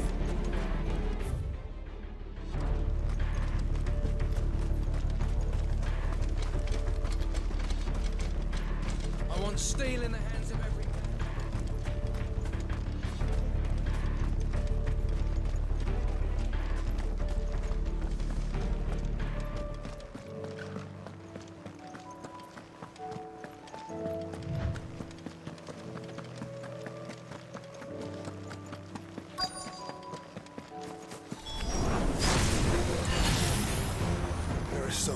them. Not for long.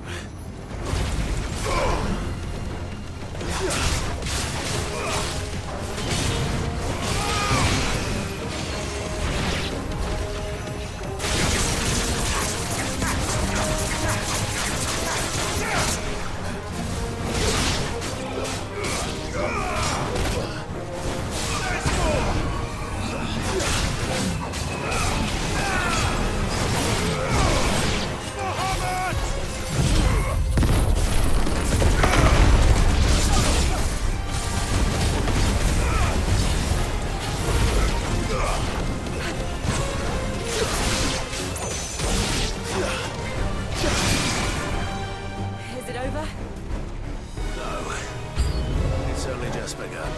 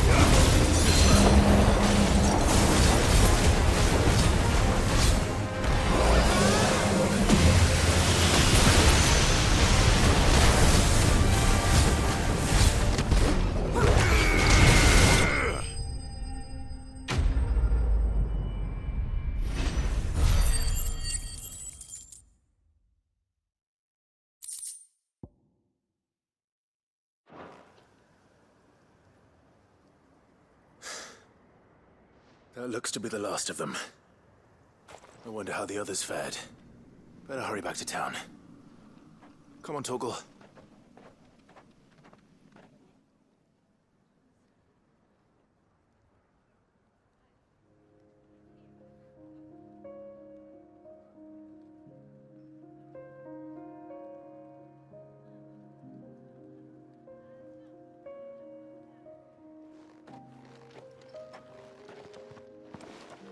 Clive, it's good to see you. And you. The road to Oriflamme is clear. How did you and your men fare? Well, we ended up fighting for our lives down by the lake. Took a few nicks, but nothing the girls of the Vale can't put right. Glad to hear it. Well, it seems we've survived. For the time being, at least. I thank you both for answering the call. You were right. And I was wrong.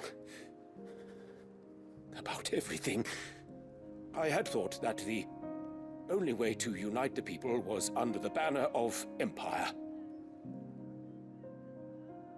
That without a strong hand to guide them, they would drift apart.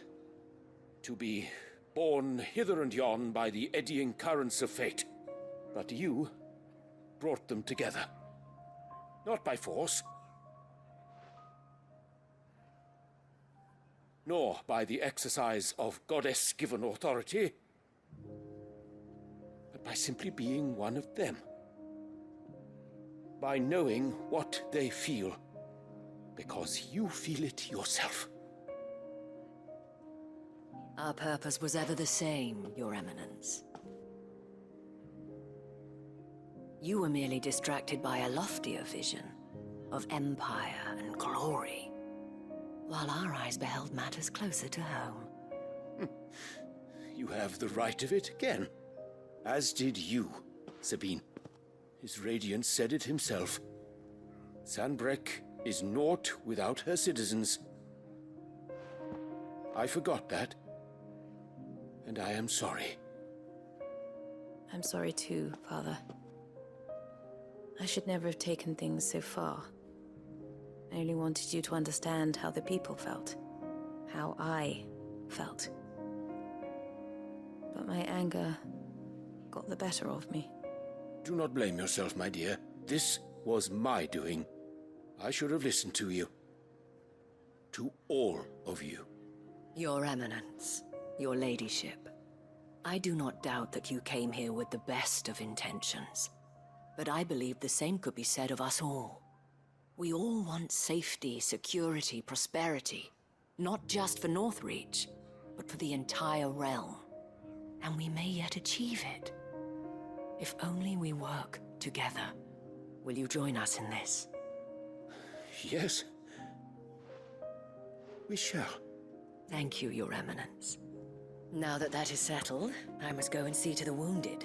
The Vale's doors are always open to any soldier in need of relief. And today there are more than ever before.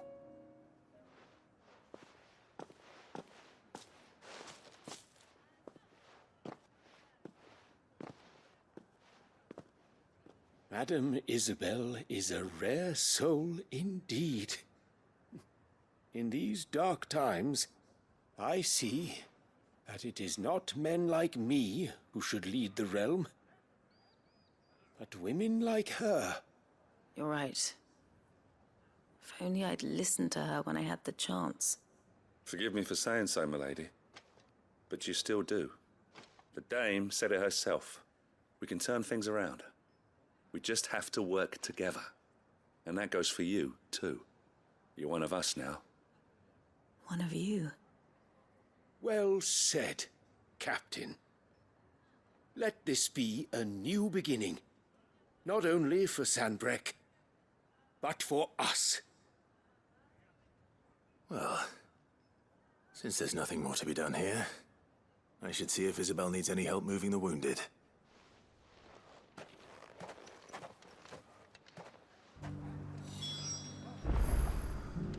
Can we get you anything?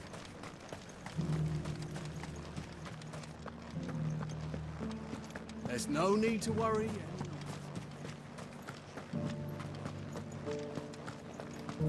I saw several soldiers being carried to the Vale. How goes the treatment of the wounded? I'd be happy to man one end of a stretcher if it would help. You've helped quite enough for one day, Clive. Thank you. Don't mention it. Oh, but I must. After all you've done for this town, it is the very least you deserve. Tell me, if Northreach had fallen, what would you have done?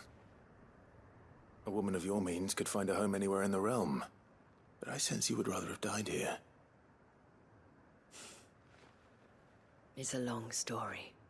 For you, madame, I have all the time in the world.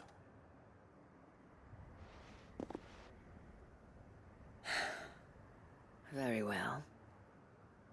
Long ago, I had a life in the Crystalline Dominion. I was Carla then, courtesan to the nobility. So sought after was I that it was only they who could afford my time. Alas, those halcyon days were not to last. For naive as I was, I fell in love with a bearer. He was my master's guard, the gentlest man I have ever known. After they discovered us together, he was whipped bloody and forbidden from ever looking at me again. And so we fled. Not that we had anywhere to flee to. We wandered, aimless and starving, half dreading, half praying that the next day would be our last. Until we found ourselves here, in Northreach. It was the Vale that took us in, that fed us, clothed us, and healed our hurts. Those that could be healed, at least. My love was already too far gone. He passed away. He did. Not long after we arrived. But at least we were able to share a few moments of peace before the end. It was the greatest gift I have ever received. But the generosity of this town and her people did not end there. The men and women of the Vale supported me through my grief. Shared in it, though I was still a stranger to them. They treated me like a sister. And so I swore that I would always do the same. That I would return the kindness that Northreach showed me. That I would repay my debt to the Vale.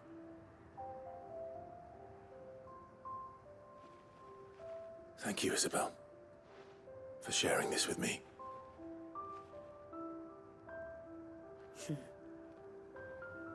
You're a lot like him, you know.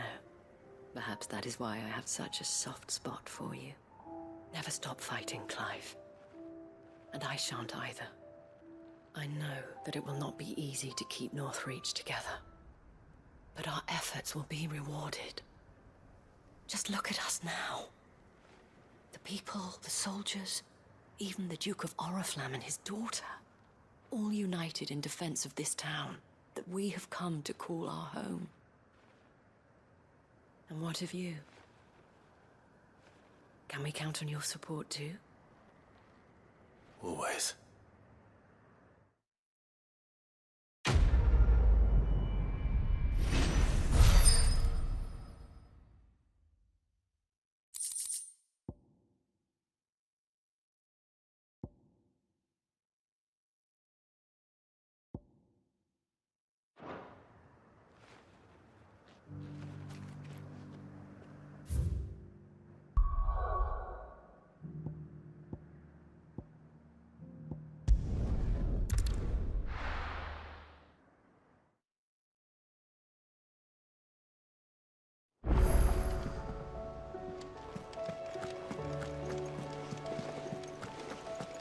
There's something about it.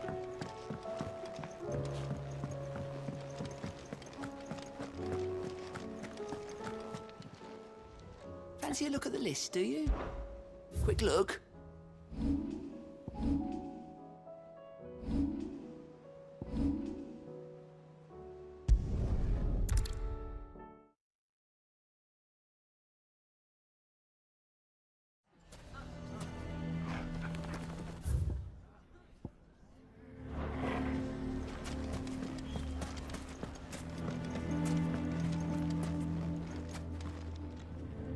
Here to help me pack? Thanks, but I'll be traveling light. I'm almost finished already, in fact. You're really going to go through with this, then? I am. But before I go, there is one small issue I'd like your assistance with. Well, two, in fact. If it's within my power to help you, I will. It's the children. I refuse to let them share in my disgrace. And if I leave them here, they surely will. Our friendship would see them ostracized forever. But I can't take them with me either. I can think of only one place where they are certain to be safe and provided for and loved. The Hideaway. I understand. It's a lot to ask. Here to help me pack? Thanks, but I'll be traveling. You're really going to go? I am. But if it's the children. Of course. The children would be more than welcome. Thank you, Clive. I will not forget this. Lubor, are you still here? What is it, Ferda? You look pale. There's been a flood in the Velcroy, a damn big one. The League of Outlaws encampment was completely submerged in ether. What? Every last one of the bastards has turned. And they're headed this way. Bandits are one thing, but Akashic bandits are quite another. The town guard won't stand a chance against them. We need to evacuate. There's no time to lose. Thirda, gather the men. The Akashic may strike at any moment. We must make ready to cover the townspeople's escape. Well, what are you waiting for? Yes, my lord. Clive, change of plan. The children stay with me for now. I need you to find Conrad and Natalie. Tell them to prepare for a full and immediate evacuation. Understood. I'll do what I can to convince everyone else. Wish me luck.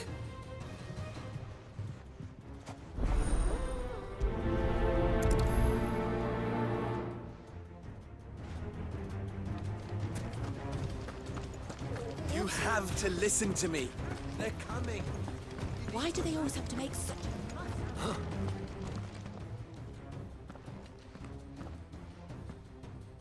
Ah, it's you.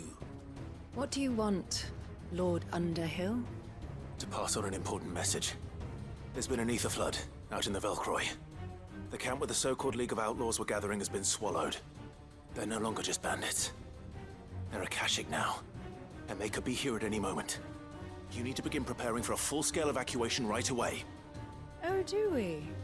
And who was it who gave you this disturbing news, might I ask? Lubor, perhaps? The man spreading the same poison out in the square as we speak. You may believe his lies, my lord, but we know better. But why would he lie about something like this? Some twisted attempt at revenge, perhaps. If he had not been unmasked, he may well have been elected our leader. A great honor for one of his kind. One he might well feel aggrieved at having been denied. Lord Underhill, forgive me, but it has become all too evident where your sympathies lie. Lubor cannot be trusted, and neither, therefore, can you. You may not trust me, but for the sake of your people, ask yourselves if there is any chance that this is true. There isn't. You can be certain of that. Now be off with you. You're making a mistake. It's no use. Words will not move them. Then we must find another way to ensure Dalamil's survival. Right. Let's speak to Lord Thirda. I think we'd better shut up. What's Lubor raving about now?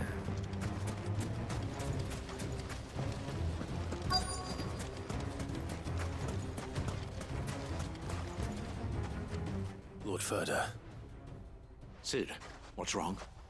I went to warn Conrad and Natalie about the Akashic, but they wouldn't listen. They've convinced themselves that nothing Lubor says can be trusted.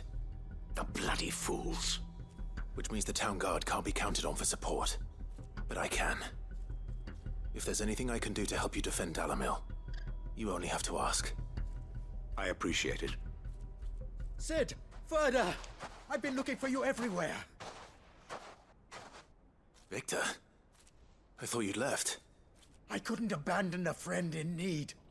And Lubor is in need at this very moment. Come quickly.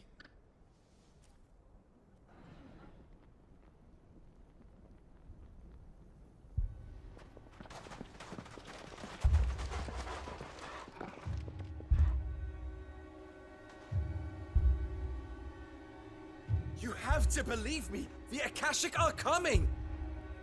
They don't eat, they don't sleep, they don't tire, and they don't care who they kill. They're unlike anything that's come before. There won't be no parley, no mercy granted! We may have saved the town once, but this is different. I do not ask that you forgive me, but please believe me. If you do not run, you will die. You will all fucking die!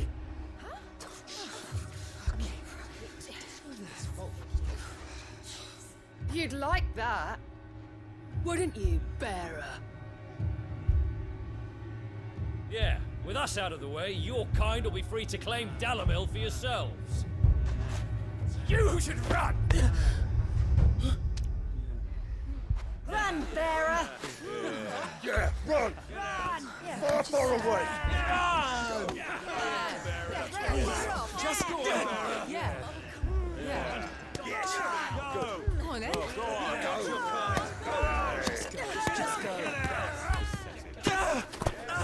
Lubo, wait.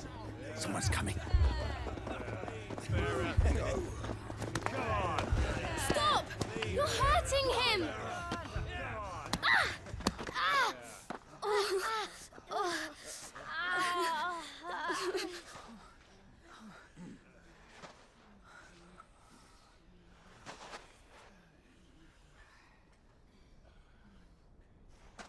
What did Lubor ever do to you? He solves all your stupid problems, and he keeps all of you safe. You know there's nothing he wouldn't do for this town. Who was it who made that cleaver you use every day, Conrad? And what about your counting table, Natalie? Who fixed that? Whose men make sure the streets are clean so all your boots don't get dirty? Who spends all day, every day making sure things run smoothly round here? And none of you ever say thank you. Ever. But did Lubor ever complain? Well, does he ever stop smiling? He keeps this whole place going. And you act like it doesn't even exist!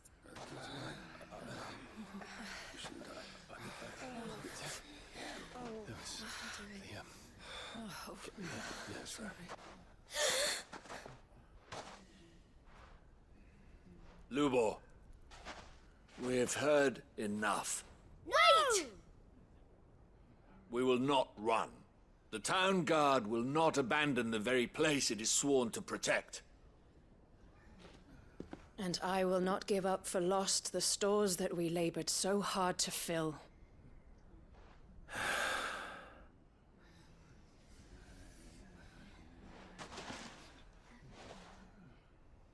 So tell us, how do you propose we deal with these Akashic of yours?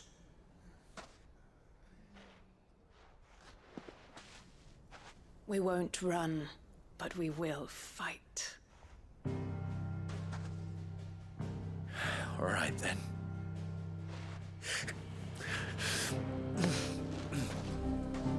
Fine.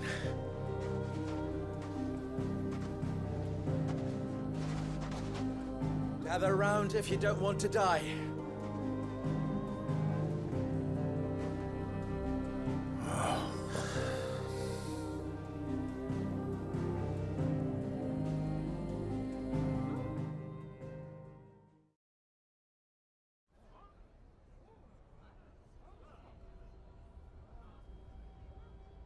Allow me to explain the situation. The ether flood occurred near the village of Cheratina, deep in the Velcroy. The place had been abandoned for years, until the League of Outlaws decided to make it their base of operations. Now they're all turned, and if the scouts' reports are correct, heading in this direction. They are mindless monsters, driven only by hate and rage, and they are utterly unpredictable. With the bandits, we at least knew how and where they were likely to attack.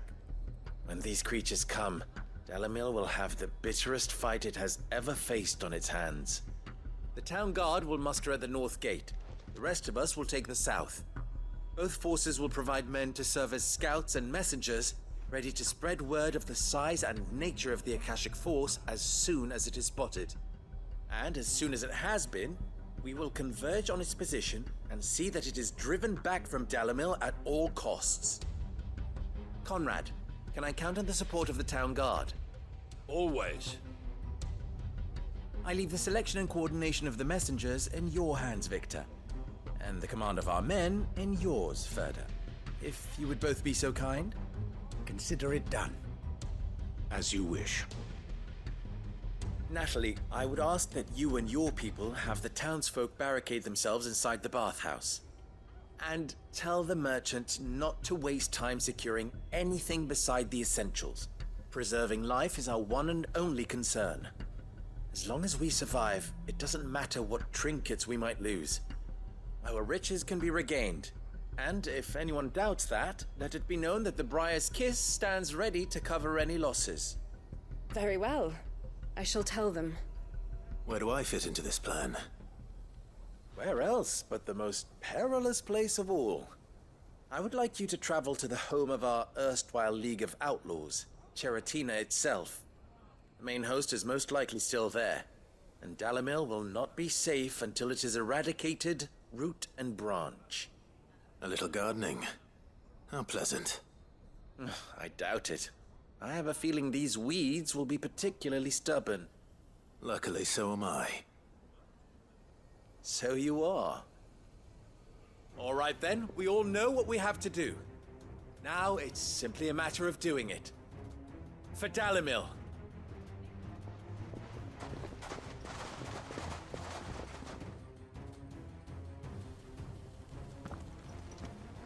Looks like everyone's ready. I'd better not keep them waiting.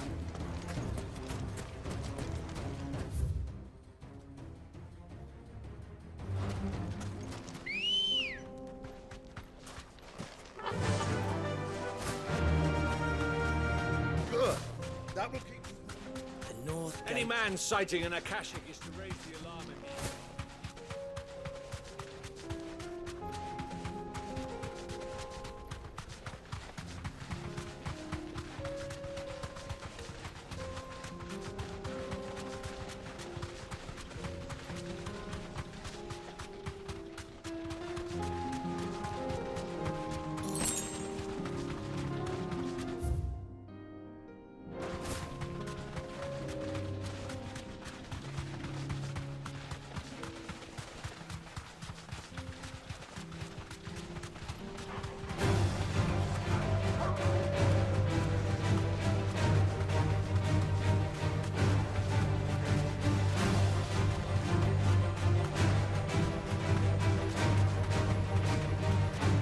It is. The flood. But what's waiting for us inside?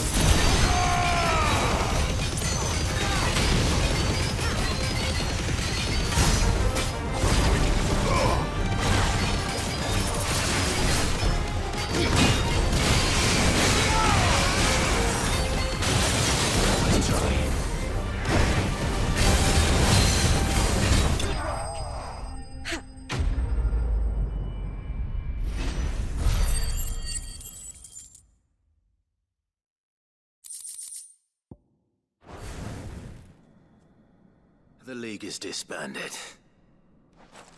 I should get back to Dalimil and see how the others fared.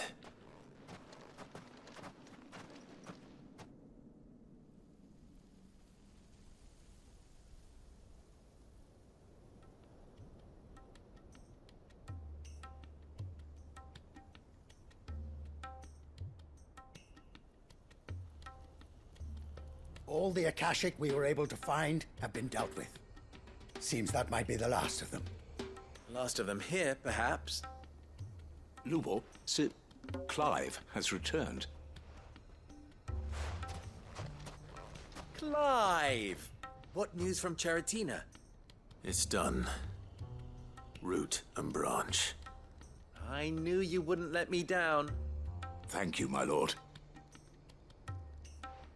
Friends, the Horde has been driven back. The Akashic have been defeated. And we need not fear the arrival of any more, thanks to Clive. Victory is ours. We bloody did it! We saved Dalimil. Lubor, allow me to apologize. After all you have done for this town, we should never have doubted you. But we did. And for that we are truly sorry. We only hope that you can forgive us. We need you, Lubor. Dalimil needs you. So, if you would still like to be considered for the position of mayor, you have our backing. You do remember that I'm a bearer, don't you? We do. But that is not a stain on your character. It is a stain on ours. We thought only of what we perceived bearers to be, not what you truly are. The man who saved Dalimil twice over. I see. But I will only accept your proposal on 2 conditions. Name them. Firstly, that you will both do everything in your power to rally your people to my cause.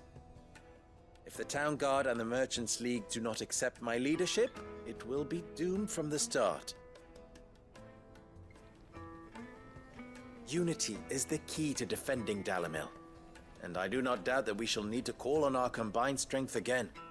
When that time comes, I will expect us all to pull together, just as we did today. Of course. You have our word. And secondly,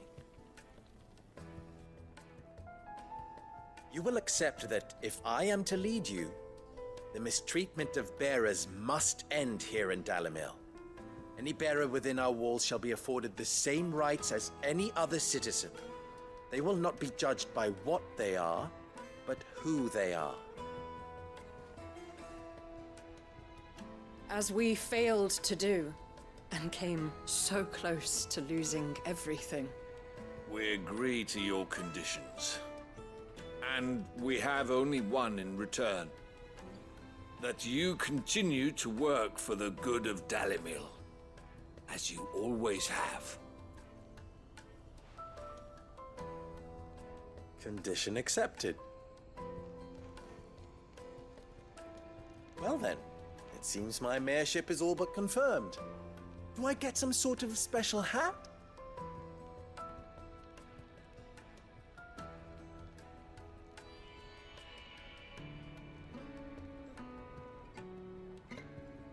How fickle fate can be. Not so long ago, I had resigned myself to leaving Dalimil in disgrace. And now, I find myself her leader. Here. For everything.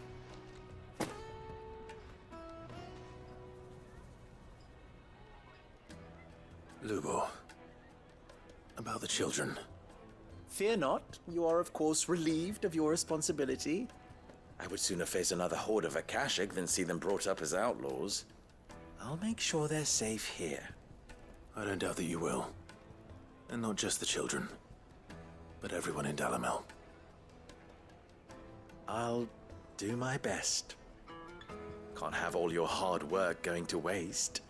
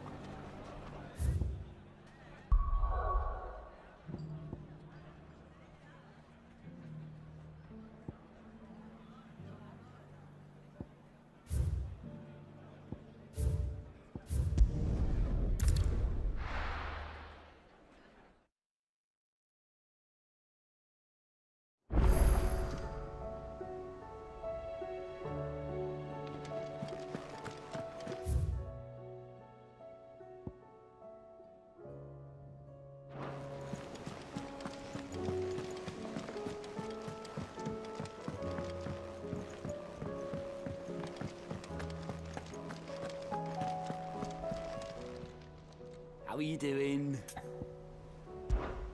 Quick look.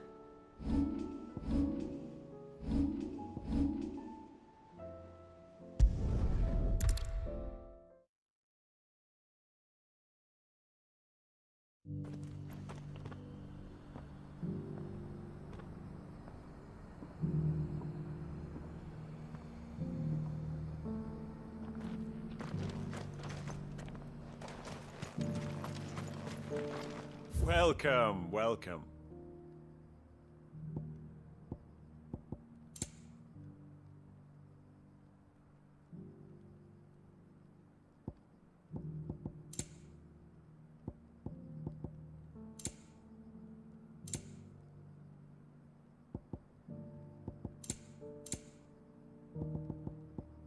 Go safely.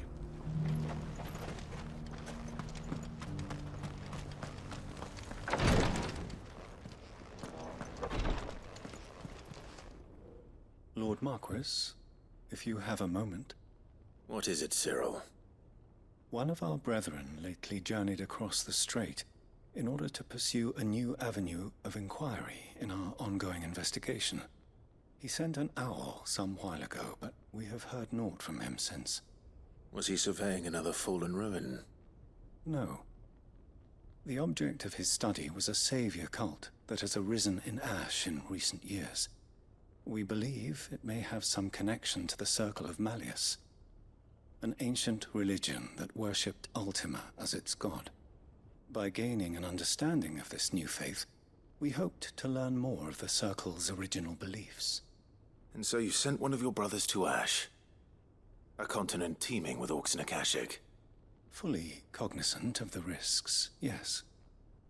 I entrusted the mission to one of the most able of our order, the Third Chair, a master of the arts of combat and survival both.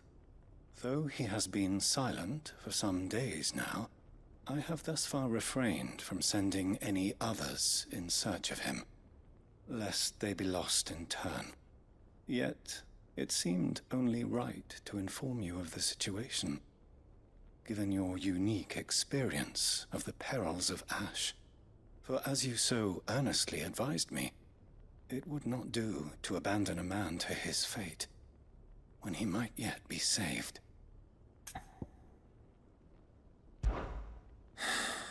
It would not. But Ash is a big place. Can you be any more specific? Perhaps. The last owl I received from him mentioned a village where he had heard the cult were wont to assemble. Mickleburg was its name. It lies in the southern reaches of Waloed. If aught ill befell him, I expect it did so there. Right. I'll see what I can do. You are much too kind, my lord. Go then, with my hopes, and may the Firebird's flame ever burn in your heart.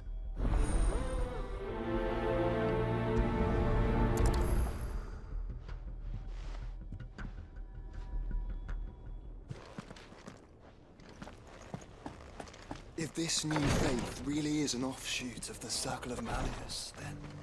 Let's concentrate on finding the Third Chair first, shall we?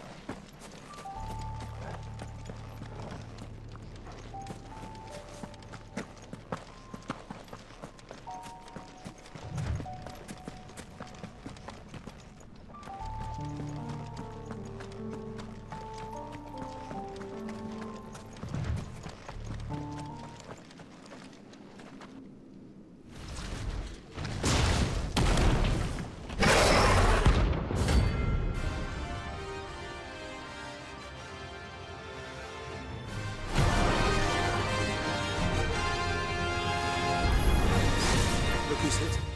It does. Pity they don't seem fond of visitors.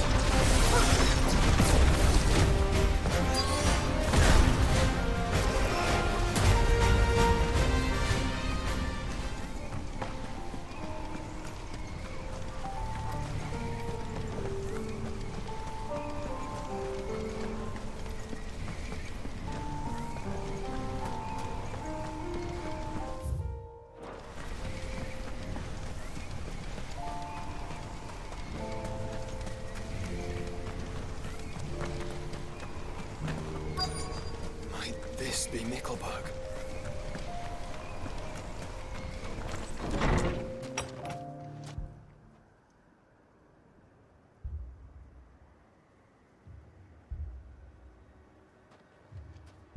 These people aren't turned. And the village seems safe enough at least.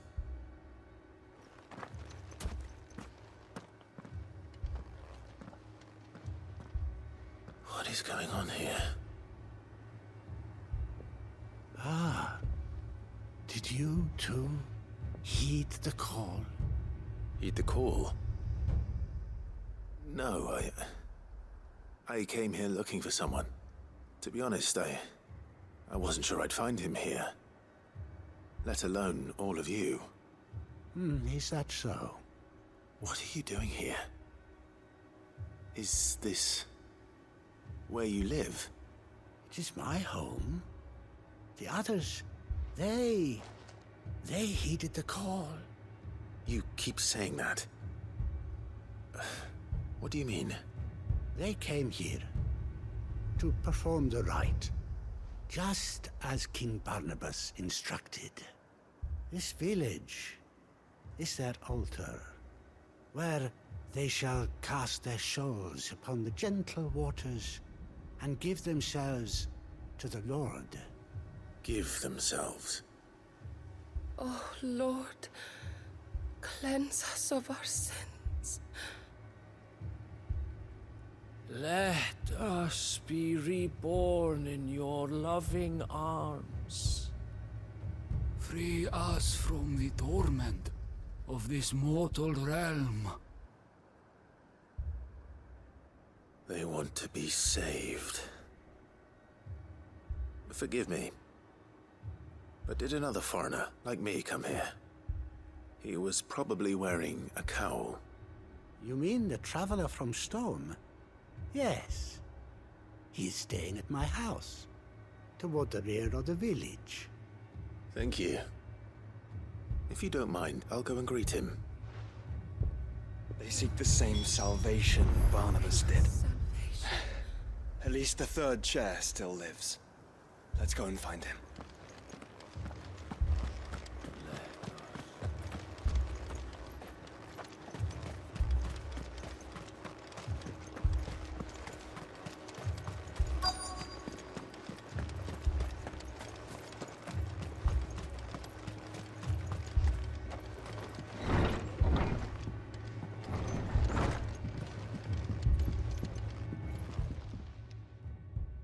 Excuse me. Are you with the Undying? I am. And so it would appear, are you. Lord Rosfield, if I am not mistaken. That's right. And you must be the third chair. I am. Cyril was worried for your safety. He sent me to find you. Then I must apologize. I did not mean to trouble the bearer of the burning quill. Much less you, my Lord Marquis. He said that you had failed to report. Is there a reason for that? I came here to study the followers of this new faith. But the more I learned of them, the more my own faith began to falter. You have seen them at their prayers, have you not? They devote themselves to the veneration of their Lord with a fervor I have never seen before. Praying night and day that they might be rid of their wicked wills and reborn in their Saviour's light. Not that they might be granted respite from their worldly woes, but so that they might continue to serve him. Serve him with all of their beings. I, too, swore to devote my life to the service of my Lord and Master, but this... 'tis different. It is more. And so I would see it through to the end. See these people safe, that they might achieve their dream. That they might do their duty to their Lord. Even if it should keep me from doing my duty to mine. You do understand what their dream is, don't you? I do, my lord. They would cast aside their wills and become Akashic. I know that it may be hard to believe, but to these people, that is the very essence of salvation. Forgive me, my lord, but I must remain here. If you are to return to Master Cyril, I would consider it a great... Did you hear that, my lord? Something is happening. I'll go and find out what. Stay here.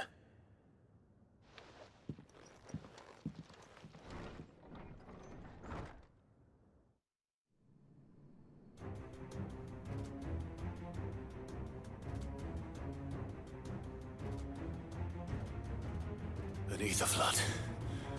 Oh no. There must be something I can do.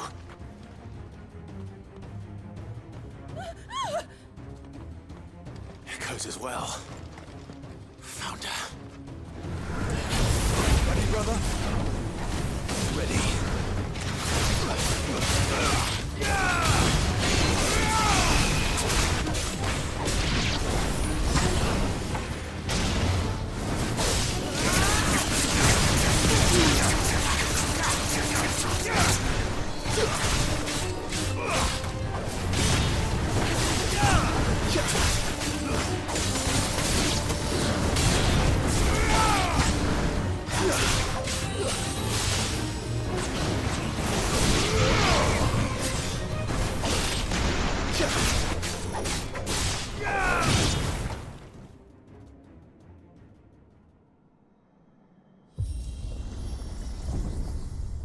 What now?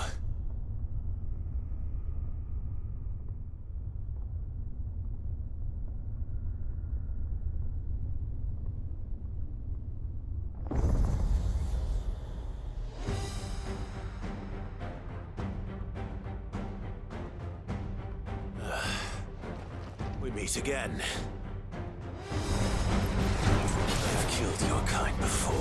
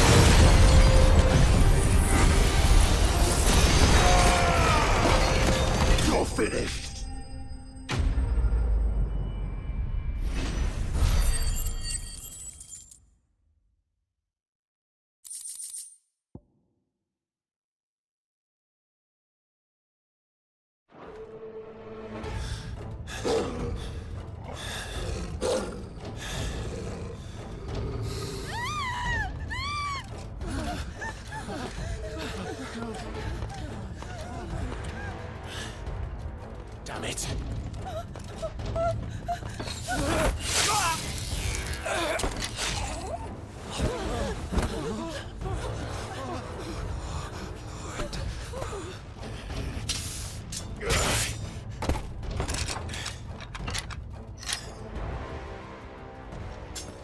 Don't you die. Come on, speak to me. I had to save them, that they might have a chance to find true salvation. By devoting themselves to the service of their Lord. Just as I did, when the Undying plucked me from the gutter and gave me a cause to believe in. A duty to serve was everything to me, and I would not deny them that fulfillment, even if they must become Akashic in order to achieve it. Forgive me, my Lord Marquis. I did not mean to trouble you with this. My findings. Could you deliver them to Master Cyril for me? Of course. Your duty will be done.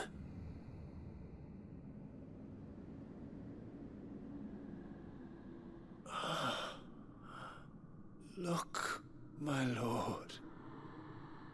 They are saved.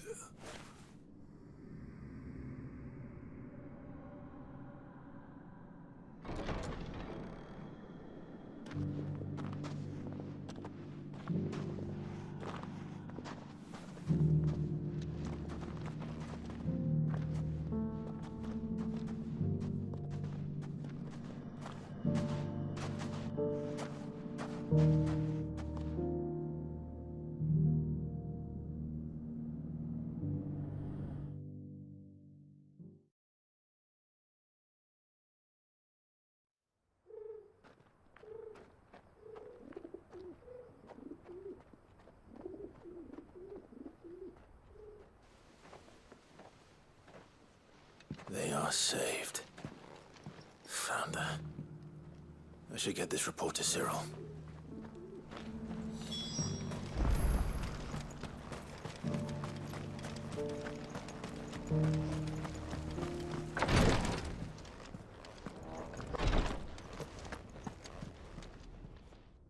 My Lord Marquis, welcome back.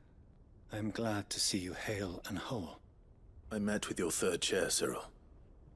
He bade me deliver his findings to you.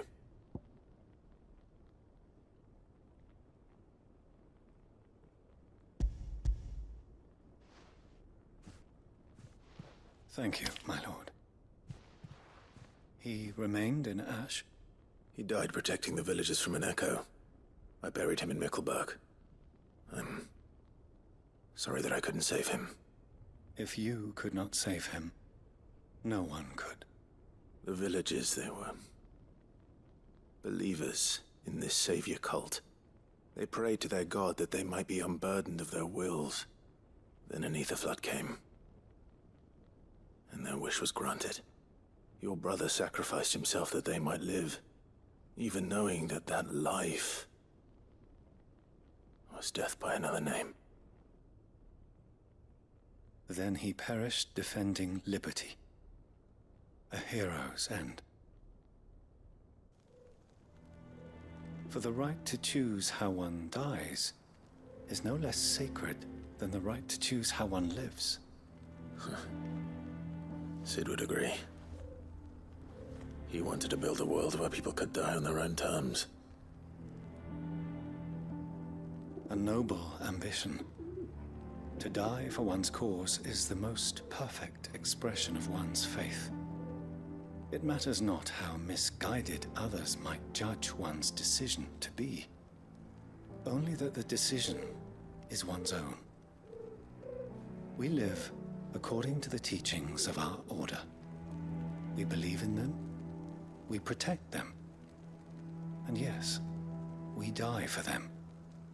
For better or worse, that is our creed.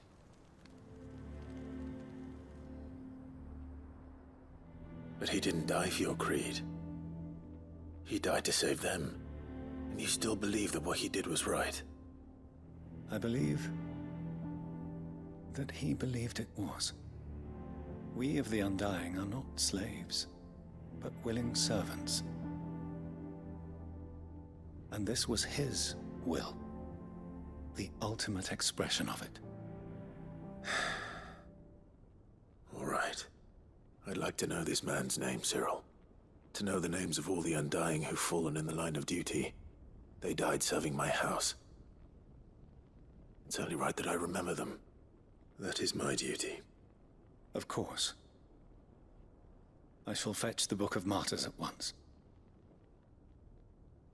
My lord, it has been, and shall ever be, the greatest honor of my life to serve House Rosfield. Though our duties may differ, yours is no less important. I pray with all my heart for your success. And were they here, I have no doubt but that every one of my fallen brothers and sisters would feel the same.